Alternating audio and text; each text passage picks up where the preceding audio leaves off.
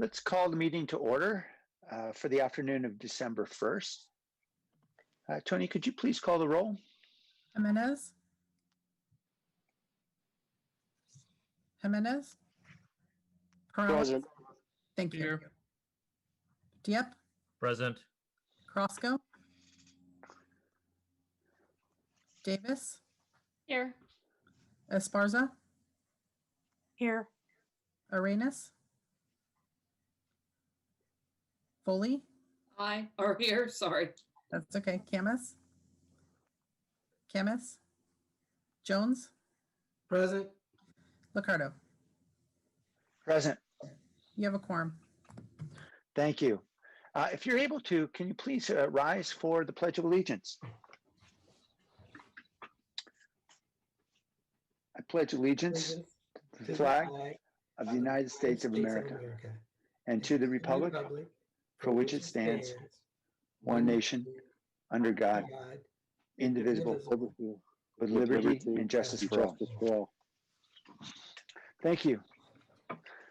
Today's invocation will be provided by Pastor Jason Reynolds, who is the senior pastor of Emmanuel Baptist Church in San Jose. But so many of us on the council know him as a longstanding community leader, and we're grateful for his great service and leadership in the community. He arrived at Emmanuel Baptist in 2012 and has helped to revitalize the ministry there by redeveloping the worship service format and creating new ministry opportunities, particularly engaging with young families and really renovating the worship center as well. And he's led several innovative projects to fulfill and address the needs of the community, both spiritually and physically.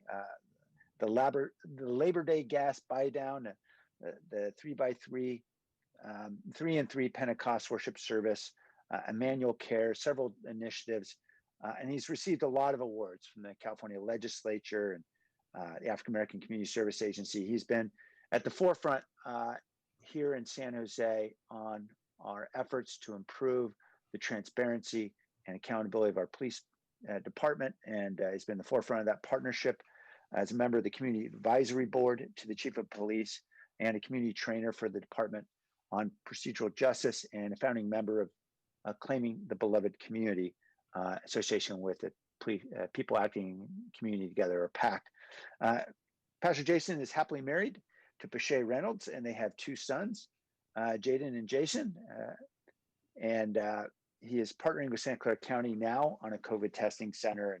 And that center, by the way, is open. It's located in the Family Life Center, open Tuesdays through Fridays from 11 a.m. to 5:30 p.m. at 467 North White Road. For anyone who needs COVID testing, we encourage you to go there. This is just one of many ways that Emmanuel Baptist under Pastor Jason Reynolds is continuing to serve the community. And thank you, Pastor Jason, for joining us. I believe we're going to have a video. Is that right, Henry? Hello. I'm Reverend Jason Reynolds, the senior pastor of Emmanuel Baptist Church. And I'm so excited to be able to present the invocation for today's council meeting. Let me first say thank you to Mayor Liccardo, to all of our council people, and especially my councilwoman, Councilwoman Carrasco. Some of you may be familiar that we have been doing a lot of work here at our church during the midst of this pandemic. We have been feeding on multiple Saturdays out of the month for those who have been without food. We also currently are a COVID testing site for those that want to make sure that they're being safe during this pandemic, along with moving all of our services virtually. This has been a challenge, and there have been some issues, but God has been amazingly faithful. And I want to thank God for that. And I want to thank God for the work that the council is doing to try to make sure that businesses, churches, individuals are able to be safe and continue to thrive even in the midst of these times. These are difficult times. And with that in mind, I would love for our prayer today to recite a prayer from Howard Thurman entitled, Our Little Lives. Our little lives, our big problems. These we place upon your altar. The quietness in your temple of silence again and again rebuffs us. For some, there's no discipline to hold them steady in the waiting. And the minds reject the noiseless invasion of your spirit. For some, there is no will to offer what is central in the thoughts. The confusion is so manifest, there is no starting place to take hold. For some, the evils of the world tear down all concentrations and scatter the focus of the high resolves. We do not know how to do what we know to do, and we don't know how to be what we know to be. Our little lives, our big problems, these we place upon your altar. Pour out upon us whatever our spirits need of shock, of life, and of release, that we may find strength for these days, courage and hope for tomorrow. In confidence, we rest in your sustaining grace, which makes possible triumph in defeat, gain in loss, and love in hate. We rejoice this day to say, our little lives, our big problems, these we place upon your altar. God bless you all, and thank you for the wonderful work that you do. Thank you, Pastor Jason. All right, on to orders of the day. Does anyone in the council have any changes to the printed agenda? Councilmember Foley, I see a note here that indicates you'd like to recognize World AIDS Day, which of course, I see several prominent backgrounds. So thank you, council members, for joining in. Councilmember Foley, is that an item on consent or? It was Forgive me. supposed to be on consent today, but it got put on consent for next week. But I'm Which is too hoping we late. can do this under orders of the day, since today see. is officially World AIDS Day. Well, given the timing, I understand that. So why don't you go ahead and we'll simply, if you could just briefly offer the recognition.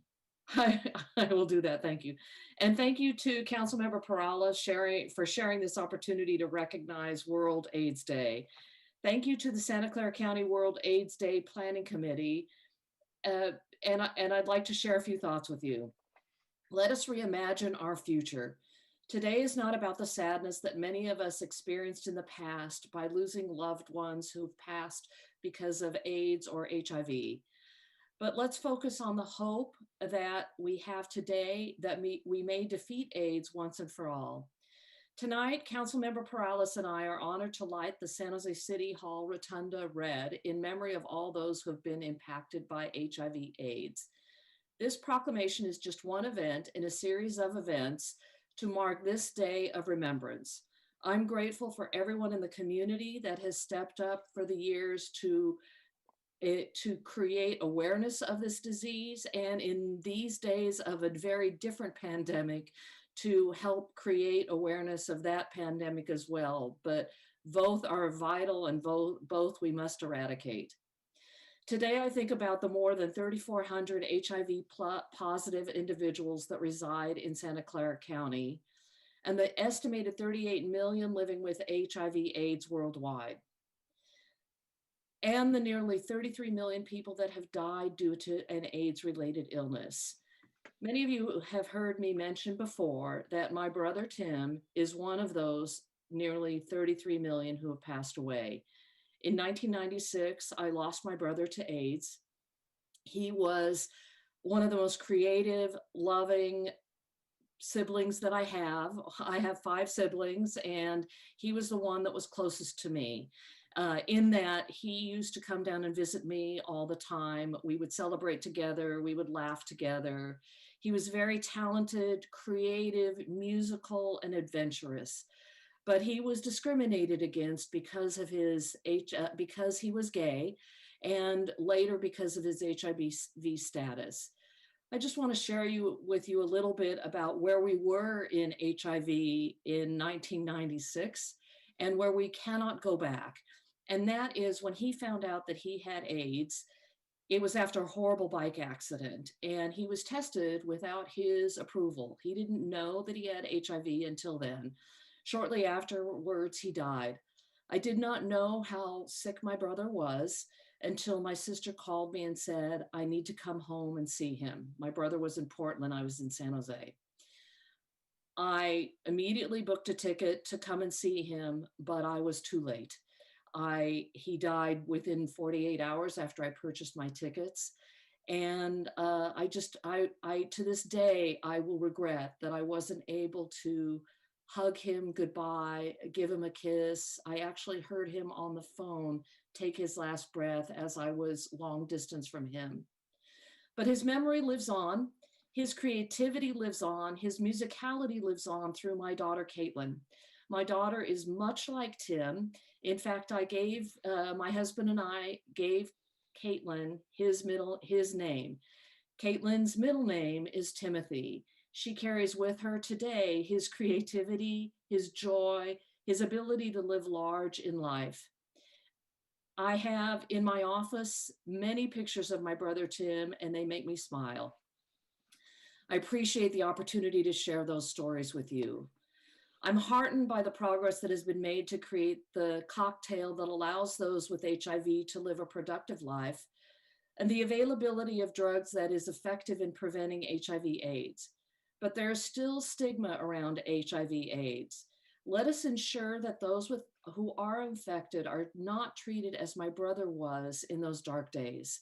He was actually dropped off by the hospital at one point by a cab at his home without the hospital checking to see if there was any caregivers home to take care of him. Let us take this moment to remember the loved ones that we lost to AIDS. Thank you for letting me share my truth and my story. Now I'd like to turn this over to Councilmember Perales for his comments. Thank you. Thank you, Councilmember Foley. Thank you. Councilmember Perales. Yeah, thank you. And I'll be really brief. It's been an honor to carry on this tradition of recognizing World AIDS Day. And as we had the ability just a number of years ago to light up the rotunda and the tower red, it's been an honor as well to host that event at City Hall. Certainly this year is much more different than years past. But I could think of nobody better than Councilmember Foley to really pass the torch to lead this effort. I'm happy to obviously still be a part and will continue to be a part, but certainly Councilmember Foley brings a perspective that all of us can appreciate. And thank you very much, Councilmember Foley, for your heartfelt message and really being able to bring that message forward, telling your story to everyone as we continue to fight in this battle against AIDS and the stigma against HIV and AIDS. So thank you. Thank you. And Councilmember Foley, thank you for your courage in sharing your painful loss. And certainly we'll remember Tim today as we remember so many of our friends who are enduring this very, very difficult disease. Any further comments from the council on orders of the day? Okay, we'll entertain a motion now. So moved. Second. Let's vote on the motion. Jimenez, Yes. Perales, Aye. Dieppe, Aye. Aye. Crosco, Aye. Davis, Aye. Esparza, Yes. Arenas, Aye. Foley, Aye. Camus, Aye. Jones, Aye. Liccardo. Aye. This Thank is the you. clerk. I'd like to share a quick screen for people who may be watching on Comcast. The Comcast audio is currently down. They're working on bringing that cable audio back up. In the meantime, people can view using our website or our YouTube. YouTube's probably the easiest to go to because people are used to that. So if you just go to YouTube and search for City of San Jose, California, you would see it. They're not hearing me speak. I'm just wanting to delay the screen sharing long enough for them to read it and go over. Thank you, Tony. All right, on to the closed session report. Nora? We didn't have anything to report out of closed session today. All right, thank you. The consent calendar is next. Are there items that council would like to pull from consent? I'm not seeing any blue hands. So we will entertain a motion on consent. Motion to approve. Second. Okay, Mr. Beekman?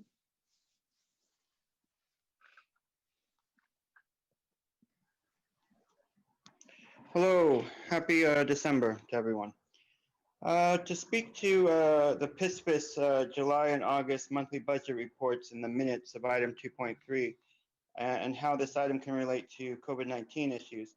Since early October, I've been trying my darndest to create simple public service announcements at public comment to stay safe and be wary as COVID-19 cases were continually rising.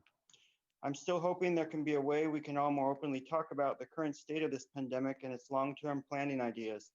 By late summer, in the demands of freedom and commerce, I feel plans were created for an expected rise in cases this fall, in the hope that actual deaths could be kept to a minimum. As the effects of several new vaccines can begin to do its important work, and in the hope the vaccine process can more fully establish itself by next summer in the next few years. Although it seems we may have a vaccination process developing in different parts of the world at this time, with the intention to lessen the intensity of what seems the many variations of COVID-19, we are still seeing a significant rise in new cases at this time that can cause much harm if not addressed with safety and caution. A rise in cases that I feel may end the planned reopenings of the January-June 2021 school year and instead reopen in the fall of 2021. I will speak again and apologize in giving yourselves statistical numbers that were way off in the past. I'm sorry about this. But overall, I hope my words here over the past few months have been a part of a process that can help make it easier, safer and easier for both everyday community and local government to more openly and publicly talk about the overall plans to address COVID-19 and our societal future for the next few years until more regular patterns can return. Thank you. Thank you. All right. On the consent agenda, let's vote. Jimenez, Yes. Morales, Aye. Diep, Aye. Roscoe, Aye. Davis, Aye. Esparza, Yes. Arenas, Aye. Foley, Aye. Camus, Aye. Jones, Aye. Liccardo. Aye. I see that a person has raised their hand, the phone number ending 5140. Sir, did you desire to speak on consent?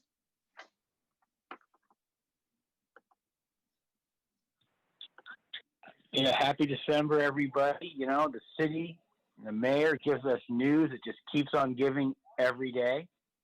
And if we want to, fight COVID-19, what we really need to do is start social distancing more. And don't go to our families' Thanksgiving and Christmases. Just like you said, Sam, you should be ashamed of yourself for what you did. I want to hear you explain to the city through this meeting why you went to your family's Thanksgiving. That was disgusting. You're a vile human being. Nice Harvard lawyer answers about your social distancing, by the way. I think we've lost this gentleman. Hello? Okay. All right. Back to the council. If anyone would like to change their vote on consent as a result of that public comment, please let me know at this time. If not, we'll move forward. The first item is report of the city manager, item 3.1.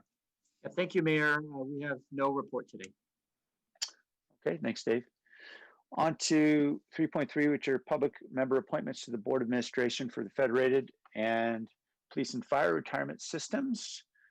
I understand we have just one candidate for each board, since we have incumbents. Tony, can you please inform me, is there an interview process again? Is that right? Well, you have the option to interview if you guys Okay. you don't need to ask them questions, that's okay. But I have Vincent Sanzeri and Spencer Horowitz. Vincent is interviewing for the police and fire, and Spencer for the Federated Retirement Board. Since they're interviewing for separate positions, I told them that they can go ahead and stay on. They both are available by video, although I'm only seeing Spencer right now. Vincent was on earlier, so we may have had a glitch where he's back on. So you can start with Spencer or Vincent, whichever you prefer. Okay, why don't we ask each of the candidates come forward, and if any of the council members have any questions or comments, and certainly they can express them, and then we can vote appropriately. I guess I'll go in the orders in which we see the applications on the online here. So Spencer Horowitz, I'm sorry, Tony, did you say he's not visible? No, I'm here. They're both Oh, down. you are? They're both Okay, up now. great. Spencer, welcome, sir, and thank you for your service on the board. Certainly. Why don't I ask first, if you'd like to say a minute or two just about why you'd like to continue serving, feel free, but we may or may not have questions for you, so I leave it up to you. Well, I'll just say a few words. I was only appointed last August, 15 months ago, to an unfinished term on the board. And over the past 15 months, I've been a very dedicated and engaged member of the board. I was a strong advocate for and a vote in favor of our strategic asset reallocation at the end of March, which resulted in some very favorable investment results for the plan. I represent diversity insofar as I am the only appointed member, outside member, who is a resident of the city itself. And I look forward to continuing my work and being appointed for a full 4-year term. Wonderful. Well, thank you, Mr. Horowitz. Appreciate it. Councilmember Davis. I'm happy to speak after both the candidates. Okay. Are there any questions from any of the council members for Mr. Horowitz? I just want to emphasize thank you, because I know, because I used to serve on one of these boards, and this is an enormous amount of time, energy, and your life that is consumed by this service. I have some appreciation for it, so thank you very much. Councilmember Foley? No question either. I'd like to speak after the two candidates. Okay, very well. Anyone would like to ask a question of Mr. Horowitz? Okay, then why don't we welcome Mr. Sanzeri? Thank you, Mayor. Appreciate the opportunity to apply again for the Police and Fire Board. I've had the honor of serving on this board for actually 10 years and have been a past board chair, have chaired various committees, and probably the most important reason why I'd like to continue serving is that I'm currently chair of the Joint Personnel Committee. We have some important work that we're doing on that committee related to a recommendation that came from the civil grand jury regarding how we evaluate our CEO and CIO. So that work's continuing, but we're near the end of that. At the same time, as you know, I've been involved in the Retirement Stakeholder Solutions Working Group, and I'm eager to see what comes from that group and to be a part of the board as those solutions move forward to help on the implementation side. And then finally, the board is actually operating very well. I'm extremely happy with the organization. If there's any concern, it's more around succession planning. And eventually that will happen. I was here when we onboarded both our CEO and CIO. And I think it's important that we start thinking about the future in the event that those individuals move towards retirement in the future or grabbed away from our terrific organization. Mr. Sanzeri, I just wanted to say a huge thank you to you. You know, for a decade now, you've led the board through a very challenging period of years, and there's been a lot of transition, and you've been pushing for a lot of reform, and I really appreciate that. And I appreciate particularly you lending your expertise in various ways, most recently on the stakeholder solutions task force that we created. And in fact, one of the fruits of that labor is coming to the board, or to the council, I should say, today in the form of considering our next steps around pension obligation bonds. I've just been really grateful for how you've been willing to lend your expertise in so many ways. And so thank you for continuing to step up. And I'm both surprised and delighted that you're willing to serve again. Thank you. That means a lot. I appreciate it. Councilmember Davis, did you want to jump in? Yes, thank you. I don't have any questions for either of you. I've had the pleasure of working with both Mr. Horowitz as the council liaison on the Federated Retirement Board and with Mr. Sunseri as one of the council members on the Retirement Solutions Working Group. And I would like to say that I think one of the things that's most important for board members on these retirement boards is the ability to ask questions. Staff obviously has a lot of knowledge, but the people that we appoint to these boards also not only have a lot of knowledge, but have the ability to kind of step back and look at things from other angles. And I really appreciate both Mr. Horowitz and Mr. Sunseri for asking tough questions of staff and really not just rubber stamping ideas that come through the board and for making tweaks that they see are necessary to make sure that these boards run smoothly and get the maximum benefit for our employees and frankly for the city as the fiduciary, the entity putting in a lot of the money for this retirement. So I really appreciate that. And I do want to thank you as well for applying again, both of you. So I would like to move approval for the appointments for both Mr. Horowitz and Mr. Sunseri. Second. Thank you. Councilmember Foley? Ditto to what's been said. I just want, Mr. Horowitz, I haven't had the pleasure, but I do serve on the Police and Fire Retirement Board with Mr. Sunseri and Vince. I have a hard time calling you Mr. We've known each other a long time. But I really appreciate, Vince, that you are so willing to ask the tough questions and also help me understand very complicated issues that is in your wheelhouse and not necessarily in my wheelhouse, but you help us, everyone on that, everyone who's a trustee and who sits in on those board meetings to understand the complexity of the issues and you approach it with a thoughtfulness and an expertise that is beyond compare. And I am so grateful that you will be around another few years on that board. I really appreciate it. And I look forward to hearing your questions and the answers as you continue to pose them. Thank you both, gentlemen. Thank you. All right. Thank you. All right. Then is there a motion? I suppose we should take these separately. I made the motion for both. Oh, I'm sorry. Forgive me. Forgive me. I missed that. Thank you. All right. Any other comments? All right. Let's vote, Tony. Jimenez, Yes. Morales, Aye. Diep, Aye. Crosco, Aye. Davis, Aye. Esparza, Yes. Arenas, Aye.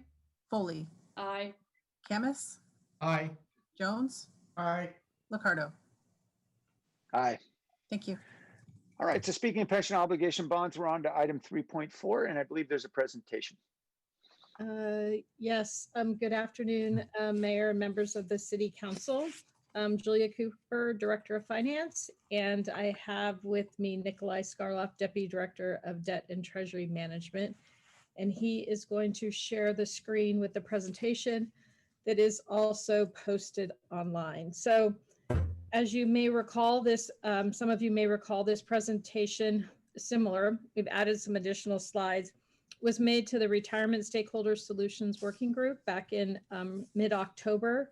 We also had a modified presentation to the joint meeting of the City Council and the retirement boards on October 16th. So we're gonna kind of go through this. As it's an evolving topic, some additional information has come available since we made the presentation in October, so we've taken the liberty to kind of add that information.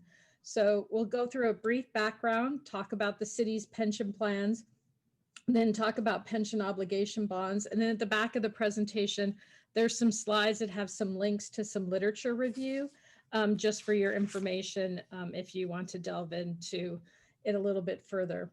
So the city's conversations regarding our pension funding and pension obligation bonds goes back to 2007, which was over 13 years ago, when Mayor Reed formed the Budget Shortfall Advisory Group.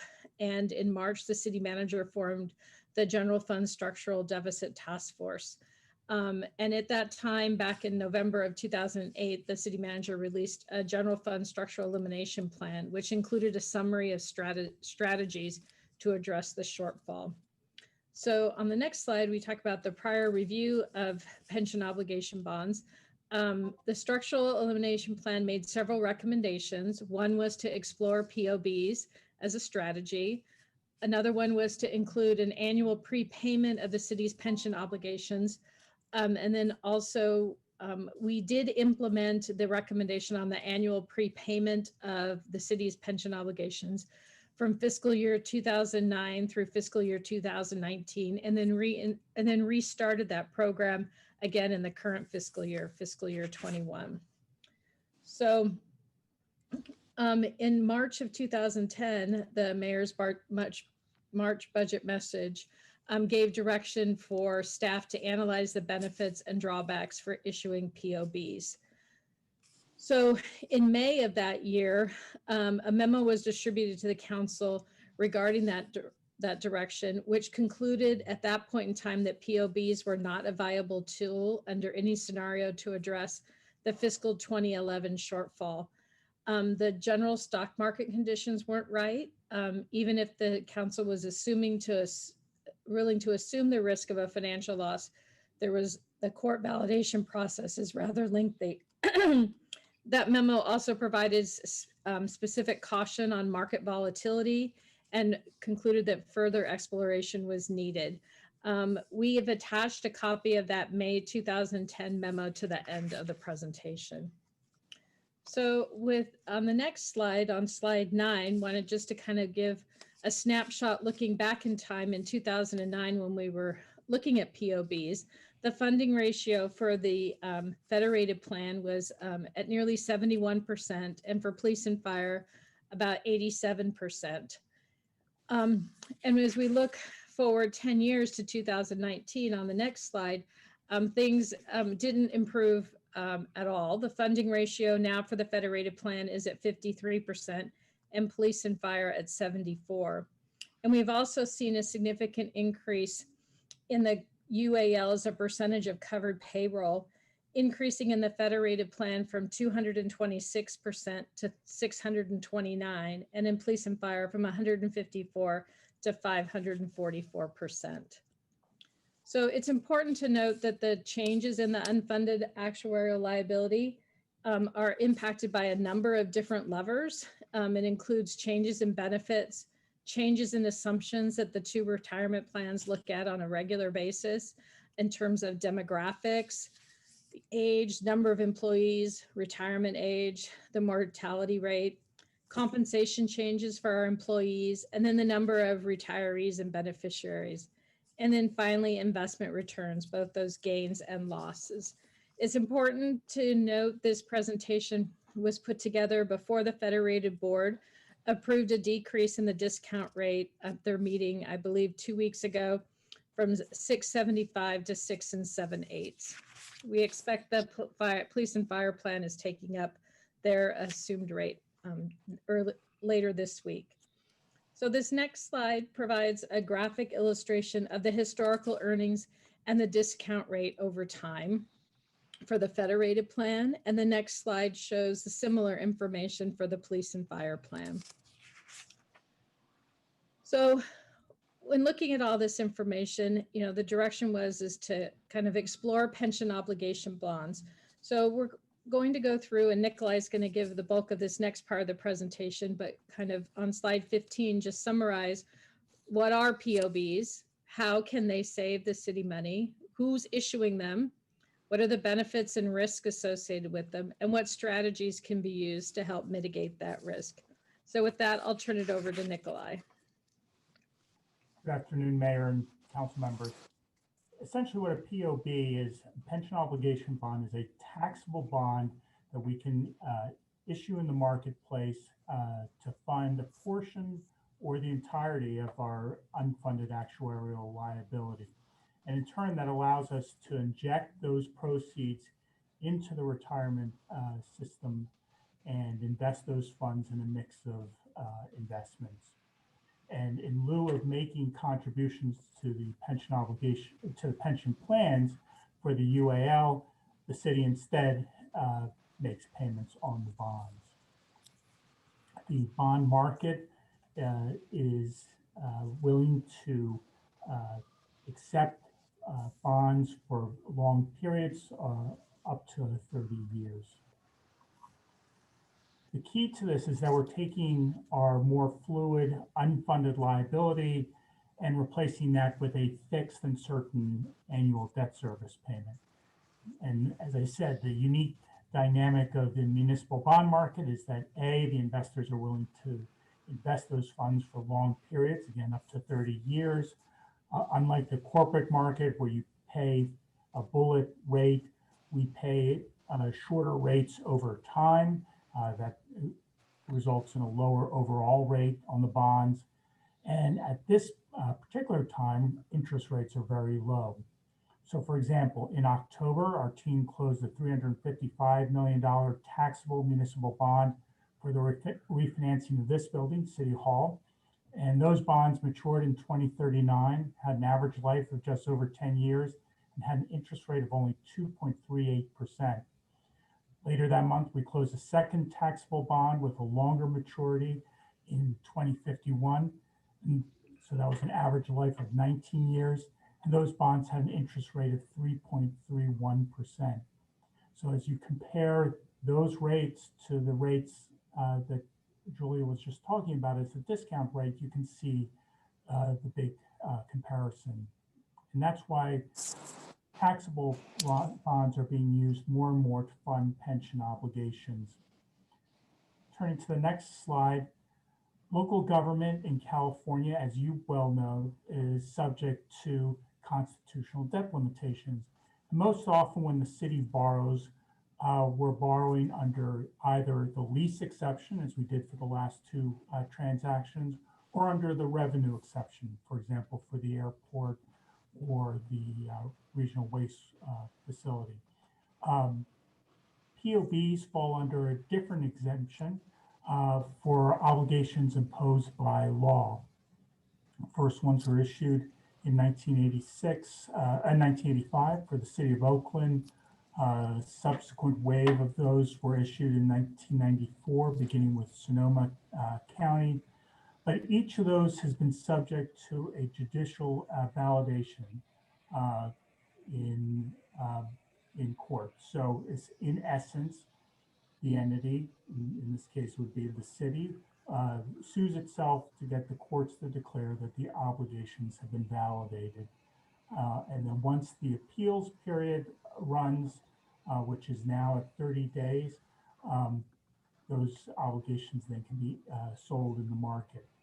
That validation process doesn't obligate us to actually issue the bonds, but in order to go through the validation process, we do need to prepare the documentation for the bonds to bring to the court.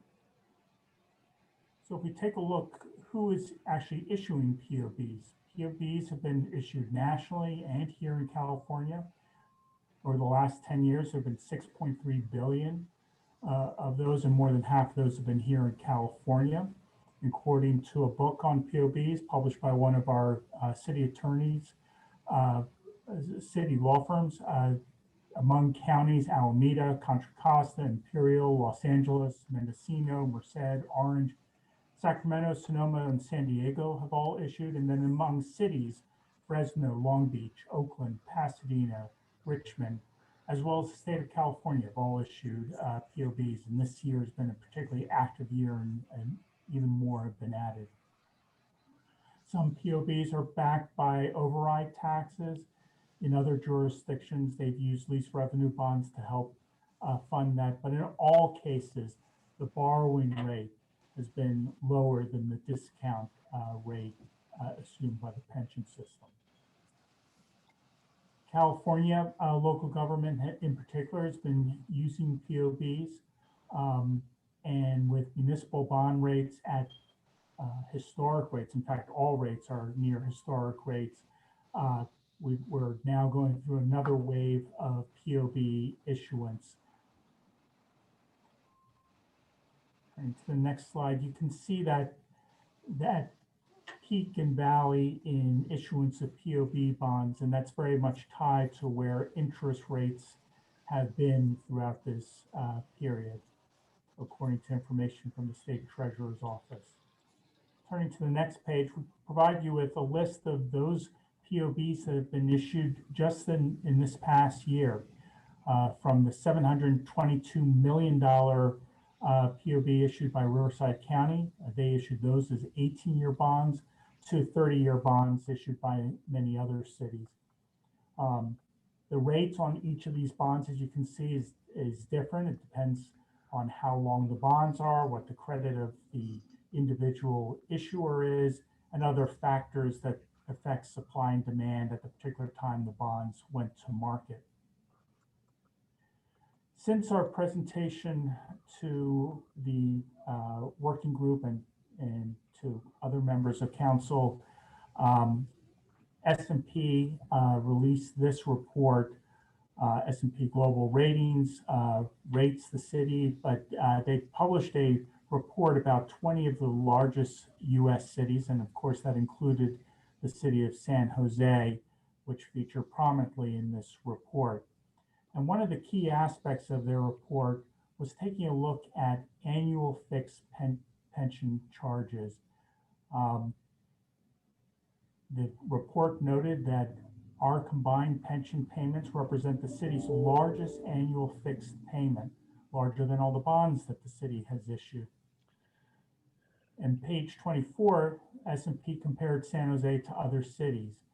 And while the city likes to be at the top of many lists, one list that probably we don't want to be near the top of is this one, where we were second only to the city of Chicago in the percentage of fixed costs, including pension costs.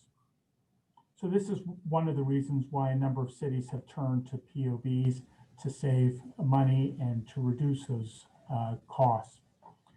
Fundamentally, the POB can replace the assumed rate in determining the unfunded actuarial liability with a much lower fixed rate on the bonds. Long-term taxable bonds are currently in the 3% range, as I indicated earlier. And POBs typically would only be issued in those periods where that rate is lower than the assumed rate on the UAL. And that's probably best seen in this next chart.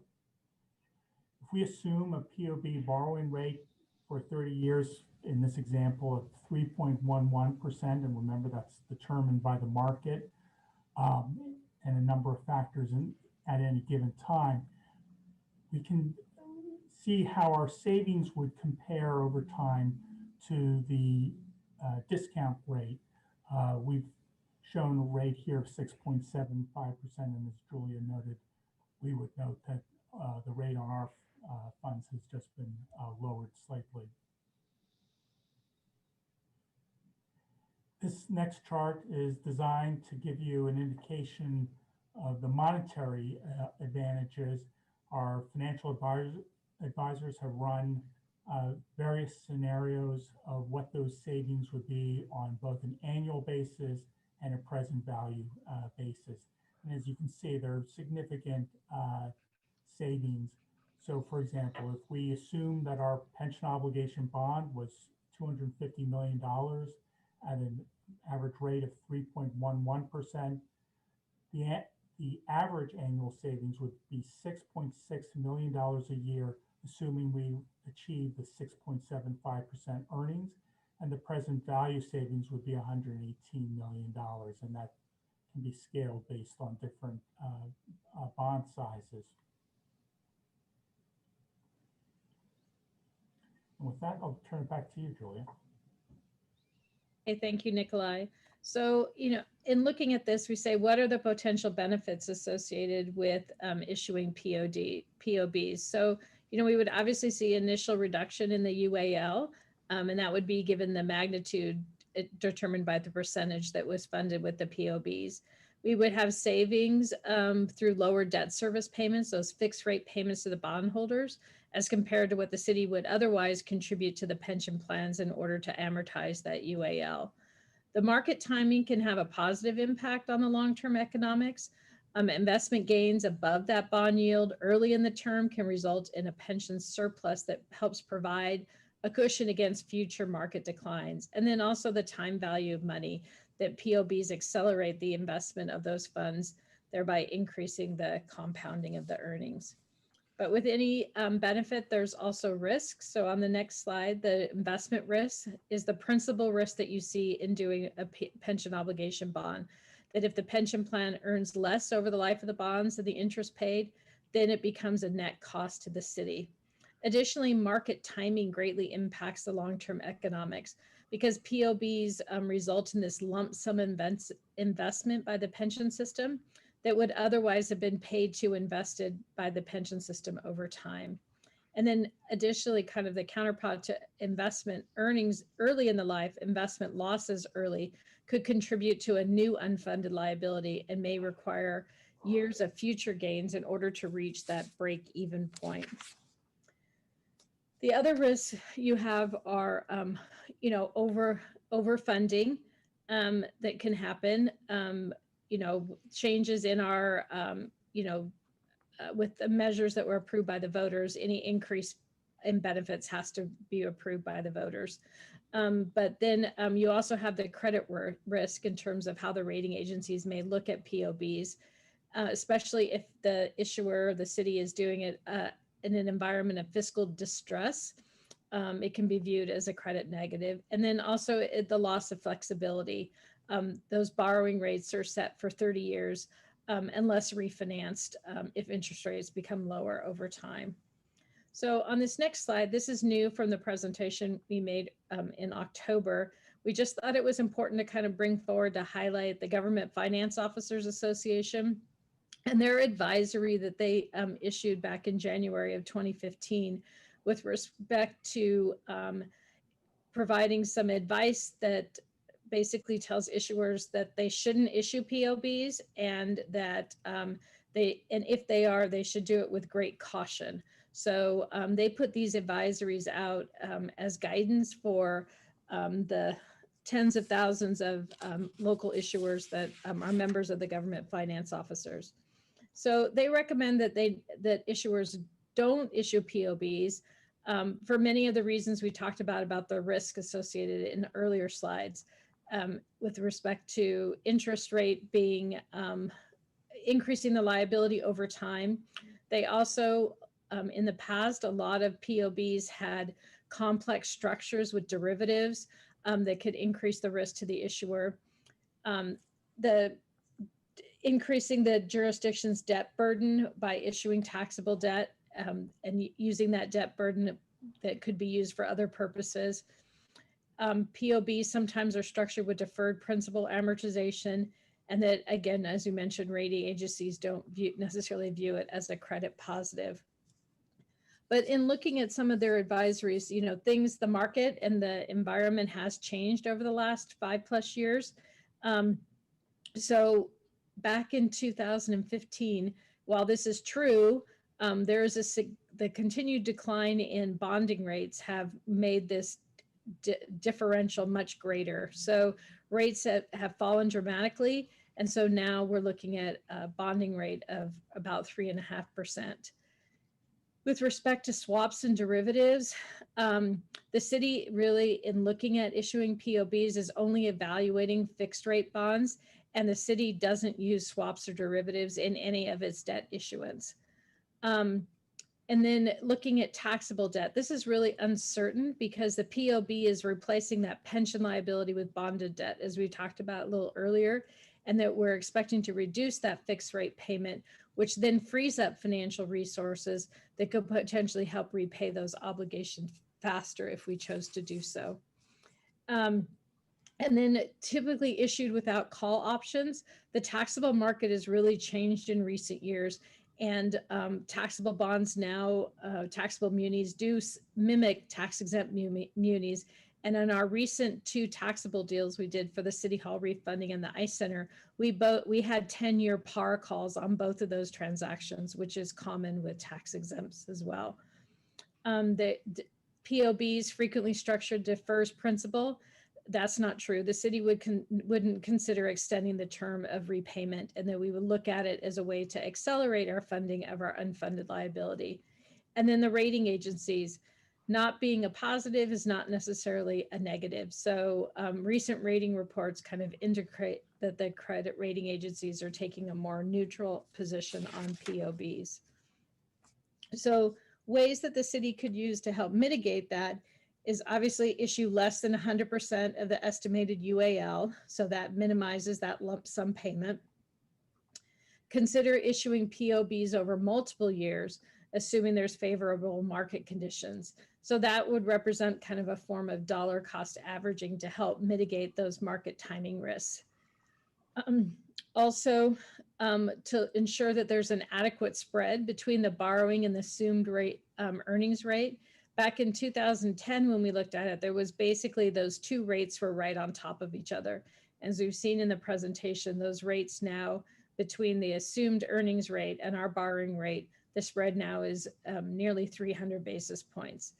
And then to avoid those riskier bond structures, which we talked about, that we would just looking at doing fixed rate. So, and then be prepared to issue POBs. As Nikolai mentioned, there's a court validation process that we need to go through, and that takes several months. And so we encourage, if the council wants us to consider exploring this, would be to get us in a position where we could issue POBs when the timing is right. So other strategies are creating a pension funding policies to help create guardrails, using savings to pay down pension obligations. So if you were to additional benefit to the extent that you were creating savings, to fund those savings back into the plan. And then timing and diversification of investments to help mitigate against one large one-time investment.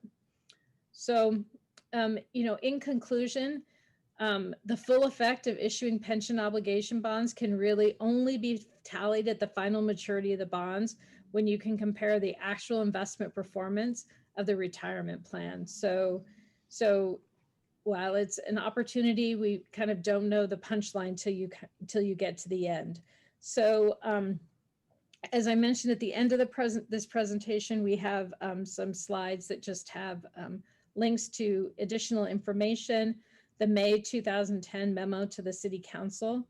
So pending council direction today, the administration would work with the City Attorney's Office to come back with a study session in April where we could present a more detailed analysis about what the POBs would mean for the City of San Jose and how we could move forward with a work plan to bring it forward and a validation action. So with that, we turn over to the council for any questions. Great. Thank you, Julia. Thank you very much. Thank you for the work you've already done on this. I know there's a lot more work to be done if we choose to go forward, but appreciate this is not simple. It's very complex. Appreciate all Derek's hard work as well and the entire team. We've got 2 folks in the public who'd like to speak. Again, we're speaking on the topic of exploring pension obligation bonds. Person with the phone number ending 5140.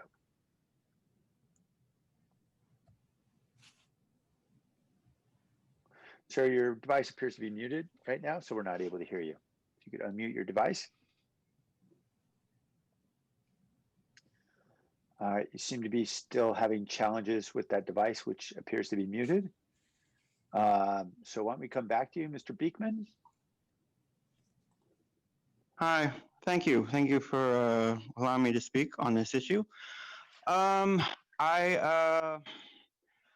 attended a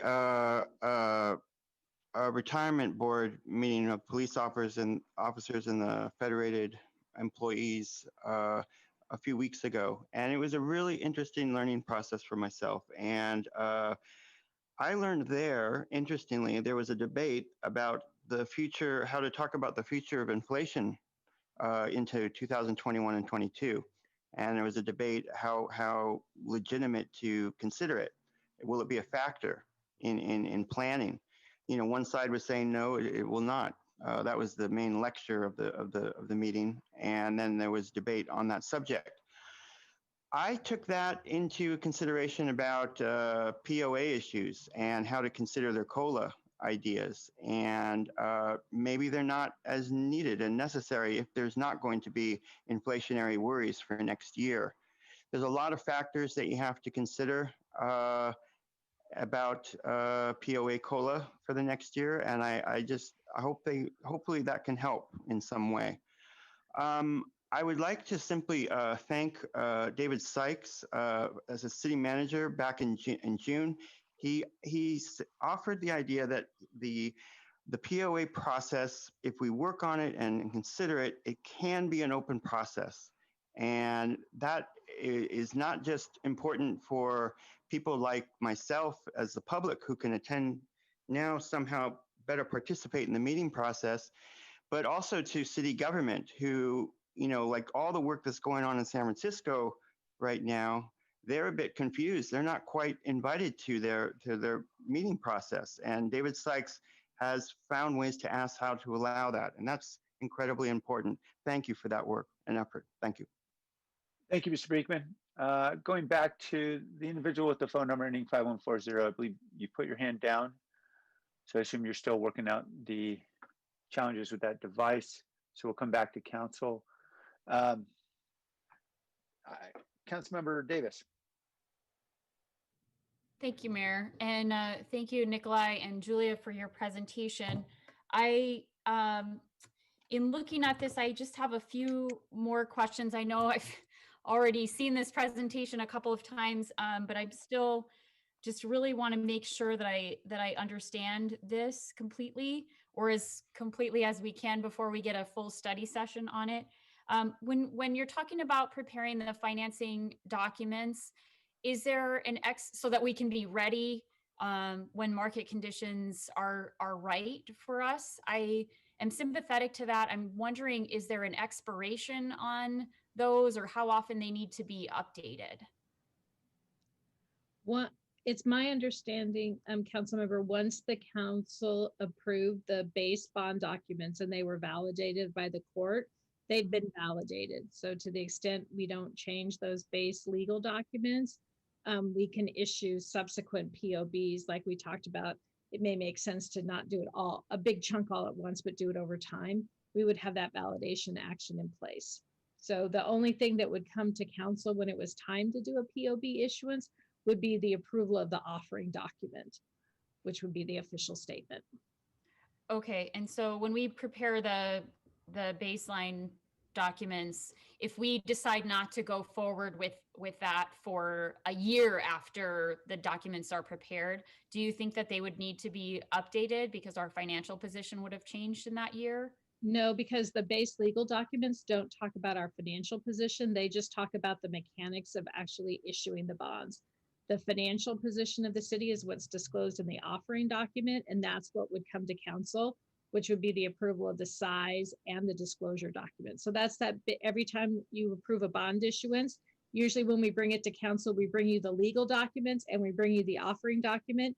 When you're doing a POB, you bring the legal documents first, you go through the court validation, and then after the court had validated and you said, yes, we want to do POBs, we would bring back that offering document. And that's what you would be approving. And that, and the baseline document is all that work that we were talking about in previous sessions. That's the $300,000 to $500,000 kind of rough estimate that you were talking about before. Yeah, it would be working with our financial advisors to bring back the information for the study session. Mm-hmm. And then also with the legal counsel, bond counsel that the attorney's office would select to come back with those legal documents. But those, at the time that the council ultimately, if they decided to issue pension obligation bonds, we could reimburse ourselves for all those expenses that we had incurred. So Okay. that could be included in the first bond issuance. Thank you. That was going to be my next question. I appreciate that. And I appreciate also the minimizing risk by only issuing a portion of the unfunded liability as pension obligation bonds. I'm not sure how you chose 250 million, and if you It said was that just a number. It was just a number for illustrative purposes only. Yeah. That would be something that we would want our municipal advisor to kind of help us with and do some kind of stress testing and do some analysis and some levers that you could see, you know, if we did 250, 350, what if we, because it's going to be different analysis based on the plans too, because you That have was the going to be my, federated plan and the police and fire plan. So there's, Right. so we're kind of looking, if we were to do a POB, it would be segregated between the two plans, and maybe the council decided they only wanted to deal with the UAL associated with the federated plan because its funded status is so much less than the police and fire. Right. Those are all decisions and analysis that we can bring forward in a study session and hopefully be able to have a little bit of dynamic modeling that we can show you too. If you say, okay, what if interest rates are at this rate and the assumed rate was this, what would that look like? So we hope to be able to kind of show that to you in a study session format. Great. And the other, the question I have, so I appreciate the, looking at the financing rate versus the assumed earnings rate, but also I think we need to throw in there, and I'd like to hear your thoughts on that, about the historical performance of the portfolio, because frankly, I don't know about police and fire as well as I know about federated, but I'm just looking up the slides from last week's meeting and looking at the historical performance of net investment return on assets versus the assumption. Out of the last 10 years, they really only overperformed 3 of those 10 years. And that's even, I mean, you could say 2 if you're including return on market value and return on actuarial value. Mm-hmm. So the actual return on their investments is not making the assumed rate of return much of the time. So the amount that on the slide that you gave us on page 20, I think it was 26 of the slides, the economics of $250 million of POB, and it was the red and the blue. Mm-hmm. The actuarial earnings rate of 6.75 is not what we are actually earning. And so that big bar is really actually much smaller, that area under the curve. And so I'd like to see that in the study session when we're talking about historical performance, because frankly, the assumed rate is not as good of an indicator, I don't think, as the historical performance of the funds. Yeah, and those are very good questions, Councilmember Davis. And I think that, we're going to be putting out an RFP for a municipal advisor that we hope to have somebody on board in the early part of 2021. And I really would like to be able to have some dynamic models where you could say, well, what if the average rate over the 30 years was only 4% and we borrowed at 3%? What does it look like? And then we can show that and have a healthy conversation. Yeah, I really appreciate that, because when we're talking about arbitrage, I would much rather talk about what is most likely to happen as the actuarial earnings rate is not necessarily what is most likely to happen. We as the board, I should say the federated board in particular, has really taken into account the fact that if they reduce that rate too fast, that it would be very difficult for the city to increase their contributions to account for that. And so it's not an earnings rate necessarily that they think they're likely to get. They reduce it very slowly to make it easier on us as a city to pay them, right, and to make our contributions. So it's not their best guess necessarily, right. So I appreciate the robust discussion and look forward to having a further discussion. The action that you're looking for from us today is the recommendation from your memo from December 1st. Is that correct? I think the actual item on the agenda is the mayor's memo that went to rules, correct? And we just issued this supplement as a portion of, is So that we right? had there's a recommendation from rules that was a little bit more detailed than the mayor's recommendation. So I'm going to move that. It includes the direction for the study session and the sensitivity analyses, as well as the items in the mayor's memo, I believe. Second. Second. Thank you.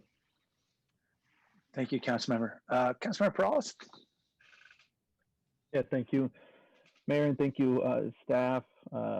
Certainly been very educational in the working group, the pension working group, and I think this is obviously a great opportunity that we have to move forward with one option, an option that's worked for a number of other cities, to be able to eliminate this unfunded liability. And just wanted to touch on some of the topics and see if we can dive in maybe deeper as we go to a study session.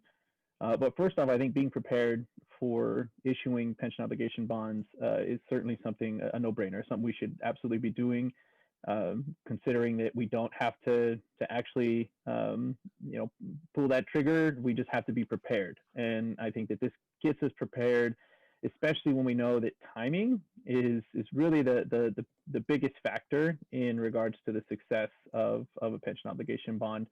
And so I wanted to talk a little bit about that as well in regards to some of the history. And so staff, you brought up a number of strategies to try and mitigate the risks. And I'm curious if we have any idea, and if we don't, then it is something maybe we can bring up in a study session, on how many cities that have partaken in issuing pension obligation bonds utilize some of these strategies. For instance, the issuing less than 100% of the current UAL, the issuing multiple POBs over multiple years. So I'm curious if we have any of that data, and if that's something that can be brought forward for us to be able to analyze and better understand. Is there, a combination of some of these strategies maybe that have helped to really limit the risks, and have we seen a number of other cities utilize them, and then have those cities had a lot of success? It's my understanding from prior presentations that the overall odds are pretty favorable, but obviously you don't want to be that one city that has a poor return, and so just curious to put ourselves, if we do end up issuing them, put ourselves in the best possible situation, if we have any of that data. We only anecdotally, council member, but that's part of the information we want to bring back as part of the study session. We know that most cities don't issue all of their unfunded liability, and they do a form of dollar cost averaging and issue POBs over time. So, but we'll have a more detailed kind of inventory, especially with our peer California cities and counties, because that's the environment in which we operate in with the laws and restrictions in California. So most of the information will come back, and it's quite a universe of issuers as well in California. So our comparison will likely be mostly focused on California. Yeah, it sounds like there's a lot to compare to in California. So I think that's helpful, and yeah, I certainly agree we could stick to that. So that way we're kind of playing under the same rules. But yeah, that's something that I would be interested to kind of see if there is, a cocktail of sorts of the different strategies that really works well. Another question is in regards to issuing them and being prepared. Do we have to go through that process? As Councilmember Davis pointed out, certainly it doesn't sound like timing is a major issue, even if we hold on to that making that decision for a year or so. But could we then say issue as this strategy of multiple PLBs over multiple years? Could we issue one, and then do we have to go through another process again to prepare ourselves, or would we constantly just be ready to issue the bonds once we go through this first preparation step? Once you go through the court validation process, you're legally, you can issue the bonds.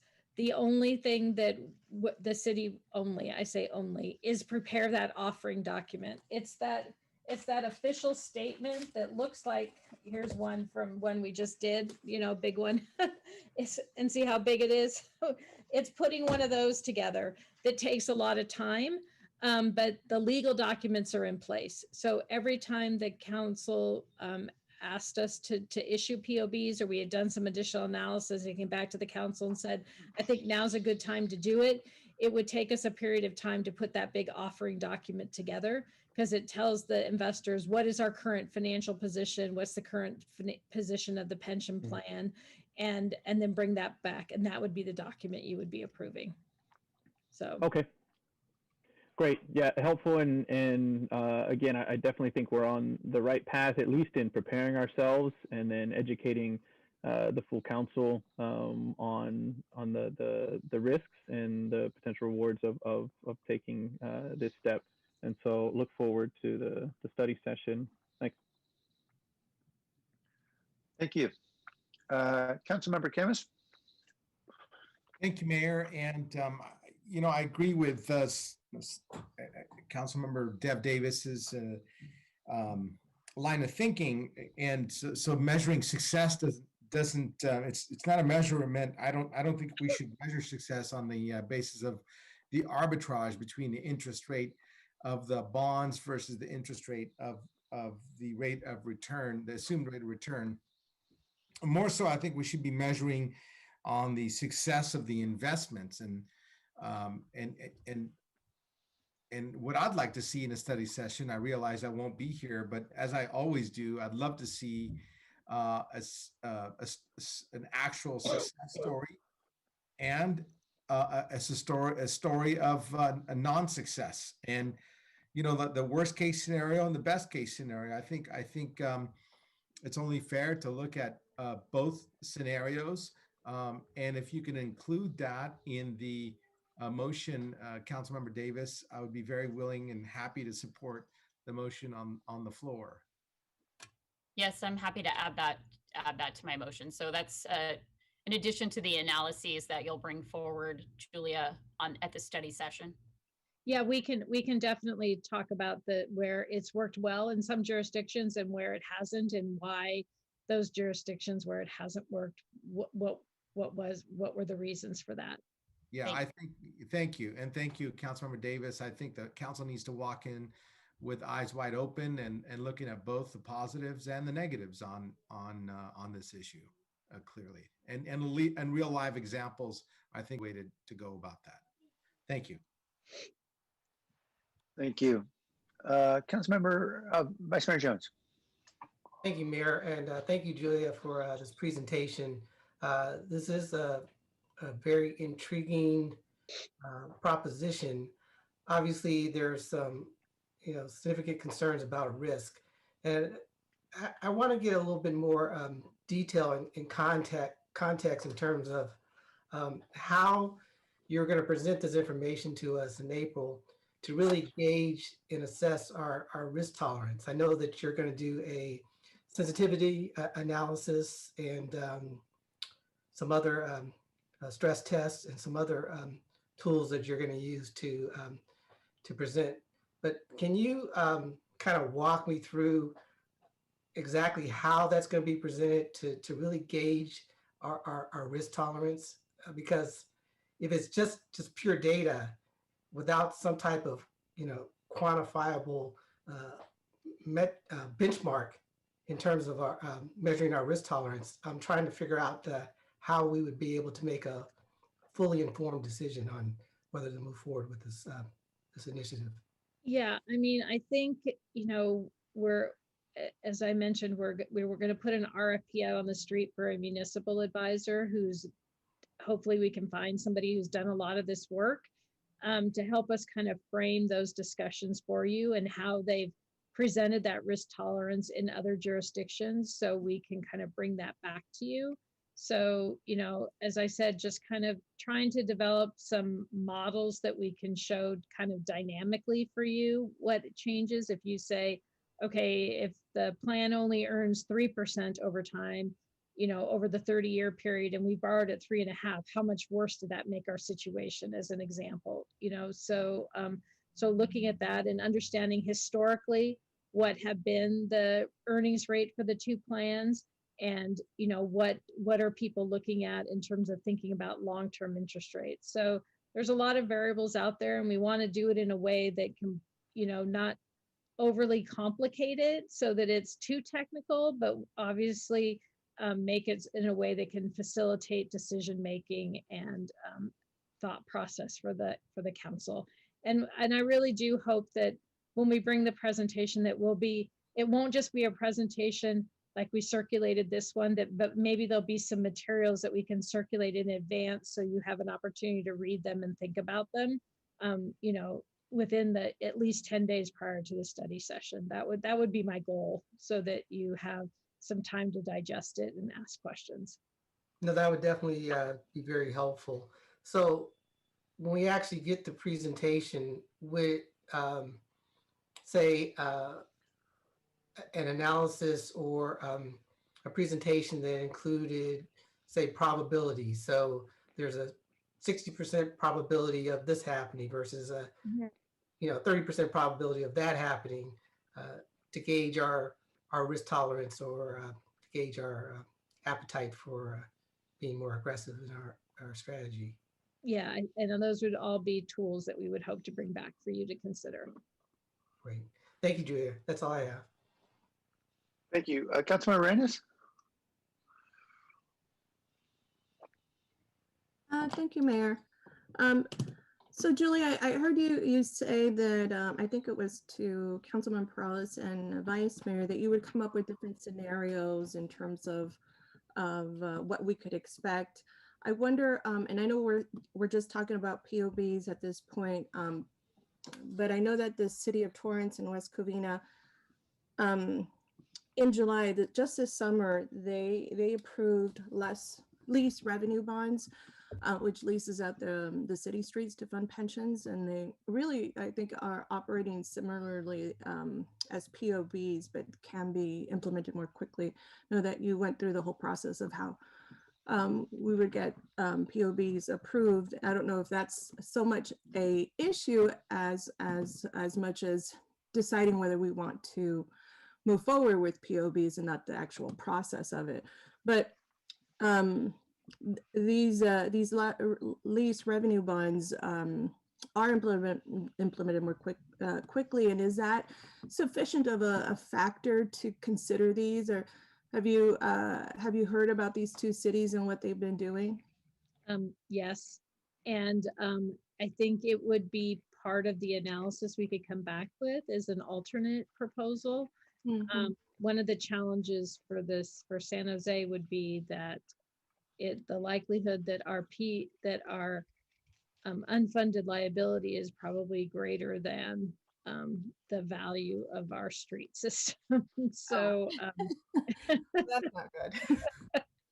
I mean, I haven't done the math and I haven't talked to Matt about it, but and that really with all these repavements, Julia. Well, so, and it's clearly an option that's out there, but we haven't explored it or talked about it internally very much. But we could definitely bring it back as part of the study session to give an illustration of what other jurisdictions are using absent of court validation process. So happy to include that in the study session. Thank you. And I know these cities are much smaller than we are. I just thought since we're trying to figure out what works for us, let's see what works for other cities. And hopefully our streets are valued as much. All right. Anyways, thank you. Oh, sadly, I think we really are that broke. Councilmember, I think that exhausted all the hands. No. Just a quick question about, oh, no, I'm sorry, Councilmember Foley? Thank you. Oh, I'm sorry, please forgive me. That's okay. Just a quick question. Most of what I wanted to ask has been covered already, but I just wanted to ask about two cities that had trouble with their pension obligation bonds, specifically Stockton and San Bernardino. So when you're coming back to us with the study session, Julia, can you bring back, I understand they filed bankruptcy as a result of this, so that seems to be the worst case scenario. Could you possibly go into more detail as to what happened with their pension obligation bonds and what risk that might pose for us? That background information would be really helpful to me. Yeah, and that would be perfect. We'll include that kind of in those case scenarios. And because they're probably, if you look at a kind of a continuum of people's experience with POBs, they're obviously on the, the far bad end, whatever end of the spectrum you want to look at. So, but yeah, definitely include their experiences since they were widely reported. But I'm cautious when it comes to this type of investment, and I think we should err on the side of being cautious and going in with eyes wide open that is the worst case scenario. I really I know this is a tool that we might be able to use. I will support this going forward, that going and getting the validation. When it comes back to us for once validation is approved, and you come to us with an offering, how long does that take? That seems to me that we would want to try to time the market at that point, which is risky as we know. But how long will it take once we get the offering or get the validation to then come back to us for the offering? Do we pose, and I'm assuming it does not go through the retirement boards, it just comes straight through us since it's our obligation. Correct. So part of it, once the council essentially we do the study session, you say, yes, go forward and do the legal documents, we bring those back. We could start working on the financing, on the bond, the official statement, the offering document, while we're in the validation process to shorten that period of time if the council wanted us to do that. So then we could theoretically be back to you with the actual offering document fairly close to the end of the validation process. So, or we could wait until the validation process was complete, and then it would probably take us about 3 months or so to get the document done. And a lot of it also depends on what bond issues we've had in the market recently and how much time it would take to update that material. If we had recently been in the market, say for GO bonds that next summer, it could be a relatively short period of time to update some of that information. So it's all about kind of, what we're working on and what we can leverage in terms of staff work. I understand that, and I really appreciate that. And I look forward to the study session in April. Thank you. That's it for me, Mayor. Thank you, Councilmember. Great points. Yeah, and I forgive me, Nikolai, I think I accused you of being Derek, so thank you for all the work you've done on this. I was not looking at my screen at the time, so thank you. Yeah, I just wanted to, first, I'm interested in the concept of the lease revenue bonds. I imagine we need a very clearly defined revenue source for that. Is that right? No, you need to have a clearly defined asset that you're leasing. Right. So the revenue source to repay the lease revenue bonds is the same revenue source that you would use to repay the POBs. It's basically your budget that you're allocating to pay your pension obligation. So the issue on the lease revenue bonds is the identification of assets. And that's why cities are using streets, because there's a lot of them, right? Yes. And we don't have a lot of unencumbered assets in San Jose. So. Okay. Interesting topic, I'm sure, that we'll explore more, but who exactly would want to have an interest in those streets? But anyway, we'll explore that more, I'm sure, another day. So, yeah, I just wanted to weigh in because I know I've been on the record expressing a lot of skepticism about pension obligation bonds as long ago as a decade ago. And I really appreciate deeply there's very significant risks that we have to fully evaluate. And I know we've started doing that. But I can't help but conclude after a decade now of pension reform, of reducing our assumed rates of return to realistic levels, of reducing benefits substantially, saving more than $3 billion over 30 years, reducing the risk profile of our investment strategy, we are now in a place where we're sort of running out of tools, and we are not seeing the funded ratios improve because of the vagaries of the markets and other issues. In fact, the very fact that we are reducing the rate of return is reducing our funded ratio, because our assumed rate of returns, as they're reduced, that obviously increases the burden on us over the longer run. Not in fact, but obviously in actuarial terms. So, what we now have, I think Federated is at a funding ratio of 53% based on what you guys were just showing us. And it seems to me the risk of doing nothing is greater than the risk of taking very calculated measures to figure out how we could potentially engage in, for what I guess, for lack of a better word, is arbitrage. And I recognize it's something we want to evaluate very, very carefully.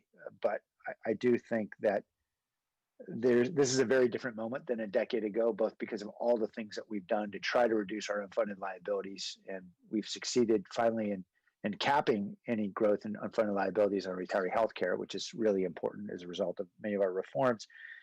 And we have historically low interest rates that'll mitigate some of the downside risk.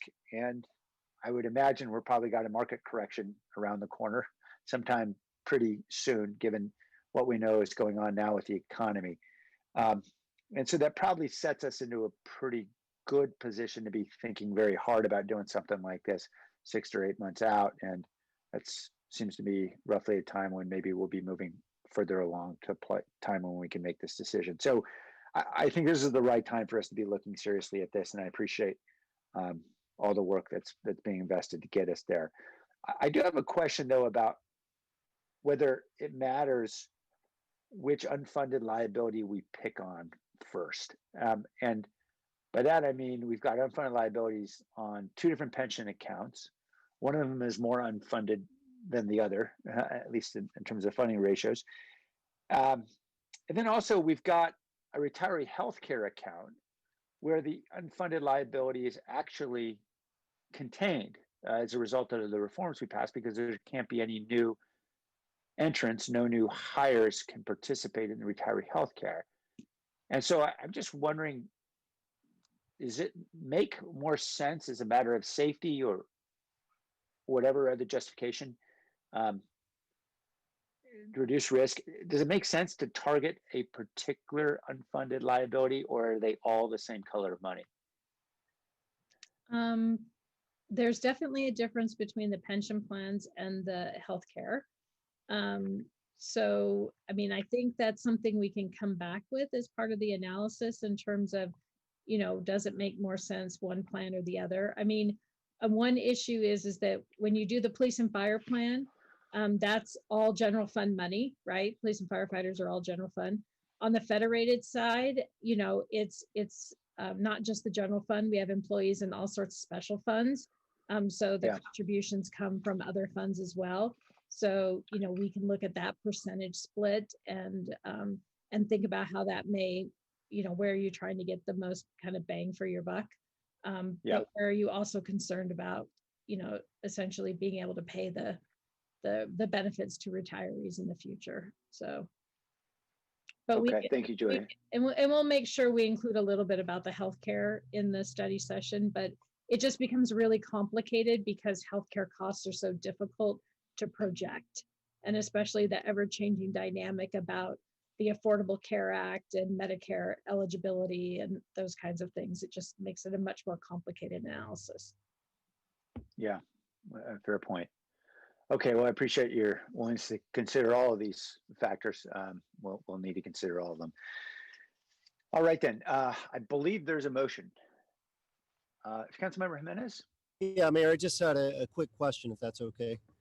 I just want to say I appreciate all the questions. I know that we've had these joint meetings in the past, and I've expressed an interest in exploring this path.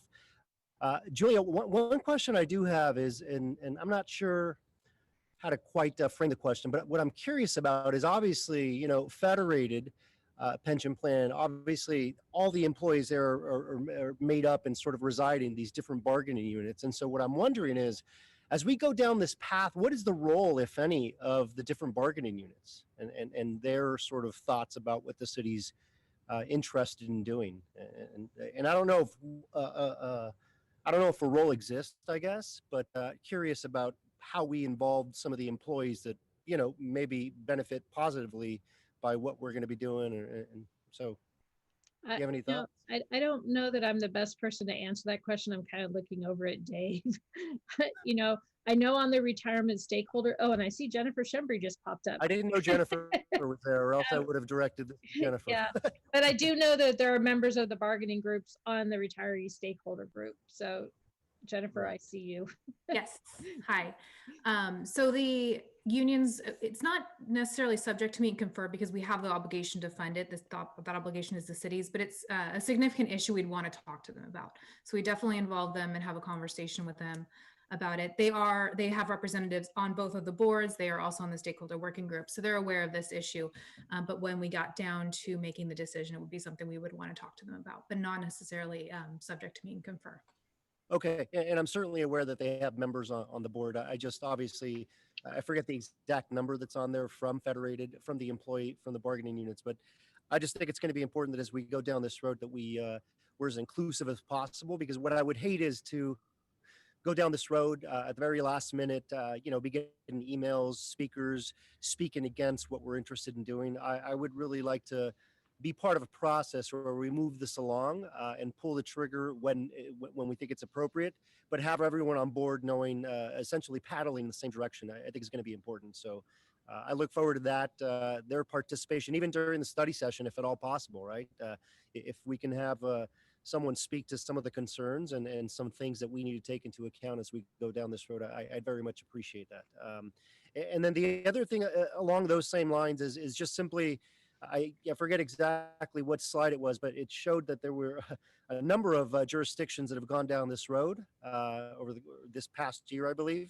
And so what I'm curious about is I'd be fascinated to know how they integrated sort of the thoughts and interest of the bargaining units as they went down this road, right? Are there best practices that, when we're going down this road, figuring out if this is what we want to do, if there's things that other cities have done that we can incorporate here? I'd be interested in learning a little bit more about that. Sure, we can definitely find out how the other jurisdictions handled incorporating or discussing this with their bargaining units. Okay, wonderful. And I'll definitely make sure, that was a good idea. We'll definitely make sure we invite them to the study session. I really appreciate that. Thank you. Thank you. Any other questions or comments? All right, then let's vote on the motion. I believe we have a motion, right? Yes. Jimenez? Yes. Alice? Aye. Yep. Aye. Roscoe? Crosco? I'll come back. Davis? Aye. Esparza? Yes. Arenas? Arenas? Yes. Yes. Thank you. Foley? Aye. Camus? Aye. Jones? Aye. Licardo? Aye. Let me go back to Crosco one last time. Okay, marking absent. Thank you. Thank you. Item 3.6, is amending a solar power agreement to remove a portion of the solar voltaic system at the central service yard to accommodate construction of the Emergency Operations Center, the fire expansion as well. We do not have a presentation on this. Is that correct, Dave? That's correct, Mayor. No presentation. Okay. We'll go to the public. This is again public comment on item 3.6 regarding the solar power agreement. I see no hands. We'll come back to the council. Is there a motion? Motion to approve. Second. All right, let's vote. Jimenez? Yes. Perales? Aye. Yep. Aye. Crosco? Aye. Davis? Aye. Esparza? Yes. Arenas? Yes. Foley? Aye. Camus? Aye. Jones? Aye. Licardo? Aye. Thank you. All right, thank you. Item 4.1 are actions related to the purchase orders with Axon Enterprise relating to the purchase of taser licenses and equipment. There is no presentation on this item either. Richard Conda, welcome. Just so everyone knows, we're on public comment on item 4.1, which is the purchase orders on the Axon licenses and equipment. Richard, your device appears to be muted. You could unmute your device. There you go. Oh, good afternoon, Mayor Liccardo and council members. I'm Richard Conda, Executive Director of Asian Law Alliance. We ask that this item be deferred to allow for more meaningful community input and engagement. Tasers are deadly weapons. A growing body of evidence suggests that tasers are much more dangerous than previously thought. The death toll is now well over 1,000 people who have died after being shot with a taser. Almost all of the dead have been unarmed individuals. The great majority of those who have died are people of color, individuals with mental health disabilities, those under the influence of drugs and alcohol, and those with a wide variety of undisclosed medical vulnerabilities. After many taser deaths, the police and municipalities who employ them are successfully sued for large sums. Victims' families who sue no longer bother to sue the manufacturer, Axon, because Axon's 4,500-word warning explicitly advises against using tasers to shoot someone in the face, eyes, chest, groin, the mentally ill, those under the influence, and numerous other circumstances, making the taser extremely challenging for police to use within the parameters of the warnings. The practical reality is that police departments that are properly trained rarely use the taser in the field. On the other hand, departments that fail to abide by the warnings are repeatedly being sued. We believe that millions that would be spent on tasers could be diverted to other community needs. Given the current budget crisis, tasers run counter to the community's loud and repeated calls for a more humane approach to law enforcement. Please defer this item. Thank you very much. Thank you, sir. Blair Beekman.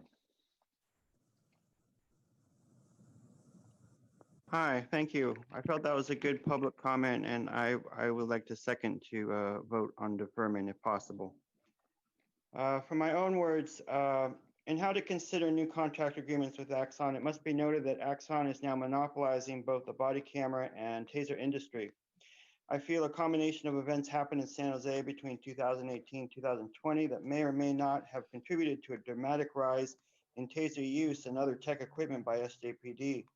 One is that possibly some sort of agreement was reached that transferred more taser use to the SJPD in order to somehow placate SJ Park Rangers who were demanding their own stronger law enforcement equipment in 2018. Another part to this story is a massive buildup of new technology tools during the summer of 2019, as SJPD simply may have been preparing for a large disaster event like the COVID-19 pandemic of 2020. I hope we are at a time to see the potential end of COVID-19 in the next few years. I hope we can consider how to lessen the demand and need for more law enforcement equipment, such as tasers. To also note, Axon trying to protect police privacy is offering an important role to help POAs make body camera footage more inaccessible to everyday people in their court trials and litigation needs. There is now the added condition that body cameras may pose a serious health risk to the future of police officers. This can lead to bad police officer decision-making in the street and may limit the ideas of long-term community sustainability promised by body cameras' openness and accessibility.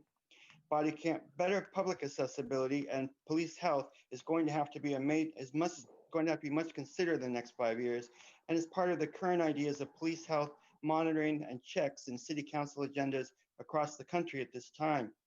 I hope the ideas of Reimagine and the initial ideas of social racial equity can help answer these questions in the next few years. And thank you for your time. Thank you. Aaron James, welcome.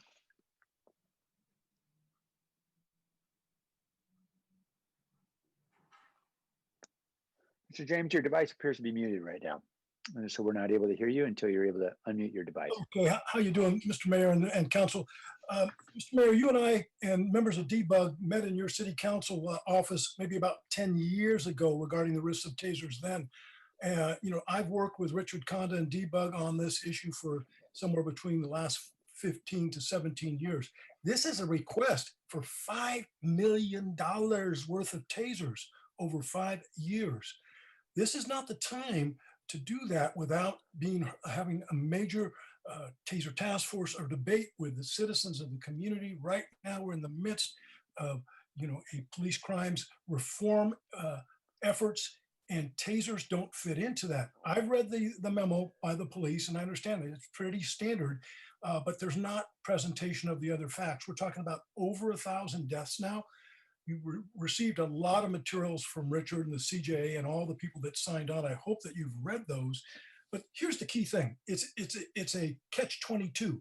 The manufacturer now has a 4,500 word warning.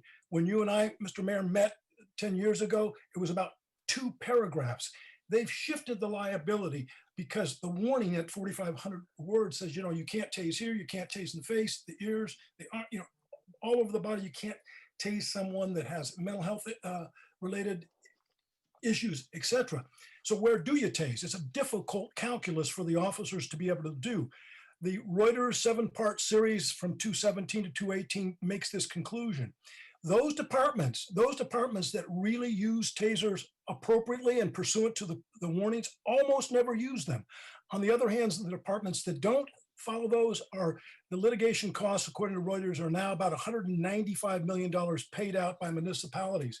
And that doesn't include the confidential contracts. I need to submit a Public Records Act for the number of deployments by the San Jose Police Department over the last 5 years and the failure rate so that we can start this conversation out. Please, let's have a taser task force. Don't do this without bringing the community voice in. Thank you, Mr. Mayor, and all the members of the City Council. Let's put this over. Thank you. Thank you, Mr. James. Sparky Harlan, welcome. Hi, Sparky Harlan, CEO of Bill Wilson Center. I'm here also to ask you to stand up a task force that includes community members to discuss how we might use tasers or not use tasers. I remember 20 years ago, I got a call from a reporter one day who asked me about a new county policy about how I felt about tasers being used on children under the age of 16 and pregnant women. And my comment was, I had a young son at the time, and I said, well, we teach our kids not to stick forks into light sockets. I assume tasing a pregnant woman is not a good idea. And here we are again talking about tasers again for San Jose PD. And I would say we're trying to stand up a relationship with the city of San Jose and the community. So now's not the time to buy tasers without including input from the community. I am part of a group, the Behavioral Health Contractors Association, and all of us are working on a CBO mobile crisis response to divert these 911 calls. And we're trying to get county money. We need your help to do that also. If the county sees that you're throwing a $5 million at tasers and not considering any money to help fund this CBO response, I believe it might be a hard sell to get the county buy-in. So please bring us to the table. Let's talk about how we can respond to these mental health calls and include the community. Thank you. Thank you. The person with the phone number ending 5140.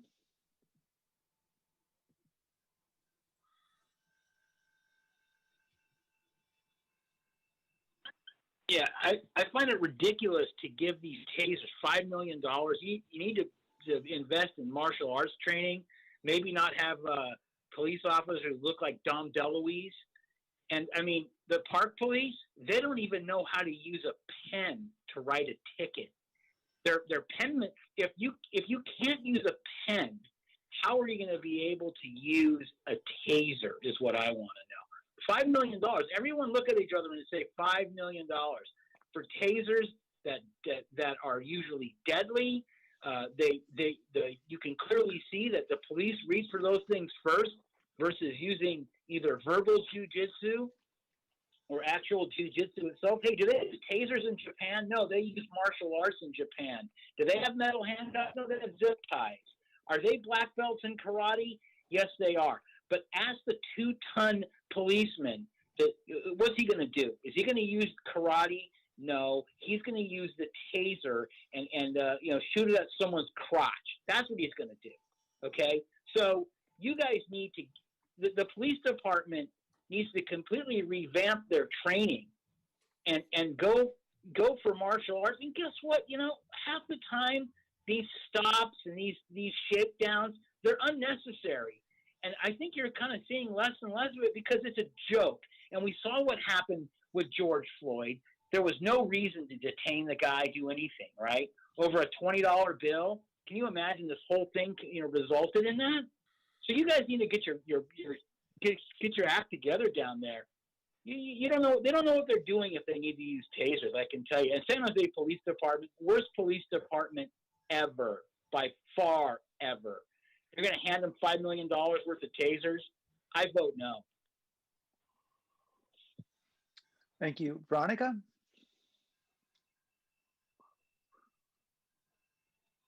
Great. Good afternoon, everyone. And my name is Veronica Amador. And just like everyone else, I am here also to advocate to please stop this.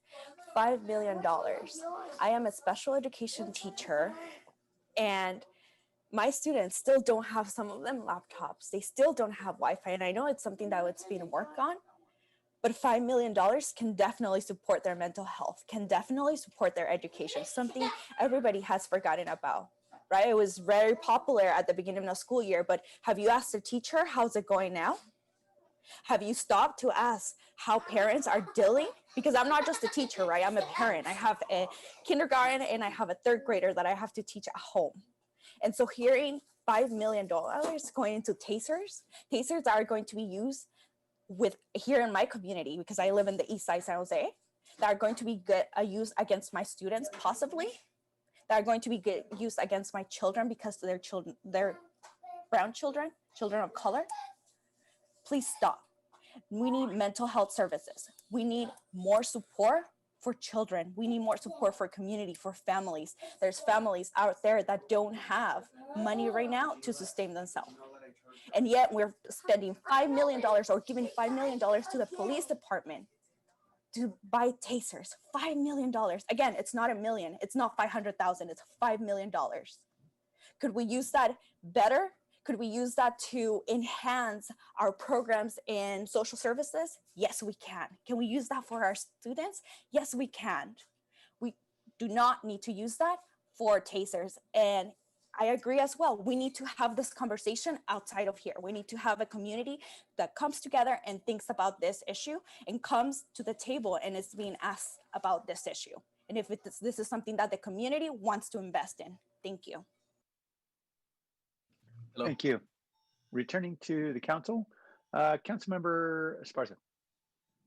Sure. I don't think I'm in a brown egg. Oh, Councilmember Peralta, I believe you're still mic's hot. Okay, Councilmember Esparza. Thank you. So I had some questions.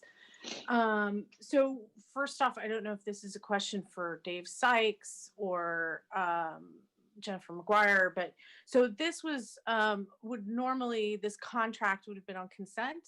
Is that correct? Because we're renewing, right, our tasers. We're replacing the tasers that we have now.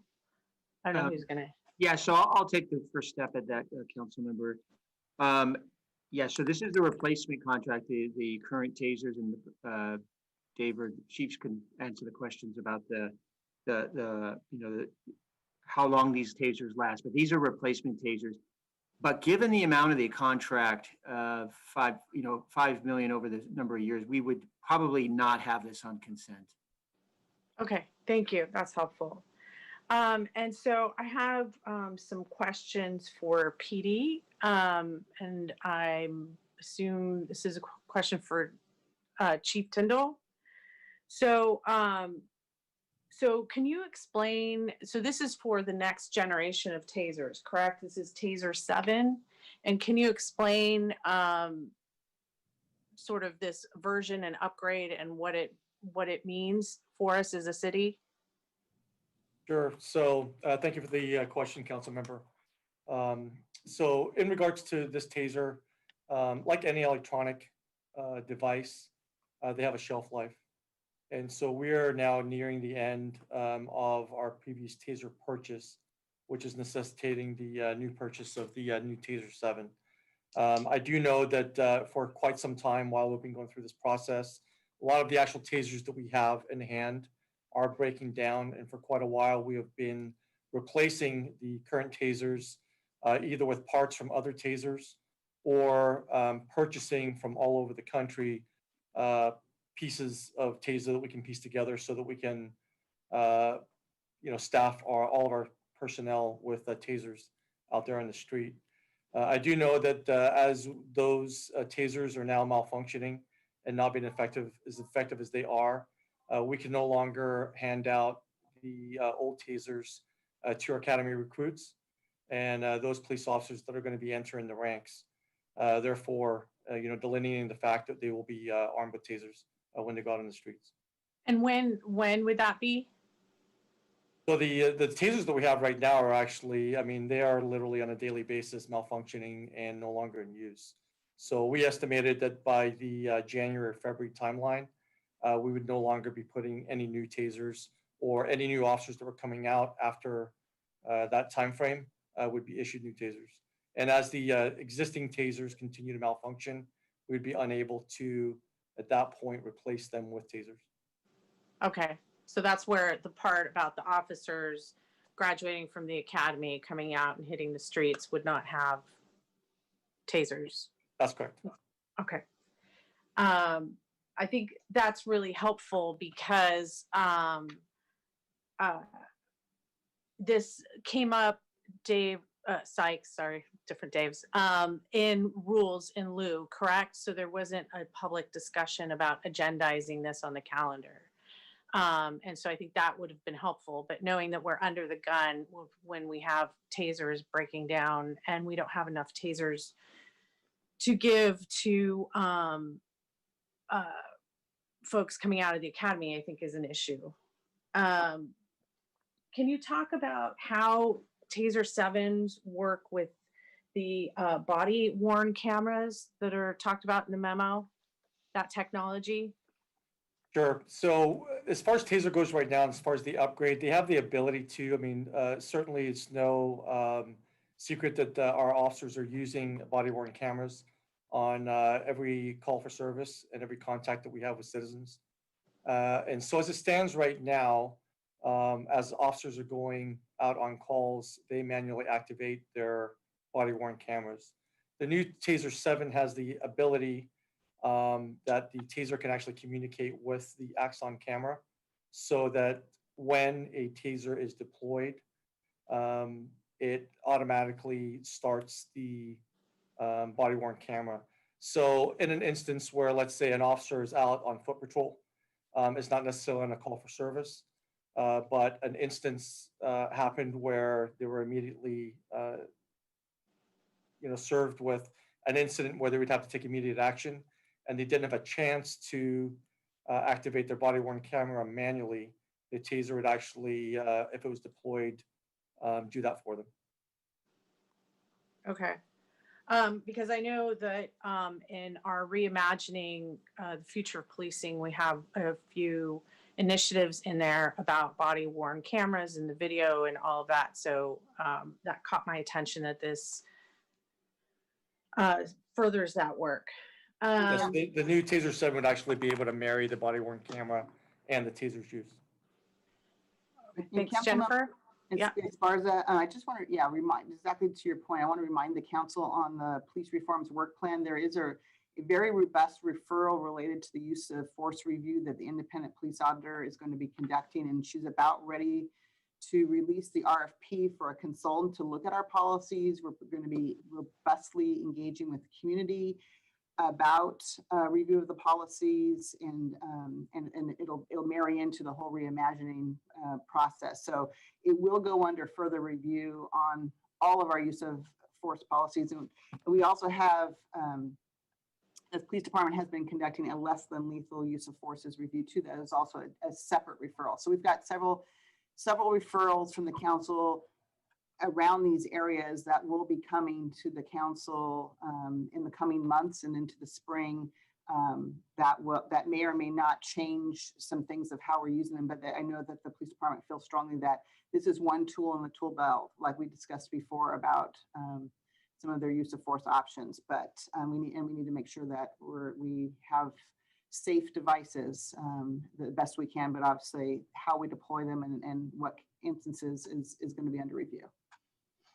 Thank you. That was really helpful. And that was my next question about how this would marry with the reimagining process.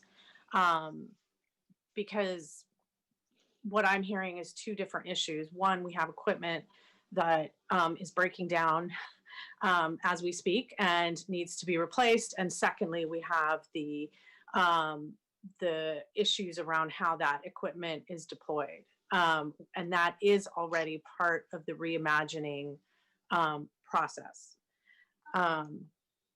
And because we've had some discussion about this in the past, I wanted to bring this up because even though this wasn't, this was added to the agenda in the rules in lieu meeting, so there wasn't discussion around it, it definitely caught my attention. And so what I wanted to hear a little bit about from PD was where do tasers fit in the use of force, particularly in leaving us as a city with non-lethal options? Well, thanks for the question, council member. So the taser is actually considered an intermediate use of force on the continuum of use of force. So in that regard, we really only have a couple of intermediate uses of force.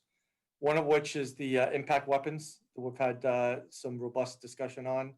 And then the other one is, in fact, the taser. I will say, in our opinion, the taser is one of the most valued de-escalation techniques that we have.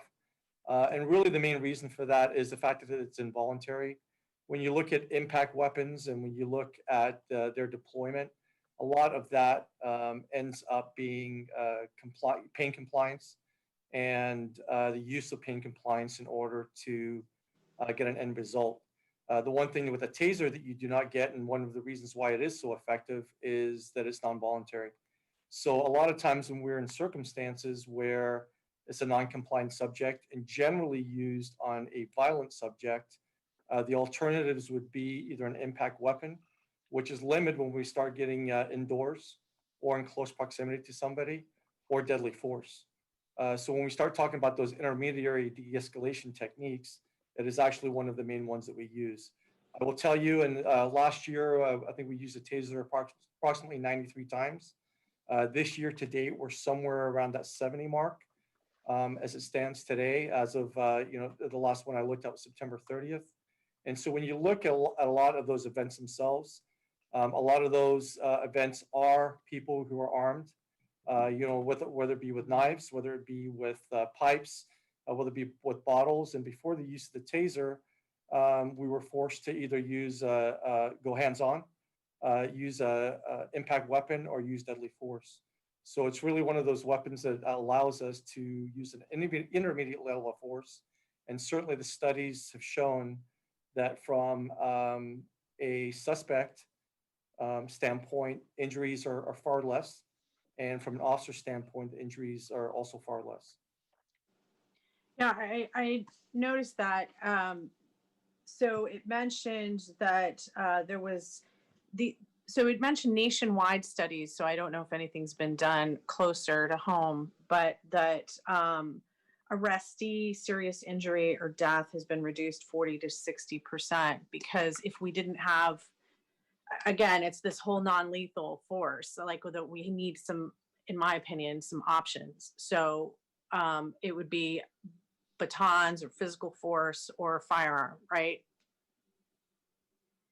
That's correct. And we decided to look at the two studies that were done. One that we did is PERF, which is the Police Executive Forum.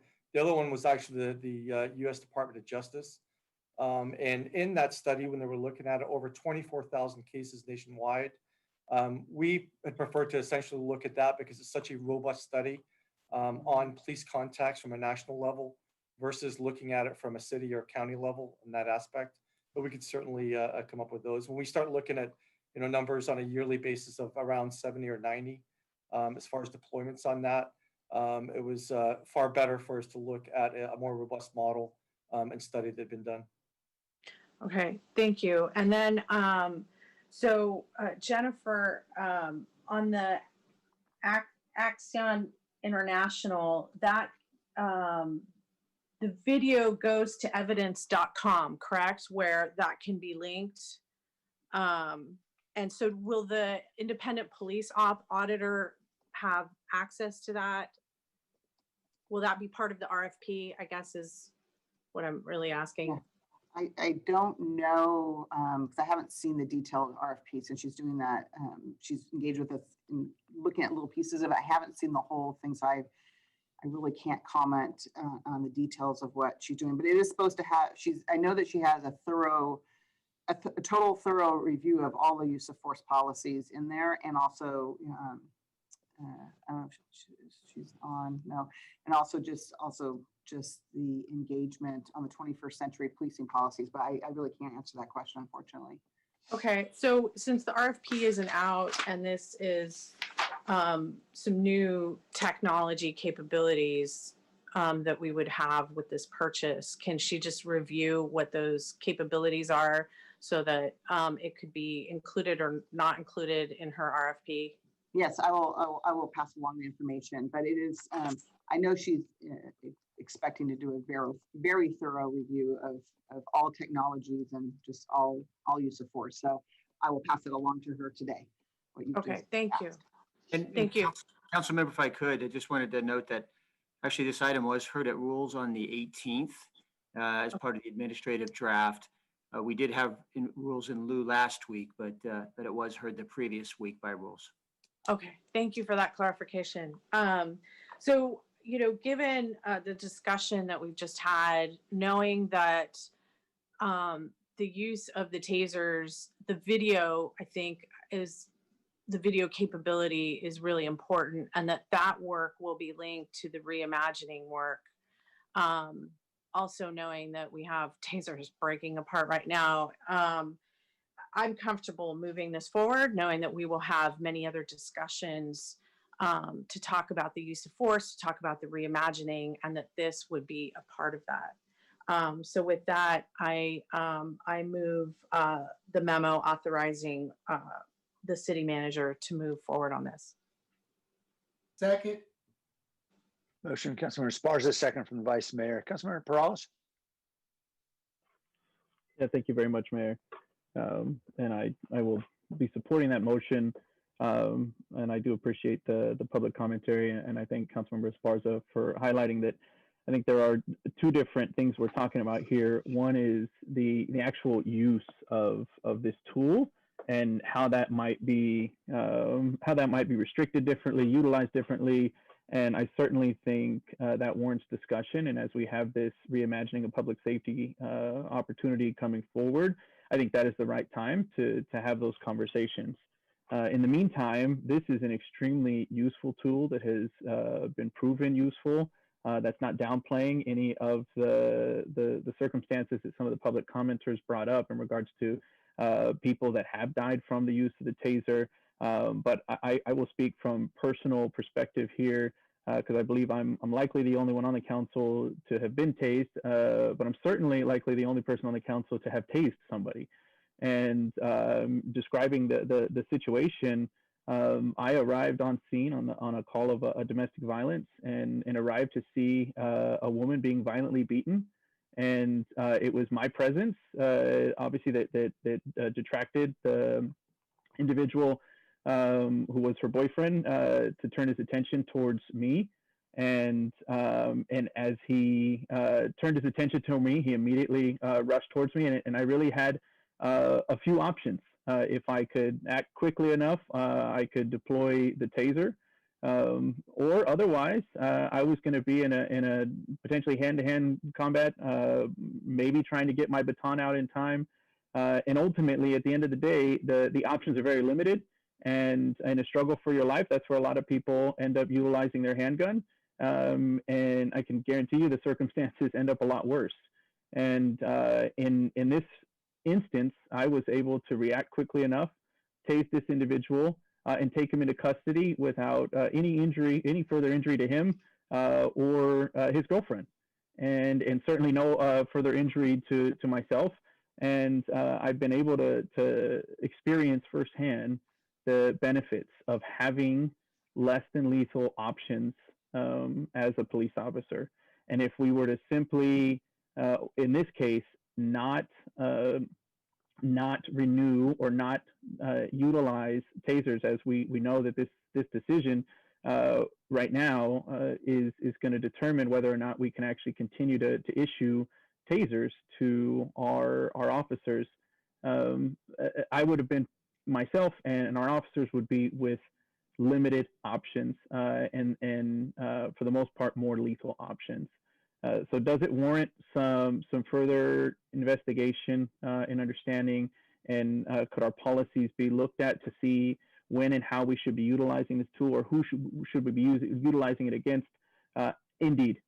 But are there times when you absolutely could utilize this tool and it could save somebody's life versus the other options? Absolutely. And I personally have that experience myself.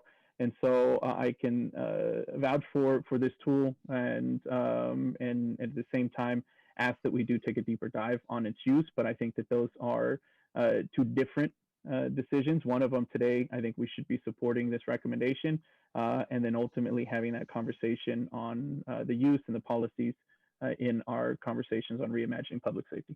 Thank you. Thank you. Councilmember Rennes? Thank you.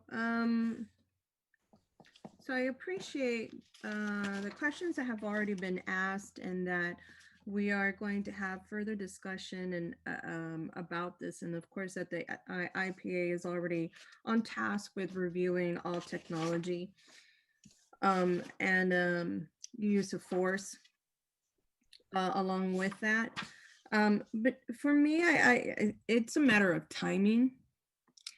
I know that this is, I think the tasers right now are 46 years, correct?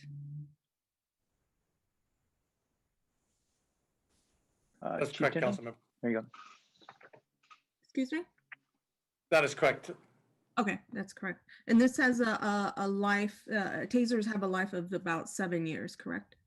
Roughly, yes. Right.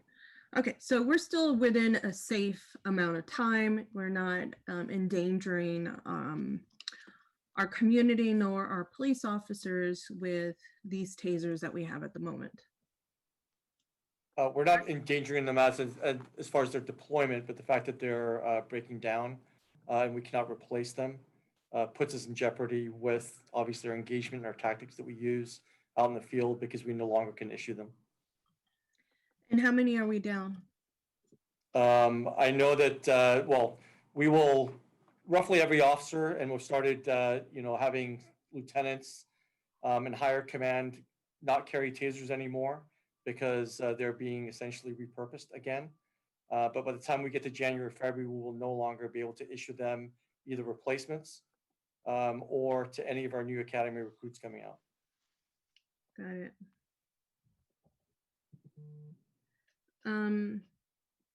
All right. So from what I understand, the reason that we actually adopted tasers was because of an encounter with a woman, Cal Bictron. I think it was in 2007, that was holding a potato peeler and was shot and lost her life. I believe the folks who called earlier, Mr. Konda was one of the folks who had actually said they would support. But then they took that back and recognized that this might not be the best tool, which is a question that I think our community also wants to have with us. And if I look at just the tool alone, and I met with the manufacturer because I wanted to learn more about this type of taser. It has some forensic marking so that we know when the taser was deployed. It keeps record of that. It also creates as soon as it's deployed, from what I understand, it pairs up with the body worn camera, and so that automatically that's recorded. I think those are attributes in a taser that I would like, because it creates accountability, right? And it creates a record for everybody involved. And so if we were to have the tool in our toolbox, this is the kind of tool that I would prefer, right, for our police officers. But yet we have this obligation that I feel we haven't really had with our community in terms of what their input is. And I know at this point we're talking about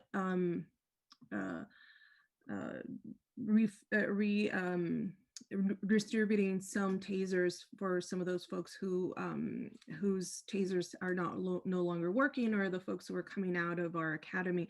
And that's important, right, to replace those for the moment, because that's what you called, I think, for intermediate use of force, right? And so on that in that argument, I absolutely am supportive of this. The piece where I'm not too in agreement is, one, the timeline. I know that maybe what we could do, and I don't know if the maker of the motion would be agreeable to this, but maybe we could stagger the purchase of some of these. I just don't, the optics for our community to purchase all of the tasers. I know this is over the next 5 years. It's not going to be 5 million over one year. It's about 900,000 per year. And so that we could also give room for our community to give us some input, which we've been hearing today, letters that have been written to us, as well as some of that review that the IPA is doing in terms of the technology and use of force that would help contribute in making a better decision for our city. And so I feel like this is timing is off, because we're going to purchase something, and regardless of what our community say, we're going to make this investment. And I realize this is a grant, correct? This is not coming out of our general fund. I believe this is coming out of our general fund. Dave Tyndall, could you explain, because I believe that this is a subscription program. We're not purchasing them outright. It's going to be we purchase as we need over the year. It's not like we purchase and then we wait 6 or 7 years, then we purchase again. Is that correct? Can you please elaborate on that? So it's like a 900,000 or something per year. It's not all upfront purchase. That is correct. It is a subscription model, and if I could actually just answer Councilmember Arenas' points on it. So there's a couple of reasons why we are obviously pushing for the Taser 7. One is that it is an electronic device, and we've seen them time and time again in recent years starting to fail on us. And obviously the time to recognize the fact that a piece of electronic is failing on you is not when a life could be on the line, and when an officer could be out there in a specific instance. And I'll give you an example of just this past weekend, when we had an officer essentially in a fight with a subject who ultimately got his finger in the officer's holster and was able to pull the trigger, and our officer was actually grazed by a round from his gun. A taser was deployed in that circumstance. So the last thing we want to do is essentially have officers out there with first of all, tasers that could fail in that regard. And then the second portion of that is right now with the old tasers that we had, the rate at which it would be ineffective was somewhere around 50%. And that is a stat that, again, it can be for a multitude of reasons. It can be based on distance. It can be based on clothing. It can be based on someone who's moving. But the new Taser 7 takes that into account. And there's actually the opportunity for an officer to deploy multiple times versus just a singular time. So again, another reason why we're moving to the Taser 7, better technology, at a time when our tasers are starting to fail, and when the old taser use or use of that electronic is starting to become more obsolete. There's a better system out there that could, again, stop an officer from getting injured or a suspect from being injured more. And to the point, it is a subscription model, so this is not something we would be paying for right off the bat. Got it. Okay. And you said the 50% fail is due to many different factors, distance. I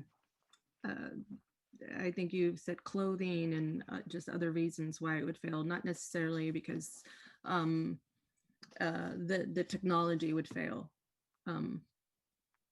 I think it's two-part. There's two different sides. The current technology or the current tasers that we have right now are they're old, and they're starting to fail on us. And so we have been proactively trying to get parts for it to piece them together, which is not the best case scenario. So I think we have twofold. We have an opportunity to replace an old system that is now failing and falling apart. And then we also have the option to upgrade our system, one that works better. Got it. Okay.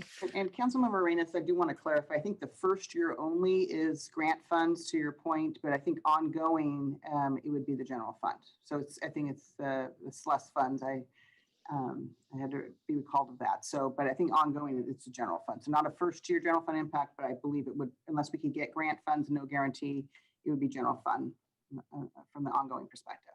All right. Thank you, Jennifer. And Chief, how is that police officer doing this weekend? You said he was grazed. I'm guessing that he's okay. Did he have to go to the hospital or he recover?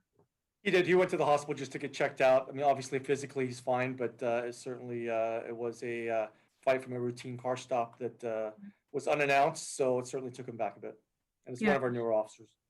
Right. No, it's a close call, and I know I've heard my sister tell me in her experience over in Oakland that it's usually these traffic stops that somehow get developed into something else, right?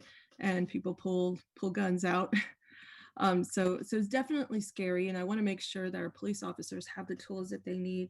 But also, it's important for us to ask these questions. One, because our community is asking them, and two, because in our city and at a national level, we are all trying to have these conversations in terms of what's the right thing, what's the right tool, how can we balance what our community sees our police as and the role that the police officers have, right? So this is in an effort to balance some of that information. And one of the things that I know, I was actually really impressed with the number of did you say that last year we only had, well, I won't say only because won't qualify it that way, but you said it was 90 times that our police force used? Yeah, in 2019, I want to say it's 93, but I would have to confirm. Mm-hmm. Roughly 90. And then this year you said about 70? We're upwards of essentially 73 to 74 as of September 30th. And then obviously we just had some over the weekend. So that number is going up, but we're on track with about the same numbers. Yeah. I was also going to ask about some of the data over like maybe a 5-year period, but I'm guessing, Jennifer, that this is something that the IPA would dig into once the contract is done. In terms of the use of force consultant. I mean, we're going to have several consultants with the police reforms, and there's a specific consultant for the independent after action report, a completely different consultant for the use of force review, and based on there was like probably 6 or 7 referrals from the city council. It's a pretty in-depth use of force review. Captured all of the referral language, so it's going to be deep, and I'm looking at it, and it's there's it needs to be a total review of our policies and any proposed changes, feedback from the community, looking at the policies like duty to intervene, exhaust all alternatives before shooting, requiring officers to report when they point to firearm, and all other policies that are related to use of force. So, and then again, separately, as you know, we also have this whole less than lethal use of force, less than lethal weapons review as part of reforms. Also, as part of that, the police department's currently conducting. There'll probably be a memo in the next couple of months on that, based on that review with the Police Executive Research Forum, because they just recently put out a report on that last spring, just coincidentally at looking at different technologies. So that will also come to council, but that will also get incorporated separately into what a consultant believes any recommendations with the community feedback about our general use of force. So all of that's going to be happening. It's again, but it's more the how are we using them more than I think the what. But can we add any other less than lethal uses of force to the toolbox? And I think that's where this other referral is going to focus on. So as Chief Tyndall's described, there's this escalation, as we all know, in what they use. So all that's going to be under review, but it's not contemplated that this would be taken away from the toolbox. It's just the how and the when and what of the use. So on that note, I would imagine that it may have to do with folks who are having like mental health crisis, correct? And I know that I think Chief at this point, Chief Garcia was working with the county to ensure that they had a mental health provider go out at the same time where you have some clearly identified mental health incidents or crises that our police officers have to respond to. Has that already been enacted? Is that something that you are coordinating with the county on at this point? So it's twofold. We're actually working with the county on one program, which would actually give us some in-house clinicians here at the police department that would respond out.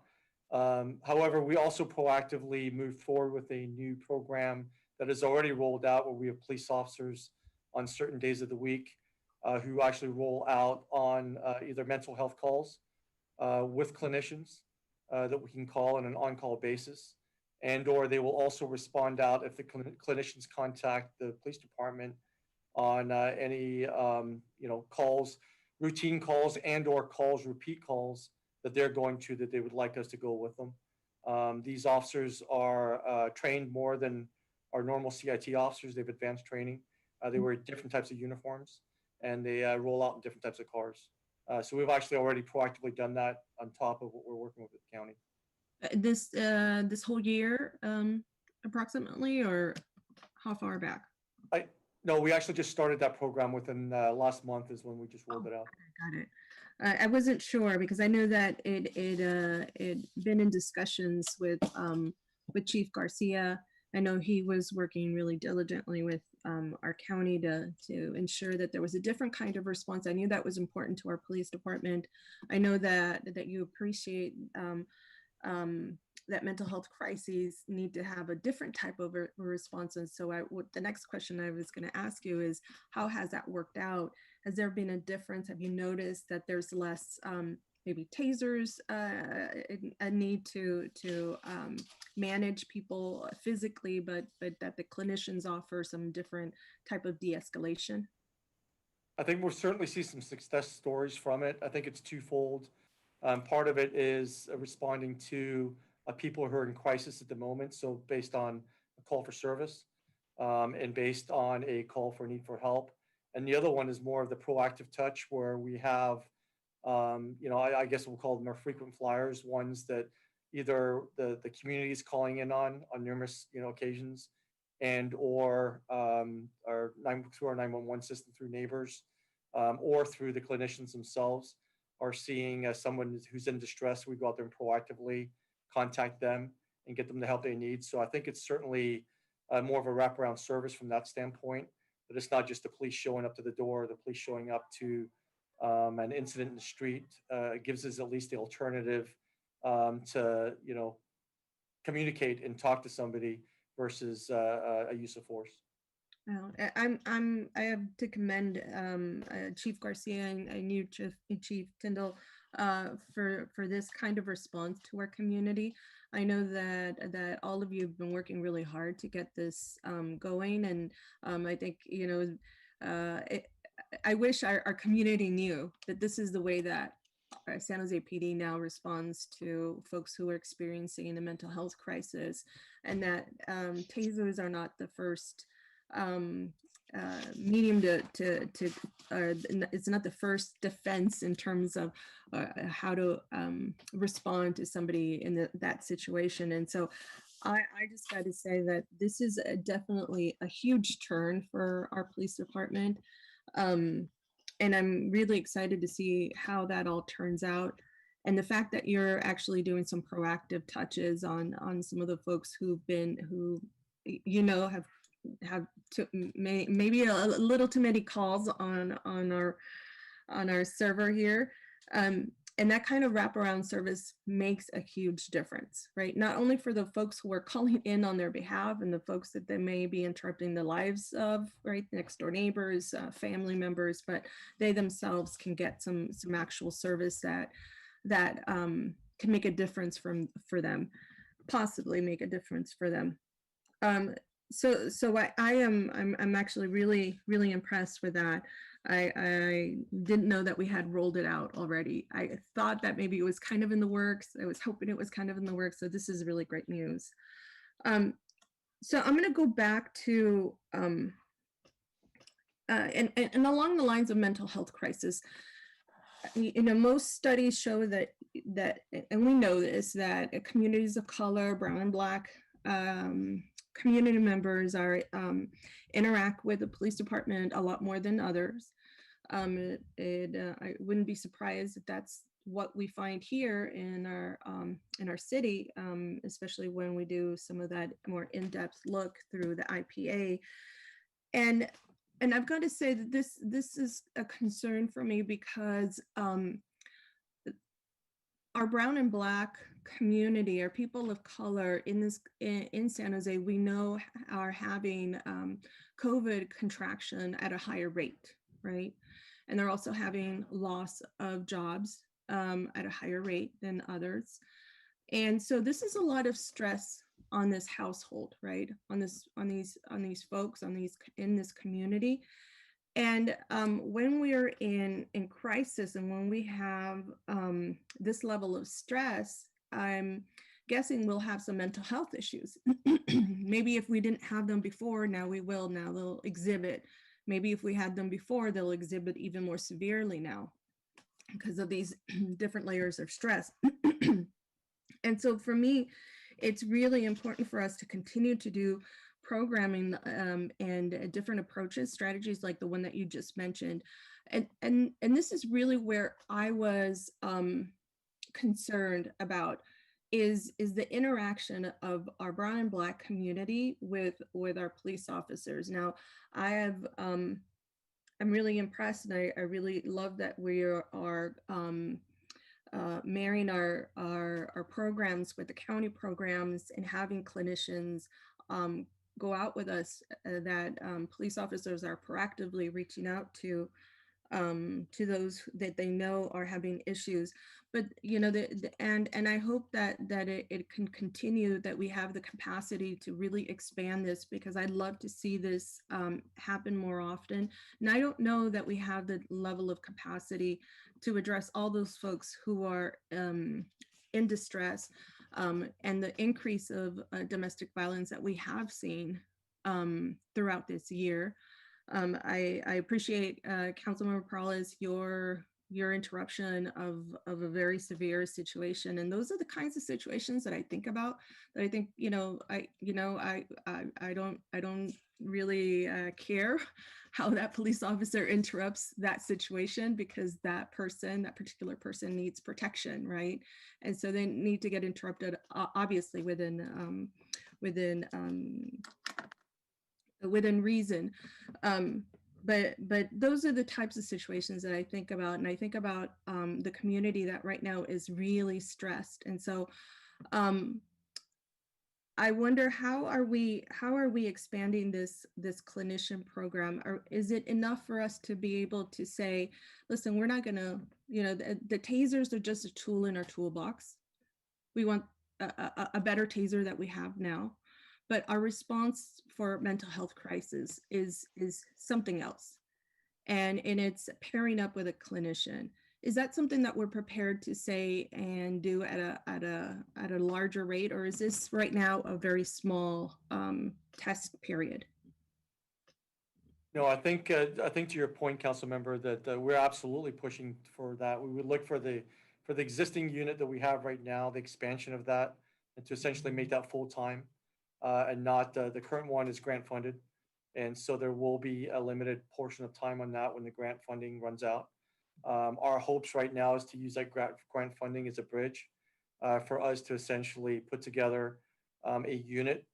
There will be a full-time unit with full-time police officers and supervision in it. And again, we're looking at marrying that up with what the county can give us as far as county resources. So I'm very optimistic in the point that between what we're pushing forward and what the county is willing to also push forward, being the largest police agency in the county, I think the end result of that is going to be very positive for their community. Okay, I appreciate that.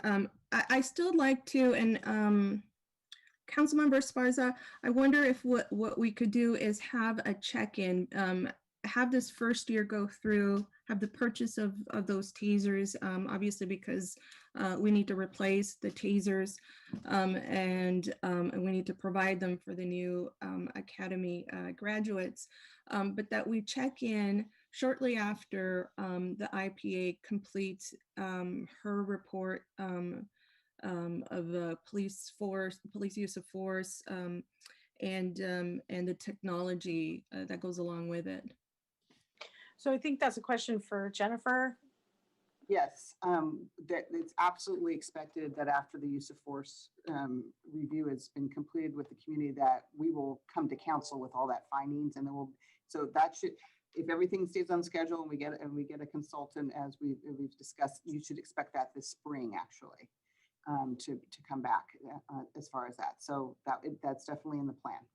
No, I expect that the information would come to us. What I'm asking Councilmember Esparza is that we commit to the first year purchase, and that this item return for the remainder of the 4 years after that discussion is brought to council. So, and that's why I referred the question to Jennifer. I'm not sure the possibility or the pros and cons to the city by doing 1 year of a 5-year contract. Yeah, I'm gonna have to have Jennifer Chang, who just popped up, because she's our expert in purchasing, to know how, I don't know what the negotiations with the vendor and how that would affect, if that would affect pricing or anything else. I'll let Jennifer, you answer that question. Sure. Hi, everyone. I'm Jennifer Chang, Deputy Director of Finance. So the recommendation before you is a 5-year agreement with TASER. The agreement is for a 5-year subscription agreement, and I think the way that it worked out was that it would cost the same for the city to purchase all of the units up front, and we would have to front the full, $4.6 million rather than amortize that over a 5 years. So that was the way that the police department wanted to approach the purchase, and that was the way we proceeded with negotiations with Axon International.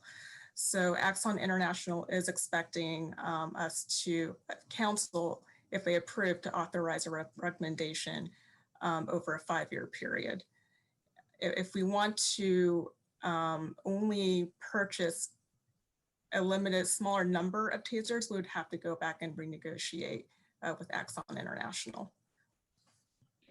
So the first year we would purchase. Actually, can I follow up on that and have Captain Tyndall, because I'm not sure that fully answered sort of the question that I asked, which was what this does to the contract and the costs. Thanks. Well, thanks for the question, Council Member. I don't have the specific numbers, but I do know that there was a large jump between a 1-year contract, and I'm not sure that Axon would even agree to a 1-year contract. Part of the subscription model is to, number one, replace all of these electronics as soon as possible. Having different types of tasers by different officers complicates the issues as far as deployment and how they're docked. We have different docking stations that goes with them. So we would essentially be looking at replacing all of the tasers that are, again, at the end of the shelf life right now with new ones. And that would, of course, now replace the docking stations that goes with it. So I'm not sure that we could necessarily part it out and just get a couple, a handful of tasers at a time, spread over years for the purposes of that and technology itself. I think it's one of those ones that if we decide to move forward, it has to be done at once. And to do that over a singular year, my understanding with Axon would have some very specific and robust dollar ramifications. And what are those dollar ramifications? I don't have that council member in front of me. Jennifer, do you have that? Unfortunately, I don't. We'll have to explore. Okay, so if you don't have it, Jennifer Chang, how do you know that, Chief Tyndall? I know that because we'll be in talking to Axon on numerous other things like the body-worn cameras. And in those negotiations, we've seen jumps. If you don't do it on a multi-year or singular year, it becomes an issue. And again, Councilmember, two different things. I mean, one thing we're talking about is the fact that there's the dollar portion of it. The other one is that we have failing technology, that if it's not replaced, officers will go out in the streets without them. Right, and that's the reason why I wanted to put some measure of check-in, and really it's the timing piece. Like I want to make sure that our police officers are safe, that they have the tools that they need, and at the same time I want to be able to respect our community and the process that we promised them that we would in this community reimagining. So let me ask this question to Dave. Dave, in the reimagining process, is removing tasers as part of the toolbox or the tool belt from our officers, is that even in something that we could actually consider? Well, from my perspective, I think when you go into this type of process, literally everything needs to be on the table, and I think we're sincere about that. My personal opinion is it's highly unlikely that we would come to a conclusion that tasers are not a valuable tool. I think a more likely scenario is that, there might be changes in the way we use and when we use, as has been discussed by the council. But just to answer your question directly, I think everything needs to be on the table as we sincerely engage the community in what tools we should have and how we should use them. Great. Well, I appreciate that, Dave. I know that there's places like Houston, or I'm sorry, from Nebraska, that they've actually looked at how many folks that they've used against minorities or Black and brown. It's about 87%, the same thing for Nebraska. And so all of this to say is that these interactions have with brown and Black communities we have just a higher interaction, and that's also a question that I'm hoping that our reimagining conversation will also entertain. I get that we will continue to have tools, but how do we use those tools, and what are the different kinds of responses are also on the table. This for me is just badly timed. The optics of this are not congruent with what we've said to our community, but I understand the difference in terms of obtaining the tools for our police officers to make sure that they're safe, make sure our community is safe, and then also having that conversation about how do we employ those tools that we have. Do we, we avoid them obviously for mental health crises, because those folks are more vulnerable, more susceptible, and those aren't recommended interactions with, or those tools are not recommended with those types of populations as children or pregnant women. So I know that there's a distinction here between having the tool and how do we use a tool.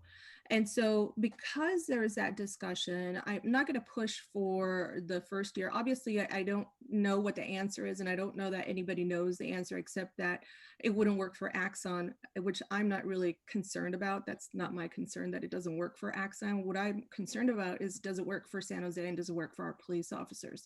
And so with that question, I think purchasing these replacements does work for our police officers. The next conversation that I want to make sure that our community knows and understands is that we're committed to making sure that we have the conversation about when do we employ these? When do we interact with our community and use these? And so that conversation is still around the bend. This is not a done deal in terms of this is how we're, simply because we're purchasing these items, it's not because, it doesn't mean that this is the item, this is the tool we're always going to use. We're not going to use this tool all of the times. Obviously, Chief Tyndall has shared with us a different type of response, especially for mental health crises. And so those conversations will continue to happen. And I just want to make sure that my community knows, our community understands the process, and I'll support what's the motion on the floor. I still think that this is badly timed in terms of optics for our community, but like I said, I want to make sure that I was diligent with my questions and asked all that was important. And I know this is not the last of it. We'll have more of this reimagining conversation in the next year after March. So I appreciate that. Thank you. Thank you. I'm going to support the motion on the floor because although I think we should all agree tasers are not non-lethal, they are less lethal. And right now we need tools that enable officers to avoid the very stark realities and stark choices that guns present right now. And we know that we've got to ensure that officers stay safe and the entire community stays safe, and it's important to have intermediate tools. Okay, any other questions or comments? All right, let's vote then on the motion. Jimenez, Yes. Perales, Aye. Dieppe, Aye.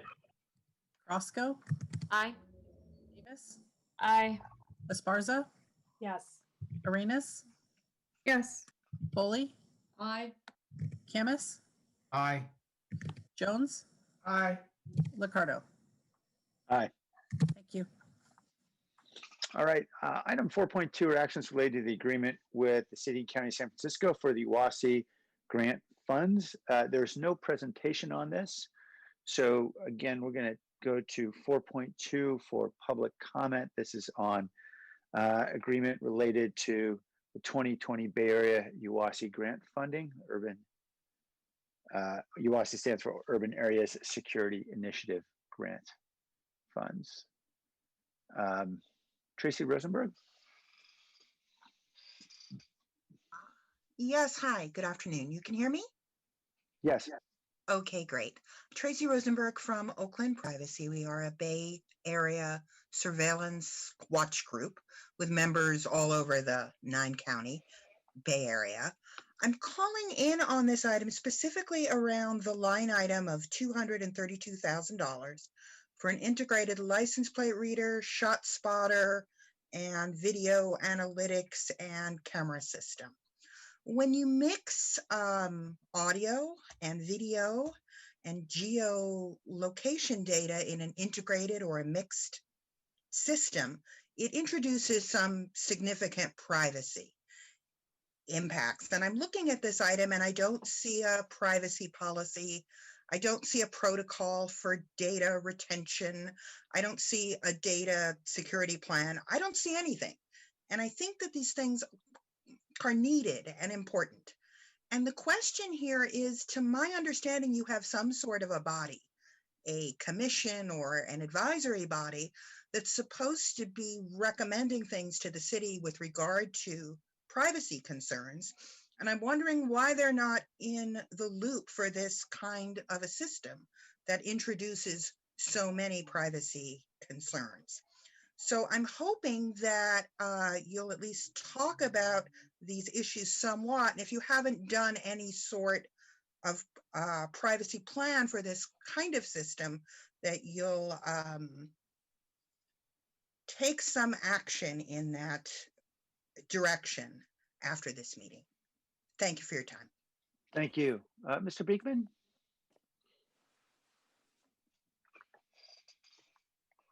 Hi, thank you. Those are the words I try to say to yourselves all the time. Thank you for those words. The work of equity and reimagine has some interesting hopes in what it can accomplish for all of ourselves. I would like to add to these good causes and purposes that the federal agency BAUASI is learning to leave the language and focus as an agency of anti-terrorism and law enforcement and trying to move into an agency as an emergency preparedness and mutual aid. It is from these good intentions and learning better practices, they need to seriously consider its 1 to 3 year funding patterns and structures it currently practices with local Bay Area governments. It is something of a street hustle, shell game that seems specifically designed to work to confuse and obfuscate projects and funding sources and its funding sources. And that seems initially a part of how government practices in the time of war and what was the US war on terror. Unfortunately, in developing new ideas of societal peace, current BAUASI funding ideas may be keeping a process overly confused and opaque from everyday community and even from local government itself. In this time of learning how to ask about social and racial equity and reimagine, I hope it can also be a time we can all consider how federal BAUASI funding structures can be simplified a bit and made so they are not maybe quite as confused and opaque at the local level. This can be an important job for people of local Bay Area communities all over the next few years. Life is a lot different than just several years ago, how a community and local government talk about ideas of peace and local democracy. Remember just 5 years ago around open policies and national security issues. The ACLU has many ideas and guidelines that can work towards a one person, one voice idea of local community democracy at this time, and that can very much help address new questions of equity and reimagine in local neighborhoods and communities at this time. To try to conclude quickly, it also should be noted the very good work Fremont can do. At their own city council meeting tonight, they will be talking. Thank you, Mr. Beekman. The person with the phone number ending 5140.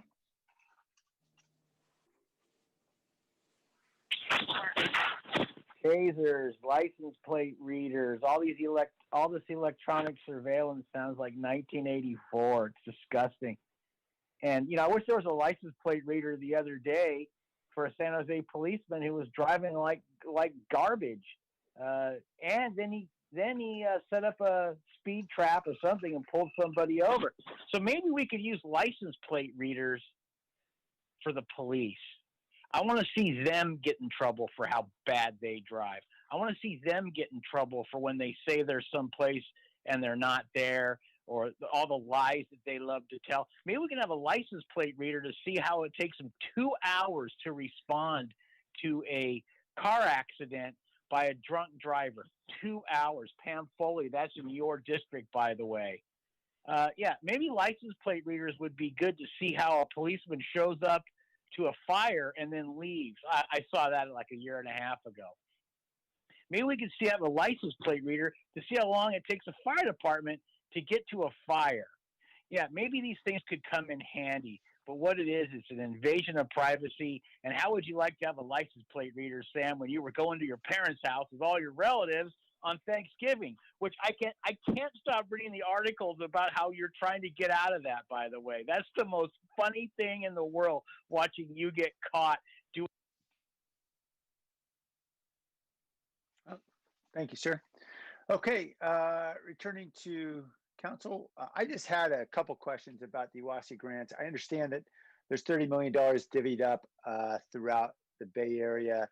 We get sort of $1 million automatically as a city. We got $500,000 through competitive grants. How big is the competitive grant pool? And are we sort of consistently getting our fair share in that competitive pool? I just want to get a sort of sense of context. Kip Harkness, Deputy City Manager. Jay might have the exact number on the competitive grant pool. What we do for the competitive grant pool is we meet as a kind of a regional team and debate and discuss and then decide as a group on the overall prioritization. We have, if I'm recalling the numbers of the last 5 years, our share has been relatively consistent. and we have felt like we have been had an appropriate amount allocated to us. Part of what's difficult is that pool has to go for a lot of the smaller counties and smaller places that don't have the automatic funds coming to us. So we're balancing our needs and the regional needs, and UASI is intended to be a regional program overall. But as somebody who sat on that board for the last couple of years, I feel like we've been able to advocate fairly for our share, as well as making sure that some of the other regional investments benefit San Jose as well. Jay, do you have the exact numbers on what the competitive grant amount is? Yeah, hi, Kip. I was actually looking for that and I haven't seen it. There is a lot of discussion about it's not just based on population, but some of the program areas as well. So it's a complicated framework that they engage in. If you could, we'll follow up and get what that number is in terms of what's in competition, and then that'll give you a better sense of what our share is. I know we've looked at those calculations in the past. Do that right now. Okay, thanks, Kip. I'm happy to take that offline. Thank you. It sounds as though the process for allocation is not a bunch of folks meeting in a in a room far away. It sounds like it's a bit of a deliberative, negotiated outcome on the board of UASI. Is that fair to say, Kip? Yeah, that's very fair, and it's folks from the different counties that we work with, both in terms of police and fire have deep relationships, and then overall the emergency management community has deep relationships with them as well. So it's people that we know and work with very collaboratively, and we want to make sure that we're getting our fair share, but that also that their needs are met as well. Okay, thanks. Councilmember Esparza. Thank you, Mayor. This has come up before, and so I wanted to address the concern of the caller about privacy. And so I don't know if this is a question for Kip or for Chief Mata. I saw his name. Is Chief Mata on the call? Yes. And so, regarding privacy, the city's existing privacy policies, we have an update coming up, and what that means for what's being funded under UASI. Thank you. Chief, I can start, and then if you'd like to follow up, I think that would probably be best. As Councilmember Esparza, great question, and appreciate the comments of the callers. As you mentioned, we have a next iteration of our privacy policy coming to council at the next council meeting. And what we would anticipate is that this procurement would run through that policy. And so as was actually brought up by one of the callers, we would be looking at a host of items for this procurement, including retention of records, accountability, sharing of data, noticing, minimization of data use, the accuracy and equity concerns. And we would also be making sure that we were doing a cybersecurity analysis in parallel. And we would support the police department in their work of doing all of that before we would be approving an infield deployment from kind of the city manager's office side of things. But I'll let Chief Mata speak a little bit more about things from the police side. Thanks, Kip. As Kip mentioned, we will be following the city's privacy principles. In terms of retention, we are following or will follow the city policy on the 1-year retention. In regards to recording, and recording will be done in public spaces, public places, so as not to infringe on anyone's privacy. In regards to sharing information, this information is only going to be used for monitoring large events such as sporting events, concerts, other various community events to ensure the safety of those events. And again, and if need be, if God forbid something happens, then we will use that information for the investigation. Again, as mentioned, as a result of these items being UASI, these are going to be a regional asset. So not only will San Jose be able to use these or this equipment, but also the Bay Area will be able to use this equipment for their events as well. Okay, thank you. Mayor, did you make a motion? No, I don't believe so. I'll make a motion then to approve. I don't see any other hands. So I'll make a motion to approve. Second. All right, on the motion, let's vote. Jimenez, Yes. Perales, Aye. Yep, Aye. Roscoe, Aye. Davis, Aye. Esparza, Yes. Arenas. Arenas. Yes. Thank you. Foley, Aye. Camus, Aye. Jones, Aye. Ricardo. Yes. Thank you. All right, thank you. Item 6.1 is the updated natural gas infrastructure prohibition ordinance. We do have a presentation. Welcome, Carrie. And Ken Davies, welcome. Thank you. I'm joined by Ken Davies with the Environmental Service Department, as well as Lisa Joyner, Interim Deputy Director with Planning, Building, Code Enforcement. Ken, could you put up the view, not the speaker notes? Thanks. I'm learning. Okay. Yeah. So thank you. Next slide. I'm trying. It takes me a couple tries here. Yeah, it's still stuck. Okay. So as you know, there's been a lot of conversation over this action in the last couple weeks and certainly over the last year. And I think you know,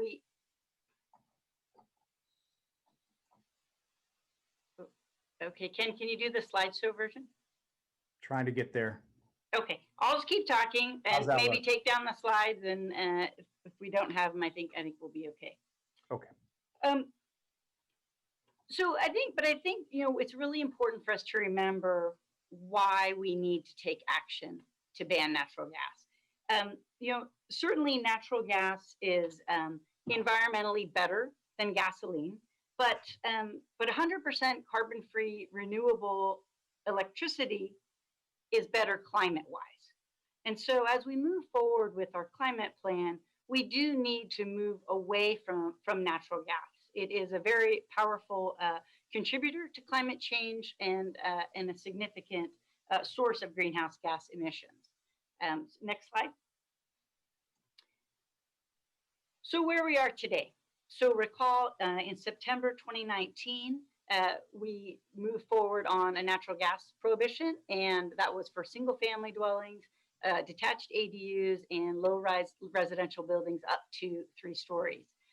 Council directed us to return in 2020, so here we are in December, with an analysis on how to move more broadly and include more new construction, again, just new construction.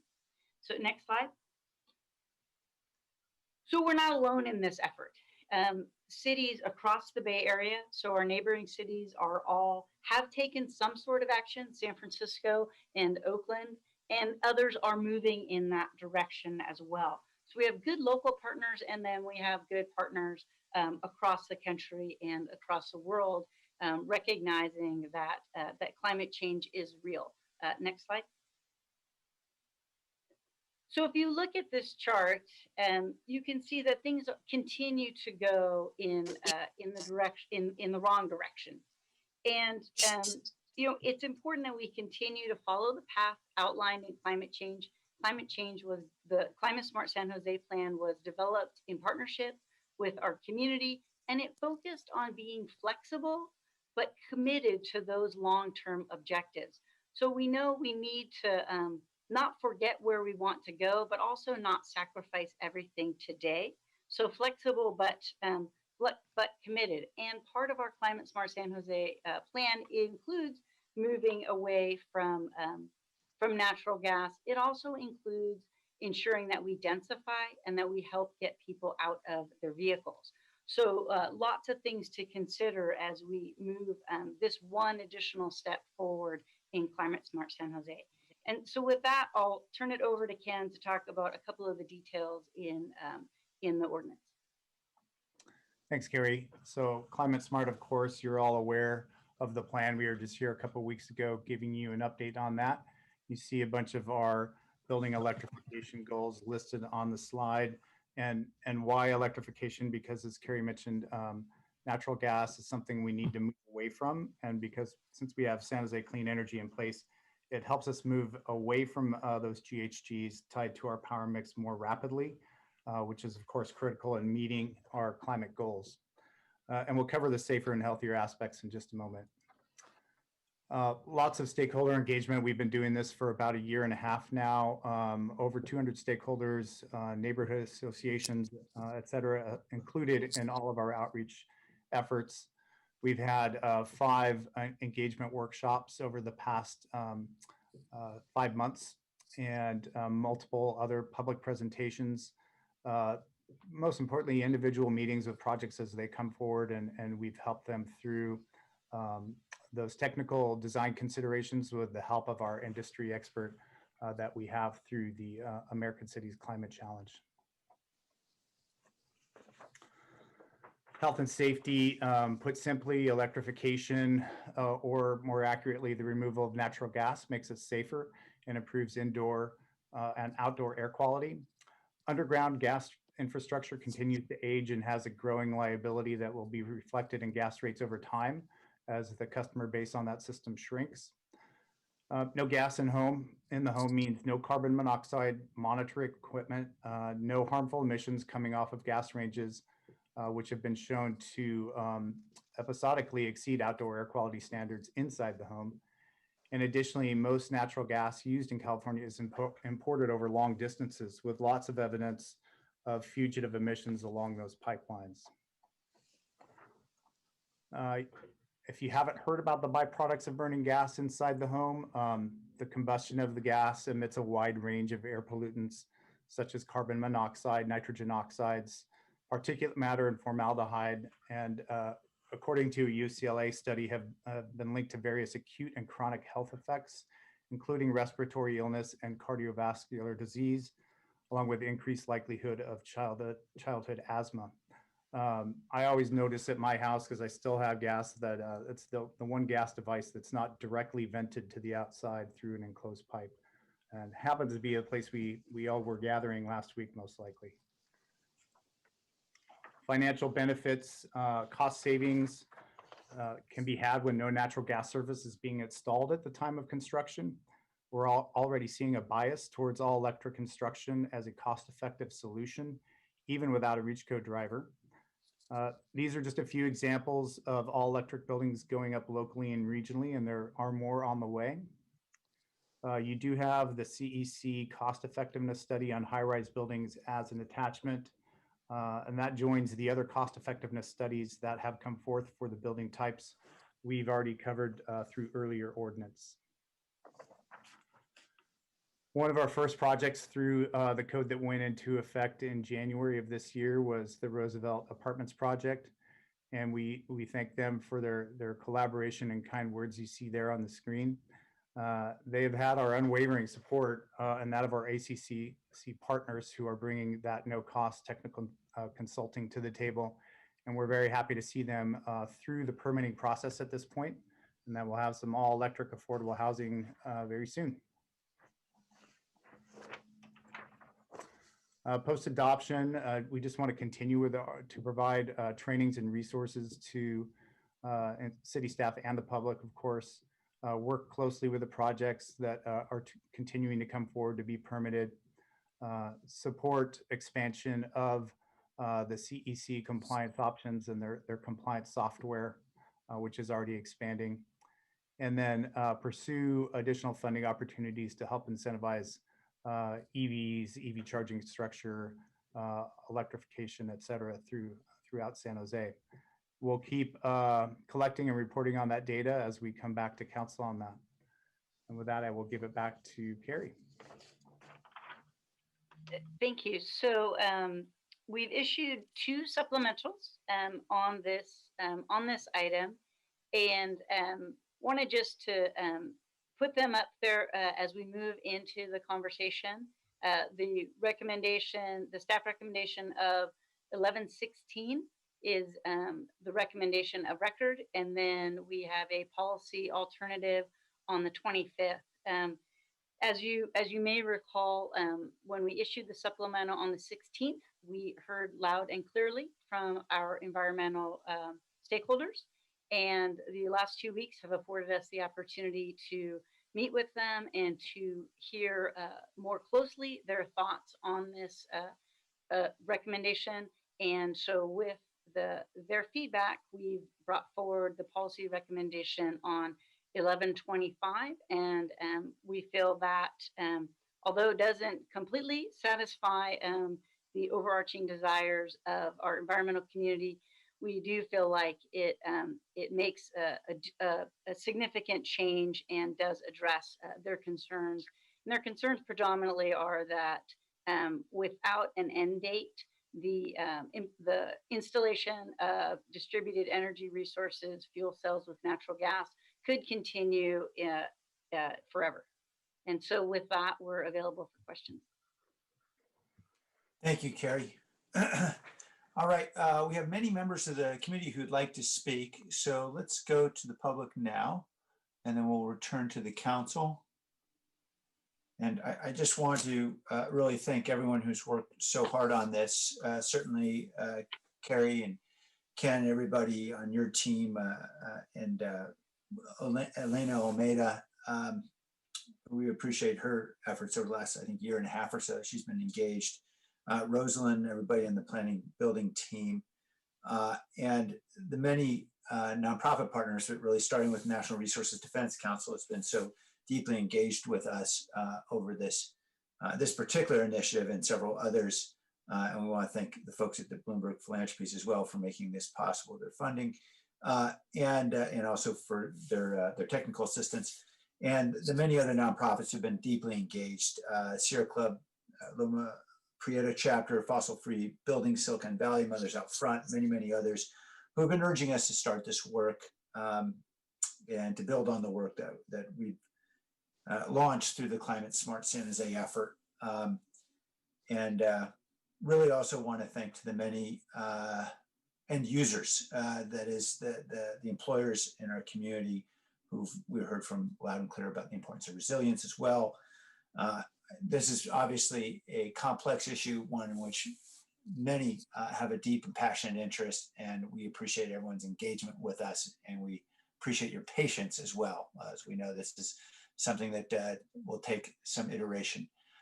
Let's start with Danica Kubota. In the public, everyone has 2 minutes to speak. Welcome.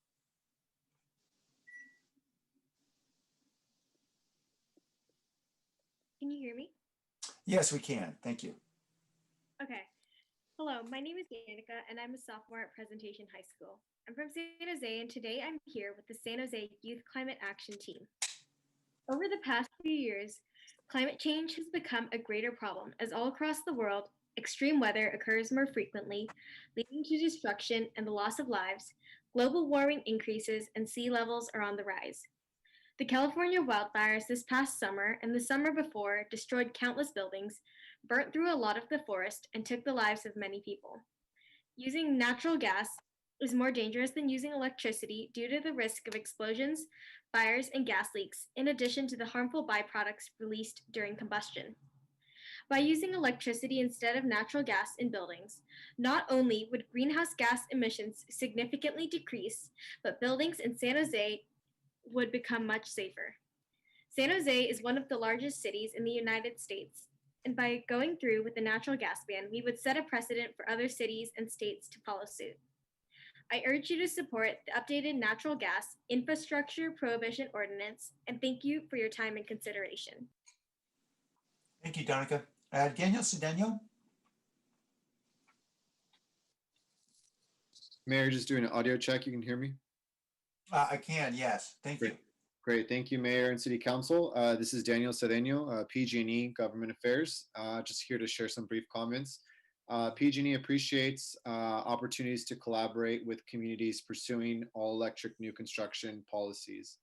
And PG&E strongly supports California's climate and clean air goals, and we recognize that part of achieving these goals involves increasing the use of energy-efficient electric appliances in buildings when cost-effective.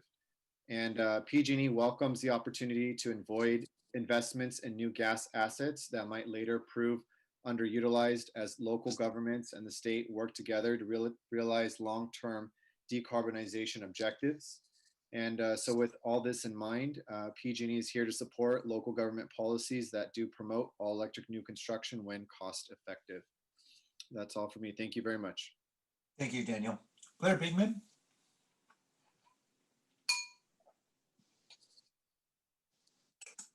Hello, thank you. The current natural gas reduction ideas of San Jose City government has created good examples for a few years now.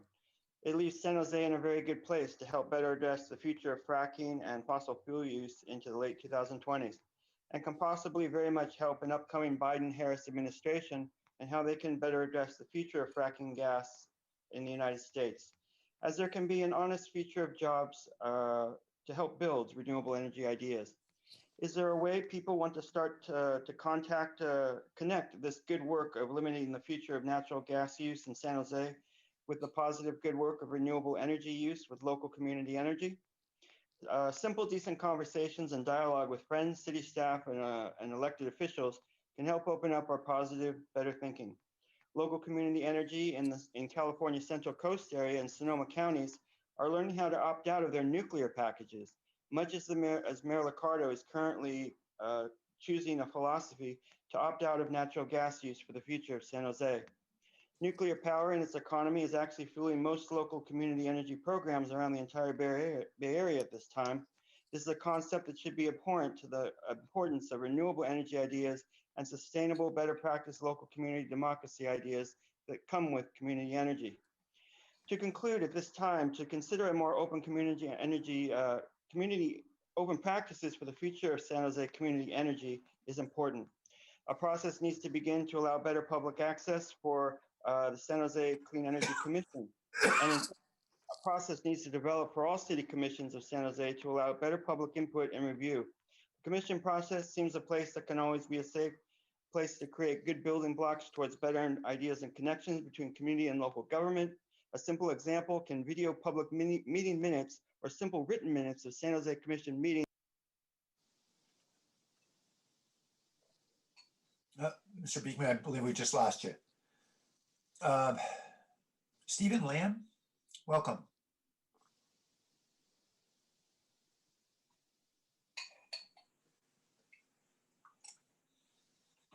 Mr. Lamb, your device is muted, so we're not able to hear you right now. Oh, sorry. Can you guys hear me now? I can, yeah. Apologies. So my name is Stephen Lamb. I'm the Director of Sustainability at Bloom Energy. I want to thank the staff for its work and the council for the opportunity to testify. As a representative of an energy services provider potentially impacted by the policy under discussion, I wanted to reinforce Bloom's value to the businesses and the communities that it serves and highlight the importance of the gas pipeline network to deliver a renewable future. With respect to the official exemption language, I want to reinforce that the November 16th staff recommendation provides what I think are the best options for energy resilience. But to the extent that the council works outside of that framework, would encourage working with all stakeholders to ensure the proper balance of mitigation and adaptation considerations. Just a little bit of background on Bloom. Our projects provide 5 sustainability benefits running on natural gas today. We create CO2 reductions by displacing less efficient grid alternatives. We improve local air quality, often in vulnerable communities, by generating electricity without combustion. And our microgrid deployments provide critical resilience from grid instability, all while using no water during operation and at very high power density, which optimizes land use. Moving forward, we're advancing zero carbon biogas, carbon capture, and renewable hydrogen applications, all acknowledged by the IPCC as critical to aligning with the 2-degree scenario. And necessary to balance the large-scale intermittent wind and solar development needed to meet the state's SB 100 goals. A critical piece to these innovations is a flexible and resilient fuel delivery platform, which can and should be the gas pipeline system.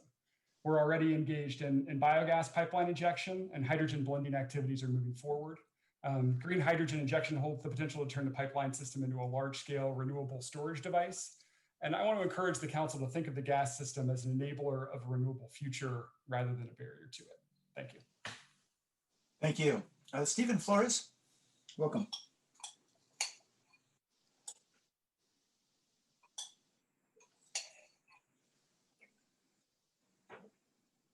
Mr. Flores, we're not able to hear you. Yeah, how about now? Yep, great.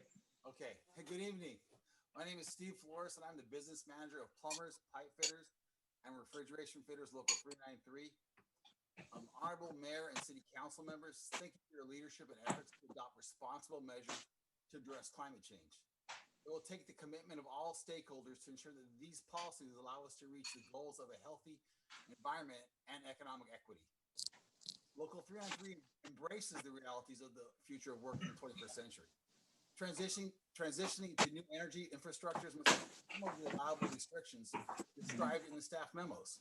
Adopting some of these recommendations allows San Jose to reach its green vision goals while proactively identifying solutions to mitigate job loss due to the ban on natural gas. Working together with labor, environmental, and business groups, we can identify responsible alternatives to align with climate smart San Jose strategy. California faces the dual and related threats of global climate change and drought. New buildings must be designed to address both of these challenges. It's critical that the city staff be directed to work with all stakeholders to find a path for creating replacement jobs by recognizing the need to ensure that these new buildings are not just less greenhouse intensive, but also water efficient. We ask that the city of San Jose convene a future of work workshop to composed of stakeholders from labor, business, and the environmental community to guide the city's implementation of the ordinance to prohibit natural gas infrastructure in new buildings. We ask that the workshop be tasked with the development of expanded alternative water system requirements to be adopted by the time the all-electric ordinance goes into effect. A ban on natural gas in new buildings eliminates the entire sector of skilled construction work, and plumbers bear the brunt of the lost jobs for these buildings. For that reason, we also ask that the effective date of the all-electric ordinance be moved from August 1st, 2021 to December 1st, 2021, in order to reduce the gap between lost jobs and the creation of replacement jobs. Delaying the effect. Thank you, Mr. Flores. Thank you, sir. Gary Ding.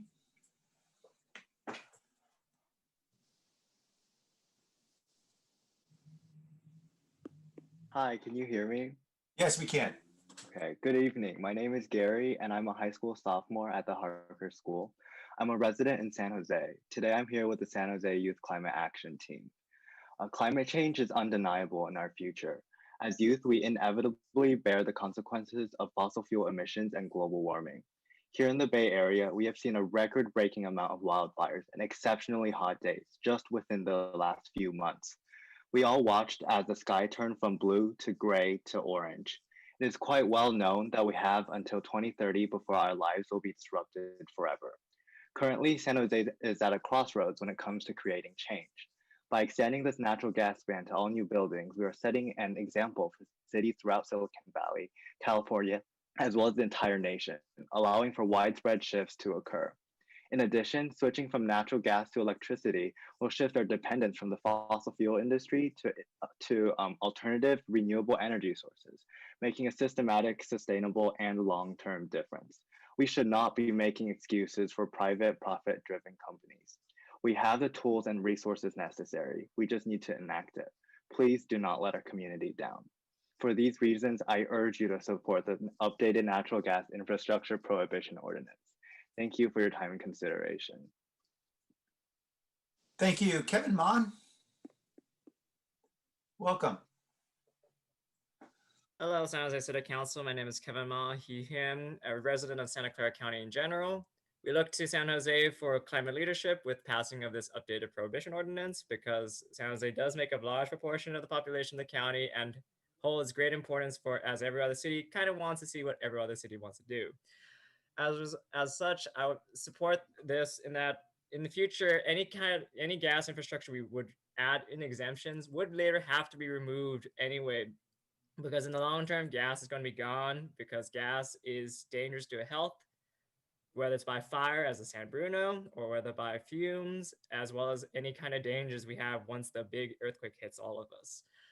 As such, we should be careful that any exemption should be done fairly and not unduly benefit some corporations over others, as well as benefit against public health. And that in the future times, all electric buildings are going to be cheaper than actually adding gas infrastructure at this point. There is a worry about grid resiliency, but that can be better addressed with better planning about microgrids, better distribution of solar panels, battery stations, rather than necessarily going to gas, that should always be the last case scenario. And I look to San Jose to making a clear example for the rest of the cities of this county to follow. Thank you. Thank you. Olivia Walker?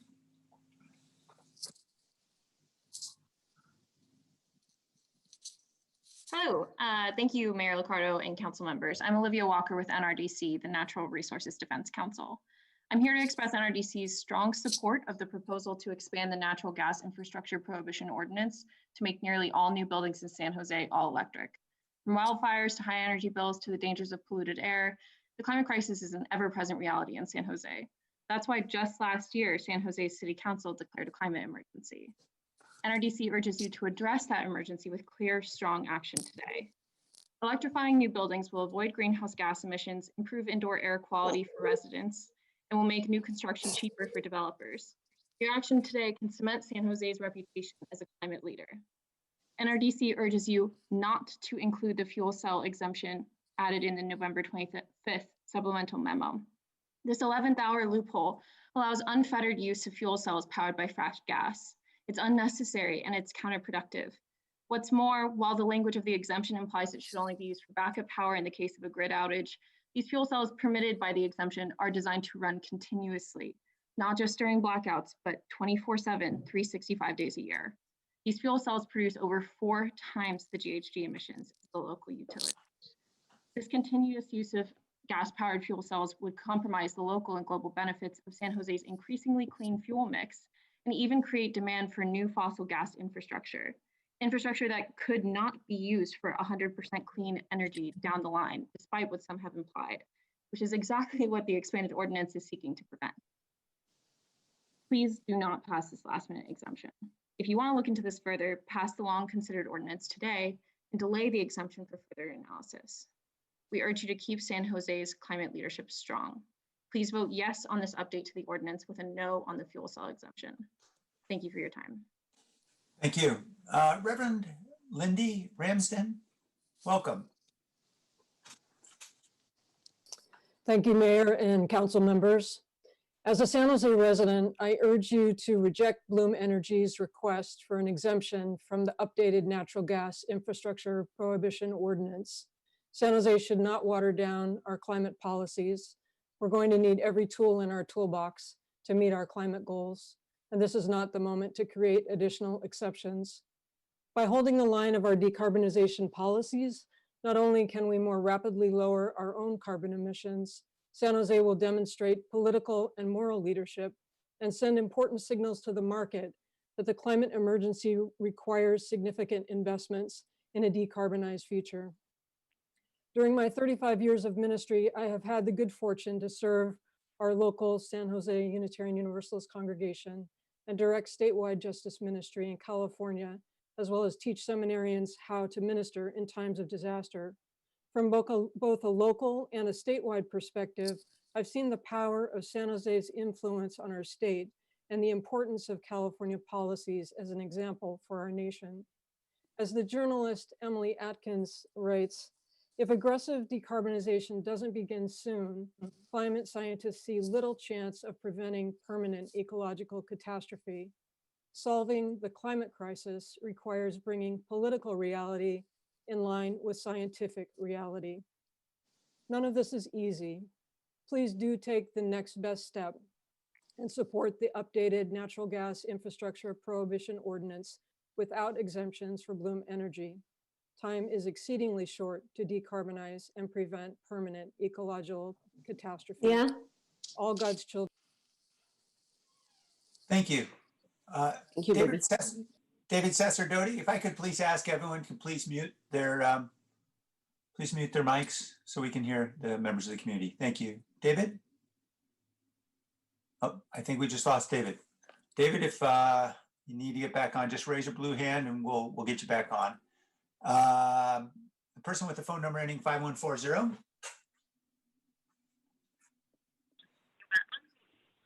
I can't believe how many people are duped into thinking natural gas is bad. Every single person who has come on has never experienced having all electrical appliances and gas and water heat It's super expensive to run something that's all electric. It's terrible to cook on electric. If you like to cook, gas is where it's at.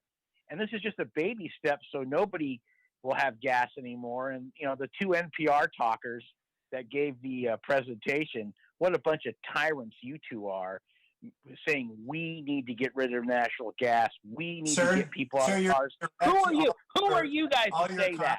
To the city council. Who are you guys to say that? Ali DiTrio, please forgive me if I mispronounce your name. Can you all hear me? Yes, welcome. Great, thank you. And thanks to the City of San Jose for your leadership on climate and clean energy. My name is Ali DiTrio. I'm the Senior Advisor with the Microgrid Resources Coalition, who is a nonprofit organization comprised of developers, investors, and owners and customers of microgrids and other clean distributed energy resources. We support the November 16th staff memo because it provides the right balance of advancing the city's admirable environmental goals while maintaining affordability and optionality for customers when it comes to their energy choices. Microgrids that leverage the gas infrastructure can provide increased resiliency for buildings today. And utilizing the gas infrastructure today does not commit us to using gas forever. I wrote in a letter to staff earlier yesterday. Lower and zero emissions fuels will supplant the use of gas over the next 20 years. Right now, there's a lot of investments happening in biogas, hydrogen, and other alternative fuels where we will not need to use natural gas forever. So really want to just encourage the support of the supplemental staff memo from November 16th and reiterate to this group that just because we're allowing the use of the natural gas infrastructure today does not mean we're not going to be able to make progress on our environmental goals. And ensuring that we have reliable and resilient power is really critical for all constituents of San Jose. And microgrids, leveraging clean fuels will enable us to achieve that. So just want to again reiterate our support of the November 16th staff memo, and thank you again for your leadership on climate and clean energy. Thank you. Jimmy Minden.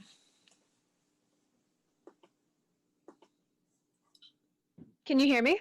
Yes, we can. Welcome. Perfect. Thank you. Hi there. My name is Jamie. I'm 17, a senior at St. Francis High School and a representative of Sunrise Silicon Valley.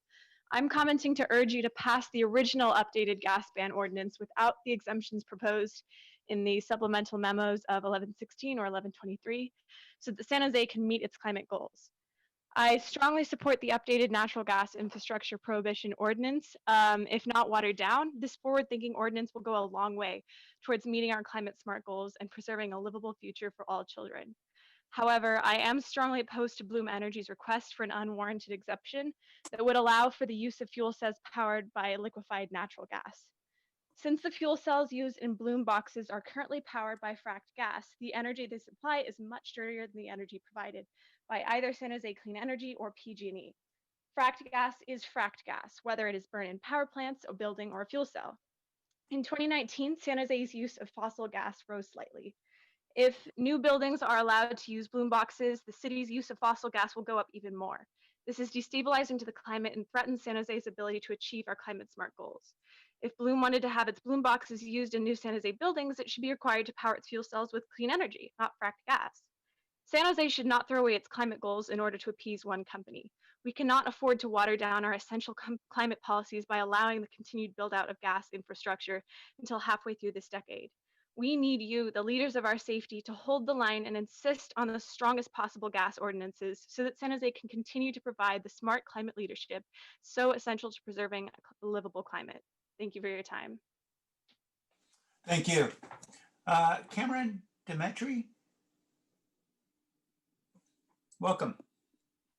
Good afternoon, Mayor and Council members. My name is Cameron Dimitri, and I'm the Executive Director of California and the Southwest at TechNet. TechNet is a national bipartisan network of tech CEOs and senior executives that promotes the growth of the innovation economy.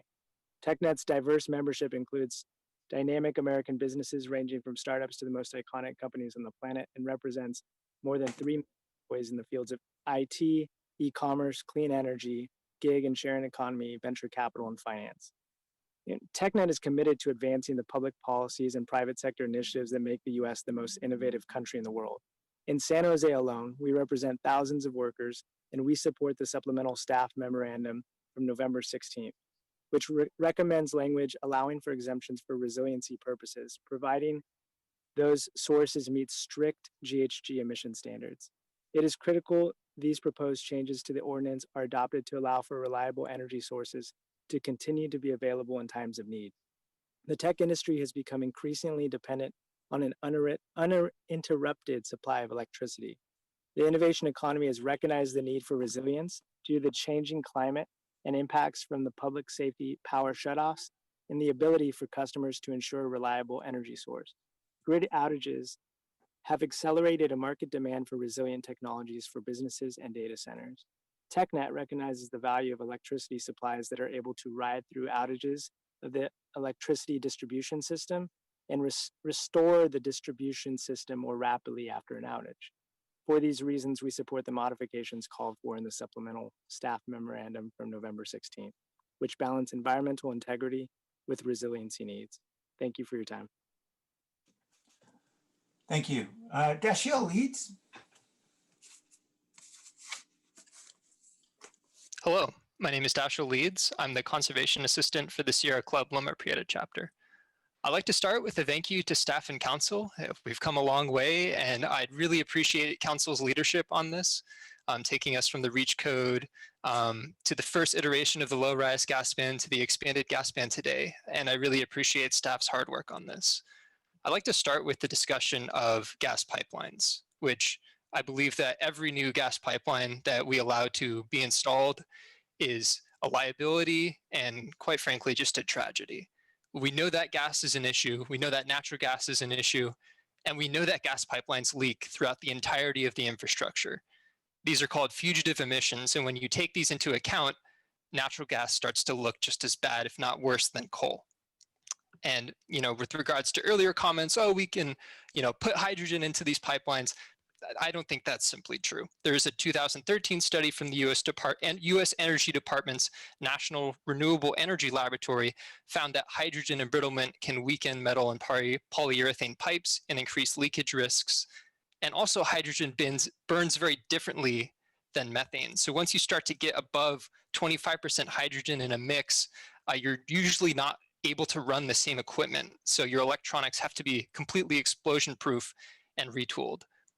This ordinance is going to be a model for the world. We should really put our best foot forward and not leave in loopholes that allow for the construction of gas pipelines, which are a climate damage and, frankly, cost stranded assets for the city.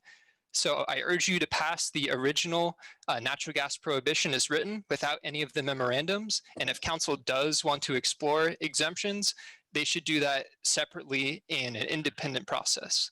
Thank you. Thank you. Amanda Bancroft, welcome. Yes, hey there. Thank you, Mayor and council members. My name is Amanda Bancroft, and I'm from 350 San Jose.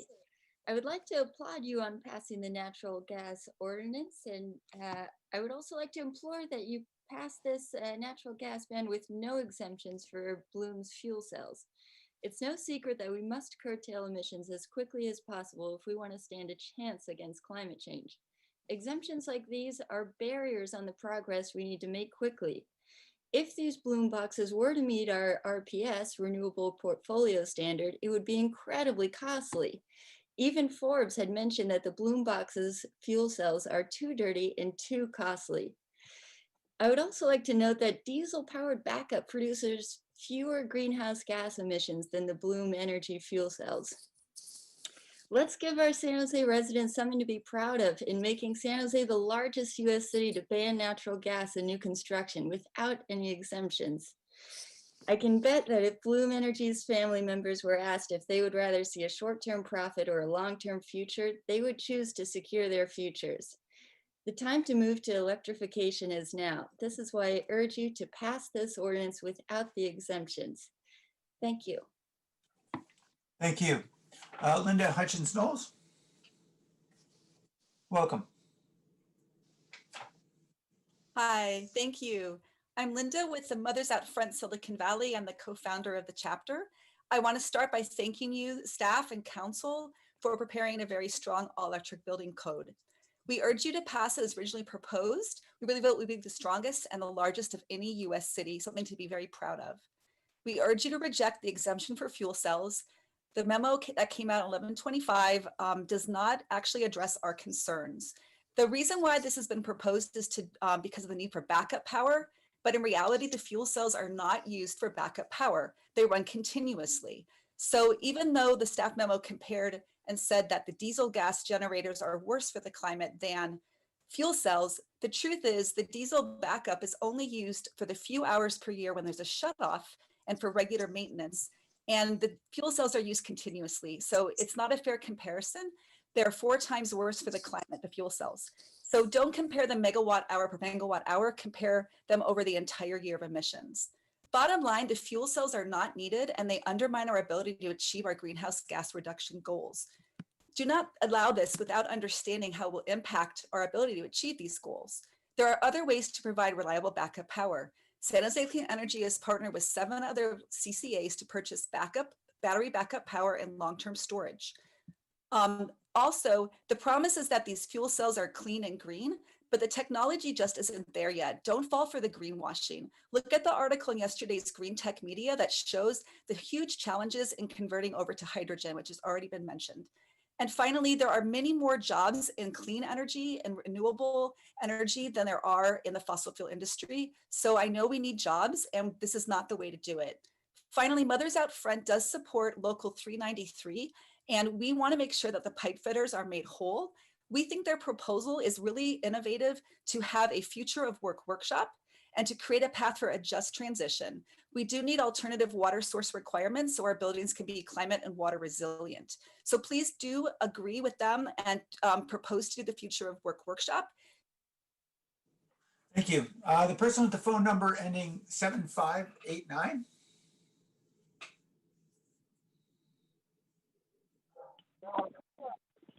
Hi, good afternoon. I'm Karen Nelson. I'm chair of the Climate Reality Project, Santa Clara County, and many of our members live in San Jose. We're very excited to endorse the updated ordinance for adoption today. However, we also ask that you not adopt the exemption for use of distributed energy resources. In other words, gas-powered fuel cells. You know, a justification for fuel cell use is that some businesses need continuous power, and I understand the importance of that. But there are many other viable solutions for energy resilience that result in far less per year emissions. Gas fuel cell continuous use emissions are at least 2 to 3 times greater than emissions from San Jose Clean Energy or PG&E, which includes the modest amount of total yearly emissions from temporary emergency power generation. You know, another concern we have is if your favorable vote for the exemption partially hinges on the promise of hydrogen-based fuel cells coming soon, we urge that you, before you approve any exemption, you reach out to impartial experts to validate when the market level availability really will happen. Given there are important unanswered questions and concerns, we're asking you to defer a decision on the exemption. Time for more research and to validate the exemption really strengthens our Climate Smart Plan and meets the true intent of the updated ordinance, especially while recognizing that businesses do have lower emission emergency power alternatives to gas fuel cells. Climate Reality urges you to vote no for the fuel form and vote yes for the original prohibition ordinance. Thank you. Thank you. Jenny Green, welcome.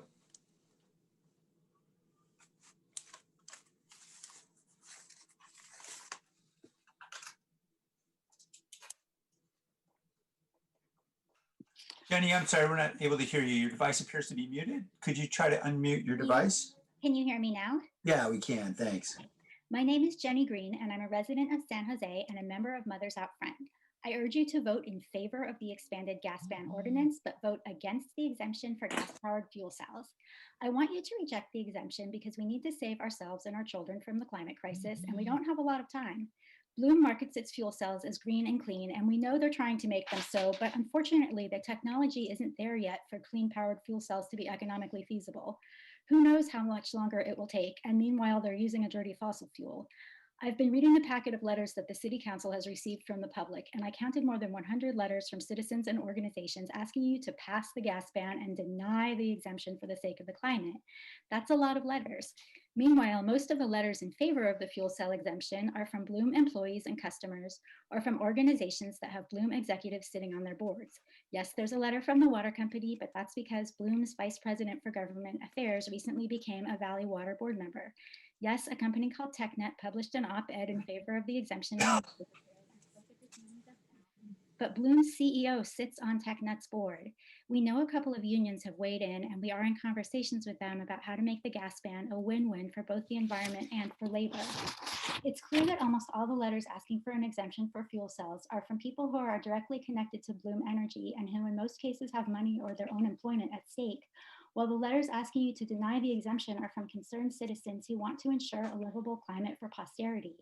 The letters supporting the exemption are fighting to save one company. The letters opposing the exemption are fighting to save every person on this planet. I know you guys are smart. I know you can see when one company is making a desperate argument to try to save itself. I believe in you. I've watched you make good decisions for the city week after week, and I believe you're going to vote to do the right thing and deny this wrong-headed exemption. This vote isn't just about San Jose. It's about the whole country, which is watching what we do. Please keep gas out of new buildings. Thank you. Thank you. Wyan Trong, welcome. Hi, I'm Wyan Trong with Mothers Out Front. There is a 30-year lag between the time the greenhouse gases are emitted and when the effects are felt. The catastrophic wildfires, drought, and floods we are experiencing today are largely due to emissions from 30 years ago. Fracked gas is mostly methane, which is up to 84 times more potent a greenhouse gas than CO2. I urge you to approve the expanded gas ban ordinance to cover virtually all new buildings. Reject the supplemental memo. In 2018, California wildfires burned almost 2 million acres. In 2020, a record-shattering 4.2 million acres have burned. These destructive climate effects will increase for years to come. San Jose will be complicit in racism if we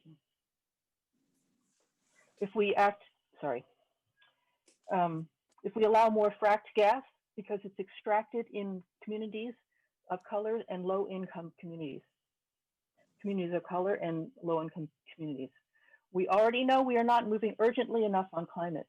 Businesses seeking an exemption must apply for it rather than being granted one automatically. We have 8 years or less to address the climate crisis. Let's see.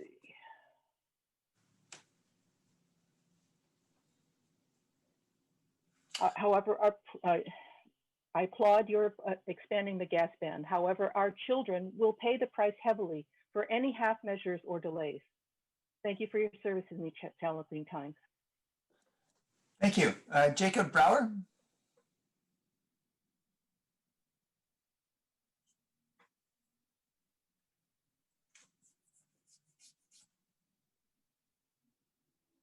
Welcome, Jacob.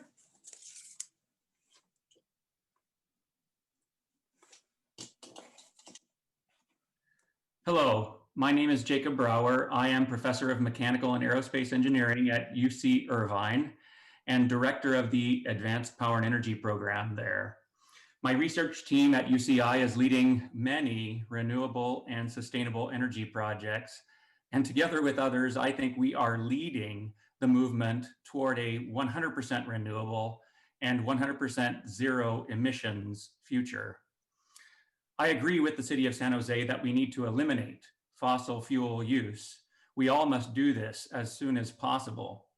But I don't think that banning gas infrastructure in new buildings will help. Rather, the city should plan to transform the gas system over time to eliminate greenhouse gas emissions, as we have been doing with the electric grid. It is the gas system that today provides the dynamic generation, the massive and long duration storage, and the underground resiliency that enables us to use so much sun and wind power.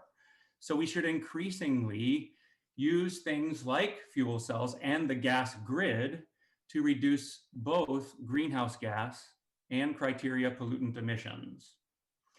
And I'm not the only expert that talks about doing these kinds of things. As a matter of fact, the US Department of Energy, the IPCC, NREL, IEA, they all agree. Every jurisdiction that has objectively analyzed how we can achieve 100% renewable and zero emissions economy-wide has determined that we should transform, not eliminate, our current gas infrastructure. And we're going to use it for transmitting, storing, and distributing renewable energy. I urge you rather to be visionary and bold, to consider the end goal of 100% zero emissions economy-wide and develop plans to transform the gas system rather than ban it. Thank you. Thank you. Sudhanshu Jain. Thank you, Mayor Liccardo, council members, and staff. My name is Suds Jain. I remind you that San Jose is operating under a climate emergency. According to Bloom's own technical note, Bloom Energy fuel cells have an emission rate of 700 to 800 pounds of CO2 per megawatt hour. The California grid currently has an emissions rate that is much lower than Bloom's emissions, and San Jose Clean Energy's electricity is far cleaner still, with 92% of the electricity being carbon-free. Don't be fooled. Bloom cells are baseload power, not backup power. In fact, their cells take hours to ramp up. As a result, grid-tied Bloom cells should, at the very least, be required to meet California's RPS standards and to use at least 33% renewable natural gas, rather than their current 100% natural gas from fracking that leaks vast quantities of methane into the atmosphere. Companies that use the San Jose Clean Energy Grid with diesel backup generators will emit far less greenhouse gases than Bloom cells. And in Santa Clara, diesel generators were fired up during the recent CAL-ISO PowerFlex alert to provide extra power to stabilize our grid. Bloom cells will not be able to provide this service. Bloom claims that their cells are much better because they emit no nitrogen or sulfur oxides, but 92% of San Jose's electricity is from sources that don't emit any SOx or NOx. And San Jose is just getting cleaner while Bloom cells are not. Please don't grant this exception to Bloom without requiring them to meet California's RPS standards. Thank you. Thank you. Susan Butler Graham, welcome. Hi, I'm Susan with Mothers Out Front, Silicon Valley. As a mother and grandmother, I am thrilled to see you adopting one of the nation's strongest building electrification codes. So-called natural fossil gas burned in buildings is the second largest contributor of greenhouse gas emissions in our region and harms human health. If we're to have a hope of stabilizing our climate, we must transition off gas as quickly and as equitably as possible. Ensuring that new buildings are powered by clean, renewable energy rather than dirty, polluting gas will help protect our climate, health, safety, and pocketbooks. Unfortunately, the latest memo grants an unnecessary exemption for fuel cells, which, when powered with fracked gas, generate large amounts of greenhouse gases. I've been so disappointed that much of the information provided about this issue has been misleading. While Bloom markets its fuel cells as backup power, they are actually run 24/7 year-round. Therefore, over a 15-year life cycle, a 1 megawatt Bloom system would produce almost 40,000 megatons more greenhouse gases than San Jose Clean Energy and diesel backup generators. Bottom line, these fuel cells are much dirtier than our clean electricity with diesel generator backup. They are not a clean alternative for our city, which is close to having 100% clean electricity. So of course, this is a climate issue. It is also an equity issue. The fossil gas that these fuel cells use is produced by fracking. Much of this fracked gas is produced here in California in areas that are just yards away from low-income neighborhoods, schools, and playgrounds in communities of color. I urge the city to remove this exemption ASAP. I want to be proud to see our city reach for the future and provide a model for other cities to follow, and hope you do the right thing for our children's future. Thank you. Thank you. Aiden Gundrum? Yes. Hello, my name is Aiden Gundrum. My pronouns are he, him. I'm a junior at Willingham High School, and I'm a YMCA youth leader, as well as an ally of Mothers Out Front Silicon Valley. I spoke to you a few years ago when I was in 8th grade. That was the first time I spoke to you, to all you city council people. And I told you how important it was to me, and more importantly to my entire generation, that you adopt community choice energy, and you listened. Well, that was an incredibly important step in the right direction, and I thank you for that. Our work is not done. So I'm here today to ask you to pass the updated gas ban ordinance and reject the last-minute exemption for fuel cells, because 1/3 of San Jose's GHG emissions come from gas burned in buildings across the city. It's it's imperative that we eliminate the use of natural gases across the city and pass this ordinance, as well as reject the exemption. This would be a huge boon to me and my generation. It would be a great step in the right direction to taking San Jose to be even further a leader in a nationwide, a worldwide leader in clean energy. I want to be able to look back on my city and say, we were the leaders. We were the ones who stood up for what was right and built a better future for our children. Thank you. Thank you. Avi Subramanian, welcome. Hi, my name is Avi. I'm a 17-year-old senior from Milpitas High School, and I am attending today with the San Jose Youth Climate Action Team. As future leaders of the world, the task of pushing the fight against climate change, whose effects are becoming more and more exacerbated, falls primarily on my generation. The wildfires that ravaged over 4 million acres of California over the summer are only one of the glaring symptoms of this undeniable issue. Other symptoms, such as extreme weather trends and rising sea levels, continue to threaten the lives of millions around the world. So it is imperative to slow down these trends before they become irreversible.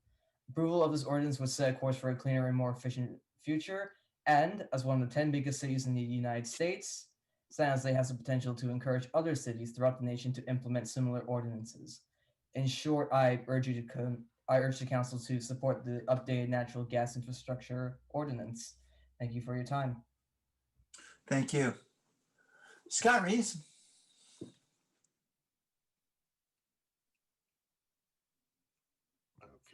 Thank you. Good evening to the council, Mr. Mayor. My name is Scott Reese, and I'm a business representative with UA Local 393, which is plumbers and pipe fitters. We are supportive of the staff's supplemental memo on this item following direction, on the staff supplemental memo on this item if the following direction is added to it. No one else has to tell you how tough the economic conditions are right now. Uncertainty for workers in the construction industry is very real. And the recommendation action before you will put hundreds, if not thousands, of local residents out of work. Having ample time to plan for this substantial change to our industry is simply the right thing to do. We respectfully request that the natural gas ban can be enacted in December of 2021 so that workers may have ample time to plan for this substantial change to our industry, and that concurrently with the ban be enacted that the city adopt expanded alternate water system requirements as detailed in the letter from our business manager, Steve Flores, that was dated November 30th, 2020.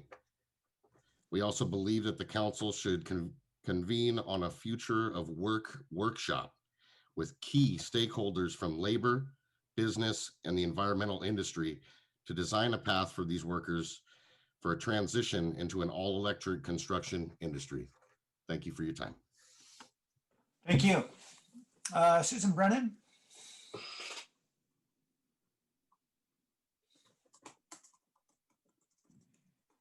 Okay. Hi. Can you hear me? Susan, if you could, it seems like you have two devices on. Yeah. Can you hear me? Yeah, we can.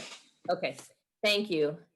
And thank you for giving me an opportunity to speak. I'm Susan Brennan, and I am here to speak in support of the November 16th memorandum. I am a San Jose resident, and I have a recent graduate of Notre Dame San Jose and Valley Christian, and I am the Chief Operations Officer at Bloom Energy. And I truly appreciate the need to address climate change as an environmental justice issue. And this is very personal to me. One of the reasons I chose to come to work at Bloom Energy is I grew up in a steel town where the air quality on a daily basis was similar to what we experienced during the fires. Both of my brothers still work at that steel mill. My entire family still lives in that community. So air quality isn't just my day job, it's also something I take very personally. So in my opinion and experience, what I would suggest is that air quality and climate change, these decisions are multivariate equations. And air quality in particular does not just include CO2, but also NOx and SOx and particulates. And particulates are something that I really think that we need to think about as we make this kind of policy. I know a lot of thought went into it, but sometimes there are unintended consequences in some of the actions when people are always trying to do the right thing, but sometimes there are unintended consequences. So I would ask that everyone consider the total impact of these transitions and assure that all variables are considered as San Jose progresses to an environmentally just future. Thank you for your consideration of my comments. Thank you. Esther Yom, welcome. Can you hear me? Yes, we can. Okay. Hello, my name is Esther, she, her. I'm a high school senior and a member of the San Jose Youth Climate Action Team of SWICA. We see the effects of climate change right now in front of our very eyes. Just a few months ago, fires raged across California, threatening to consume every house, every school, and everyone in their paths. One fire even got close enough to me and my family where we were worried that we had to evacuate. These fires are one of the many telltale signs of climate change and the greenhouse effect, which natural gas contributes to. Natural gas can also harm public health by evoking respiratory issues such as asthma via methane leaks through pipes in older homes. San Jose is one of the largest cities in the nation, and if this ordinance passes, the following effects will be astounding, inspiring, and widespread. If we stop using natural gas in our buildings, we will be one step closer to a future where the sky is no longer marred by smoke and haze. I urge you to support the updated natural gas infrastructure prohibition ordinance to help the fight against climate change. Thank you for your time and consideration. Thank you. The person with the phone number ending 1628, welcome.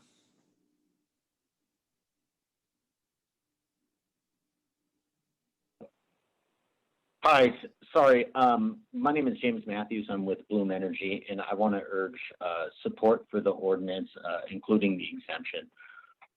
Distributed technology is it's wonderfully reliable technology, and it's going to be absolutely critical to power San Jose's critical businesses, including data centers, supermarkets, and other critical businesses in time of crises. Fuel cells have historically and now are still a green technology and have been treated as such. The infrastructure and the technology and the transitions that are taking place, both in using landfill gas, hydrogen, these things are innovative and these things are critical to America's future and critical to a green future so that we can have energy independence that is clean. I want to urge support for the ordinance with the exemption. Thank you. Thank you. Will Smith. Good evening, Mayor Liccardo. Thank you, members of the City Council. My name is Will Smith. I'm a business rep for IBEW Local 332. Local 332 understands the environmental upside to this initiative. We also understand the upside personally to our membership. But we know that workers will be negatively impacted and many jobs will be lost unless there's a process put in place to assist them in transitioning. We support the supplemental memo on this item and respectfully request that the amendments be made as outlined in the letter from UA 393 submitted by Steve Flores. We understand the impacts of green gases, but we also have to consider water shortage. California is constantly in the state of drought, so we have to make sure that buildings include some sort of water reclamation. The city must enact a transition alternative water source requirements, and that the city work will also include stakeholders to assist impacted workers. Smoothing out the steps towards an all-electric construction industry to protect workers and their livelihood must be a part of this plan. Thank you for your time. Thank you. Helen Deng. Good evening. Thank you for your climate leadership so far. My name is Helen Deng, and I'm a senior at Archbishop Mitty High School here in San Jose. I'm in strong support of the strongest version of the gas ban because, like many you have heard from today, I'm part of the generation who will be facing the growing effects of the climate crisis both now and in the future. Many of my peers and I were so scared about what's in store that we are spending our teenage years advocating for representatives and leaders to address the climate crisis. We've shown up today because a gas ban is integral to a better future, and I urge you to pass the original updated gas ban ordinance without the exemptions to set a strong climate precedent and go a huge way toward meeting our climate smart goals. Please prioritize these goals and a livable future for our youth and constituents over a company's interests. Because, and I quote from Forbes, Bloom's energy is too dirty and too costly. Building more gas infrastructure only takes us farther away from our goals and our community's needs, which is why I am strongly opposed to Bloom Energy's request for an unwarranted exemption. These choices are near irreversible with the urgency of the climate crisis, but I trust you will vote to prioritize a sustainable society. As leaders responsible for our safety, I trust you will insist on the strongest possible gas ban ordinance to achieve the climate smart goals so essential to a livable climate. Please protect our health, our communities, and our futures. Thank you for your time. Thank you. Desiree? Hi, thank you. Can you hear me? Yes, we can. Thank you. Thank you, Mayor Liccardo and council members. My name is Desiree Grawn, and I am a resident of District 10 in the Almaden Valley in San Jose. I care deeply about our environment, especially the legacy we leave for my children, my grandson, and others in my community. I was very happy to see the city council members were to vote on the natural gas prohibition created by city staff. I would like the council to vote yes on the ordinance as written and no on the supplemental memorandum released on 11/16 exempting gas fuel cells. I think gas fuel cells go against the core intentions of the gas prohibition ordinance and the goals of the San Jose Climate Action Plan overall. Now is the time for leadership and decisive action. Thank you. Thank you. Diane Bailey, welcome. Good evening, Mayor Liccardo, Vice Mayor Jones, and council members. Thank you for the opportunity to comment. My name is Diane Bailey. I'm with a community climate action group called Menlo Spark. And I'm also commenting on behalf of the Campaign for Fossil-Free Buildings in Silicon Valley and our 33 member groups working together to accelerate a phase out of fossil fuels from our homes and buildings. We appreciate all of the hard work and stakeholder outreach that has gone into this policy. Our coalition enthusiastically supports the proposed updated natural gas infrastructure prohibition. There's overwhelming support for this policy, and we hope you'll move ahead with it today.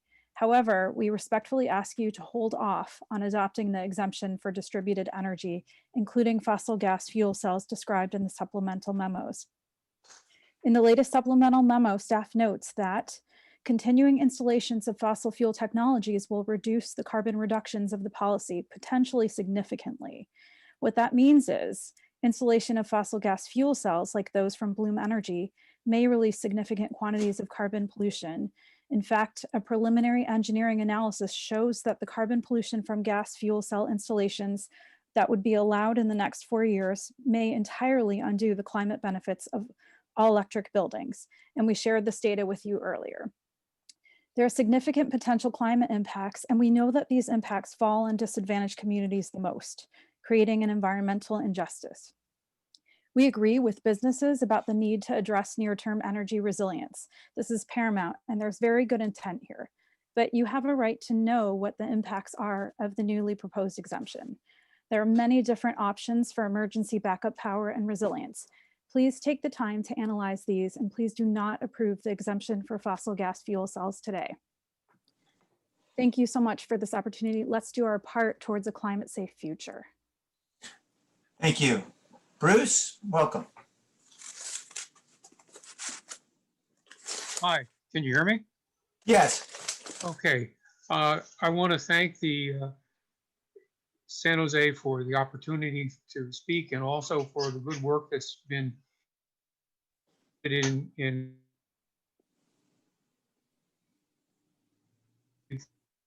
but I want to emphasize. The first is, you've heard from a number of the young people who are going to inherit the earth after such time as we leave it. And they're the ones who are going to get stuck with the worst of the climate area. So we have to be very, very careful in regards to what we leave them, or else we will have done them. The second thing is, we've had a number of very serious leaks and explosions that have happened in the state of California. The one in San Bruno 10 years ago killed 8 people. There is extensive dislocation of people from the gas leak down south and the Porterville. So we know that that's going to be a possible risk to things. And the last thing is that we have, well, first off, we have an issue of being able to retrain people. There's been a number of people in regards to the unions that have come up and said, well, we need to have a transition policy. We need that in general. We need to think about how we're going to transition from the economy we have to a new economy and retrain the people. And so they're the first part of this, but we really need to think that through for the entire change of how we're going to move to clean energy. The last thing is, which is kind of minor in respect to it, but perhaps worth looking at, is the fact that we need to address the fact that if we put in more gas infrastructure now, there'll be more of it that'll become a stranded asset. And that is not something that's going to be financially city. Anyway, thank you for the opportunity to speak, and hope that you vote for the legislation, but eliminate the part that talks about Bloom Energy. Thank you. Thank you. Dave Pochel. Welcome, Dave. Good evening. Please support the Silicon Valley Youth Climate Action and Sunrise Youth and all their generation, and the next, and the next, and the next, and the next, and the next, and every ecosystem on the planet by making San Jose a big city example to the world in addressing our climate crisis. Thanks for your efforts and that of staffs to date. Please keep up the good work rather than starting to make some unnecessary exemptions. Environmentalists certainly don't love diesel, but it's going to be a cleaner short-term Band-Aid solution to backup than the Bloom fuel cells. Thanks again. Thank you. The person with the phone number ending 4017.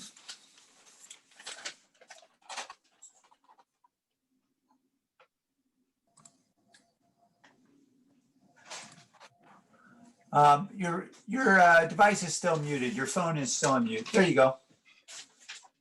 Hi, can you hear me? Yes, we can. Perfect. Hi, my name is Michelle Emberry, and I manage operations and policy for E2 on the West Coast.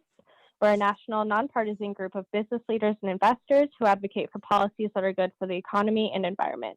I'm providing testimony on behalf of E2 and our 2,500 members and supporters in California, including more than 30 who live and work in San Jose. E2 supports a strong expansion of the all-electric new construction ordinance. However, we urge you to remove the exemption for gas-powered fuel cells. Passing a strong all-electric new building code offers the opportunity for the city to invest in a sustainable, affordable future. Expanding the ordinance will drive smart building investments that reduce the cost of construction and create cost savings to businesses and residents. And over time, as service becomes more expensive and renewable resources cheaper, these savings will be amplified. But the economic opportunities become diminished with fossil fuel loopholes via the last-minute fuel cell exemption. This exemption was proposed to provide pathways for backup energy. However, gas-powered fuel cells are built and priced to run as a full-time energy source, and this backdoor exemption could allow for fossil fuel usage far beyond backup needs. In current gas-powered fuel cell technology used for behind-the-meter baseload generation has recognized limitations in a low-carbon energy future, namely its use of dirty fossil fuels and its costs. And by allowing this exemption, San Jose will fail to pass policy that creates the market structures that can spur homegrown innovation and the resulting job creation and investment in clean backup technology. This ordinance without fuel cell exemptions will provide San Jose the opportunity to become a hotbed in the development of clean energy backup systems and benefit from the resulting job creation. And as other jurisdictions transition to all electric buildings, San Jose will be able to capitalize on its first mover advantage. But with the exemptions, this policy direction is undermined and the economic development potential is diminished. The economic opportunity is clear. E2 and our community of business leaders call on you to support a strong extension of the all-electric new building ordinance and to remove the exemption that allows for fossil fuel loopholes. Thank you. Mark Bernardi, Rice. Hello, good evening. You hear me okay? Yes, we can. All right, thank you. So I'm Mark Bernardi Reyes. I'm a civil engineer, and yes, I work at Bloom Energy, but I wanted to speak to something of my previous experience because about 2 years ago, I joined Bloom. Before that, I was a design engineer for large-scale generation plants, mass generation. So I designed the coal plants. I worked and visited in the coal plants. I know what it's like to breathe after you've been to a coal plant.